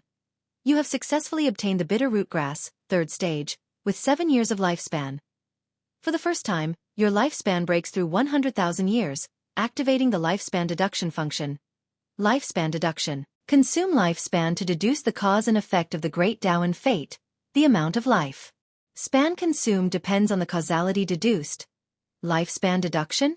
Guan couldn't help but furrow his brow. He suddenly smelled the scent of a conspiracy. Was this aiming to drain his lifespan? Could it instantly exhaust his lifespan? Guan decided to try it lightly first. When this new function appeared, he had a certain understanding, knowing how to use it. The so-called deduction was actually a way of asking questions with lifespan. Guan silently asked in his heart, using lifespan deduction, is Jiang Qiong now intending to kill me? About 2 breaths of time passed. It requires consuming 300 years of lifespan. Proceed with deduction. No. Too expensive. Guan directly refused, but after this trial, he felt much more reassured. At least the lifespan deduction would notify him in advance of how much lifespan it needed to consume, avoiding his lifespan being suddenly drained. Guan no longer probed and focused on his journey. He would rather not use this function unless absolutely necessary. Consuming lifespan to explore the unknown seemed unworthy to him for now. Along the way, Guan was very cautious. His divine sense constantly spread out to avoid encountering nascent soul cultivators again. The night was lonely and silent. Although he could not see any demon beasts along the way, he did see traces of wild animals, mostly herbivores like wild rabbits and mice. About 50 miles from Mystic Valley, Guan suddenly saw a white spirit rat. In the forest, this creature was entangled with a rabbit, following closely behind the rabbit's backside. As the rabbit hopped, it sniffed forward from time to time. It looked like a big dog chasing a rabbit. So humble. Guan pretended not to see it and quietly left without disturbing the white spirit rat. No wonder this guy keeps running outside all the time. Its actions even resemble a rabbit. Guan couldn't help but laugh and cry as he recalled the scene he had just witnessed. The white spirit rat seemed to be raised poorly, but luckily he still had the sky dragon. Thinking of the majestic demeanor of the sky dragon, Guan's mood improved. Half an hour later, Guan arrived in a dense forest where leaves intertwined thickly. Even if someone flew by above, they wouldn't see him. Guan sat down under a large tree, took a deep breath, and brought up his attribute panel. Looking at his lifespan of 100,003 years, a look of expectation appeared on his face. With a lifespan of 100,000 years, he was indeed wealthy. This time, he could significantly enhance his attributes. Let's enhance the spirit roots first. A greater investment, considering how difficult it is to improve this. How many years should I invest? After hesitating for a moment, Guan decided to be generous and invest directly 10,000 years. You invested 10,000 years of lifespan into evolving your spirit root. You comprehended nature and the heavens for 100 years, your perception power of 5-element spirit root improved. You comprehended nature and the heavens for 200 years, your perception power of 5-element spirit root improved. You comprehended nature and the heavens for 2,000 years, finally capturing a wisp of heaven and earth's true meaning. Your spirit root underwent a transformation, and your 5 elements spirit root began to evolve into a top-grade spirit root, with wood and earth attributes being prominent. You comprehended nature and the heavens for 4,000 years, your perception power of 5-element spirit root improved. You comprehended nature and the heavens for 5,000 years, you felt the arcane of the 5 elements between heaven and earth. Your spirit root qualification went through a qualitative change, and your 5-element spirit root evolved into the 5 elements heavenly spirit root. You comprehended nature and the heavens for 8,000 years, finally capturing a wisp of the wood spirit law of heaven and earth. Your wood attribute spirit root underwent a transformation, evolving into a top-grade wood attribute heavenly spirit root. You comprehended nature and the heavens for 10,000 years, your perception power of 5-element spirit root improved. One line after another of prompts popped up crazily. There were dozens of prompts, which made Guan reluctant to blink. When the last prompt appeared, he immediately activated the lifespan barrier. In an instant, the grass under his feet emitted a shimmering glow, even the trees behind him glowed with faint green light, and the area within the barrier was illuminated. The 5 elements heavenly spirit root. Guan instantly became excited. The heavenly spirit root was the strongest spirit root he had heard of so far. Even Ji Xiaoyu from the Ji family couldn't compare. The heavenly spirit root usually belonged to a single attribute. However, the cultivation speed of this single attribute was far beyond that of dual spirit roots, like night and day. According to Li Ye, the heavenly spirit root was the darling of heaven and earth. It either required extraordinary fortune to be born or took generations of effort from a millennium-old family to have a chance to nurture such a spirit root. The Taicang dynasty currently had only one cultivator with a heavenly spirit root, residing in the supreme sect. As for the specific identity, Li Ye didn't disclose. Guan suspected that Li Xiandao was also a heavenly spirit root, but he hid it well. Just as Guan mused, nature's spiritual energy began to pour into his body, making him feel itchy all over, yet indescribably comfortable. Another 10,000 years. In the abundance of lifespan, Guan suddenly felt that 10,000 years was nothing. Thus, he invested another 10,000 years of lifespan into his spirit roots. A series of prompts crazily popped up before him. Spirit root perception power improved. Spirit root perception power improved. As he saw the same prompt repeatedly, Guan's Taoist heart began to tremble. Something's wrong. This is bad. Really bad. Until 5,000 years later, his earth spirit root evolved into a top-grade heavenly spirit root. For the next 5,000 years, all the prompts were about the improvement of spirit root perception, like a bottomless pit, continuing until it ended. Guan's heart bled. He practiced the divine wood pure yang skill. Relying on the wood spirit root would suffice. In other words, the latter 10,000 years of investment wouldn't increase his cultivation speed again. Spirit roots were determined at birth. In reality, there was no known cultivation technique to enhance the spirit roots. Reaching the 5 elements heavenly spirit root from an ordinary 5 spirit roots was already unbelievable. No. Try again. I can't let this 10,000 years of lifespan go down the drain. Guan gritted his teeth and invested another 10,000 years of lifespan. Another series of prompts quickly popped up, and Guan's expression darkened. An investment of 10,000 years resulted in the fire spirit root evolving into a top-grade heavenly spirit root. Will it really take 10,000 years to enhance a single spirit root? Guan invested another 10,000 years of lifespan into his spirit roots. The nature's spiritual energy pouring into his body increased. Now gray and red light spots surrounded him. After dozens of prompts, Guan's water spirit root evolved into a top-grade heavenly spirit root. If I gather all 5 elements, will there be a qualitative change? Guan continued investing another 10,000 years of lifespan. Finally, his metal spirit root also evolved into a top-grade heavenly spirit root. In the attribute panel, the spirit root section directly indicated a top-grade 5 elements heavenly spirit root. Looking at his lifespan, Guan's gaze became dazed. 50,000 years of lifespan had vanished like this. After getting carried away, Guan felt unprecedentedly empty in his heart. Earth spirit energy crazily poured into his body. His physical body entered a marvelous state, feeling both itchy and warm, yet without any discomfort. Countless points of light stars floated around him, fire being red, wood green, water blue, metal yellow, earth gray, like a splendid galaxy. Guan's expression became dazed, and his thoughts disordered. Time passed by quickly. An ancient hour later, Guan completed the transformation of his spirit roots, feeling as though heaven and earth had undergone a complete renewal. This sudden surge of perception made him feel spiritually revived. This feeling was just too marvelous. He suddenly felt that the investment of 50,000 years of lifespan was not a loss. The top-grade 5 elements heavenly spirit root was enough to stand proudly in the Taicang dynasty.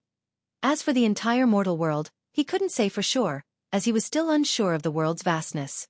Taking a deep breath, Guan shifted his gaze to the cultivation technique on his attribute panel. Should he enhance the cultivation technique? He feared that once the cultivation technique reached a certain stage, the subsequent investments would exceed his expectations. Moreover, he already had the top-grade 5 elements heavenly spirit root, and his divine wood pure yang skill was not bad. Continuously laying the foundation seemed endless. What if a divinity transformation stage demon cultivator ambushed him tomorrow? Go straight for the cultivation level. With the new spirit roots, don't let me down. Start with another 10,000 years first. Cultivation level was the most important thing and worth the big input. Begin investment. You invested 10,000 years of lifespan into evolving your cultivation level. You practiced Qi absorption cultivation for 10 years, with a great accomplishment of divine wood pure yang skill, forcefully impacting the divinity transformation realm and beginning tribulation crossing. You did not survive the 5 elements heavenly tribulation and failed in the tribulation crossing. You practiced Qi absorption cultivation for 100 years, with a great accomplishment of divine wood pure yang skill, forcefully impacting the divinity transformation realm and beginning tribulation crossing. You did not survive the 5 elements heavenly tribulation and failed in the tribulation crossing. Watching the constant prompts of tribulation crossing failure, Guan's expression remained calm. 1 tribulation crossing every 100 years, he could accept it. He could not believe he would fail 100 times. Fortunately, the situation was not as bad as he thought. You practiced Qi absorption cultivation for 2,700 years, with a great accomplishment of divine wood pure yang skill, forcefully impacting the divinity transformation realm and beginning tribulation crossing. You survived the 5 elements heavenly tribulation, succeeded in the tribulation crossing, and broke through to the first layer of divinity transformation realm. You practiced Qi absorption cultivation for 3,000 years, and your cultivation level broke through to the second layer of divinity transformation realm. You practiced Qi absorption cultivation for 3,200 years, and your cultivation level broke through to the third layer of divinity transformation realm. You practiced Qi absorption cultivation for 3,400 years, and your cultivation level broke through to the fourth layer of divinity transformation realm.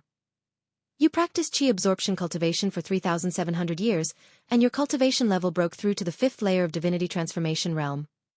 You practiced Qi absorption cultivation for 5,000 years, and your cultivation level broke through to the ninth layer of divinity transformation realm. You practiced Qi absorption cultivation for 5,200 years, with a great accomplishment of divine wood pure yang skill, forcefully impacting the void crossing realm and beginning tribulation crossing. You did not survive the mystic dark heavenly tribulation and failed in the tribulation crossing.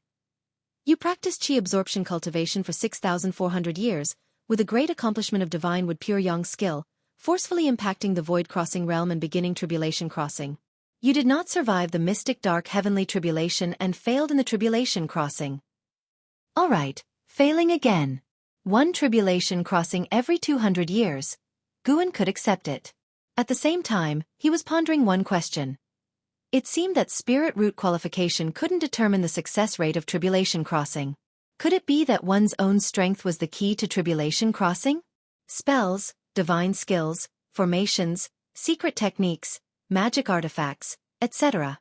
You practiced Qi absorption cultivation for 9,600 years, with the great accomplishment of divine wood pure yang skill, forcefully impacting the void crossing realm and beginning tribulation crossing. You did not survive the mystic dark heavenly tribulation and failed in the tribulation crossing. You practiced Qi absorption cultivation for 9,800 years, with a great accomplishment of divine wood pure yang skill, forcefully impacting the void crossing realm and beginning tribulation crossing. You survived the mystic dark heavenly tribulation and succeeded in the tribulation crossing, breaking through to the first layer of void crossing realm. You practiced Qi absorption cultivation for 10,000 years, and your cultivation level increased. Guan brought up his attribute panel, still having nearly 40,000 years of lifespan left, making the corners of his mouth lift uncontrollably.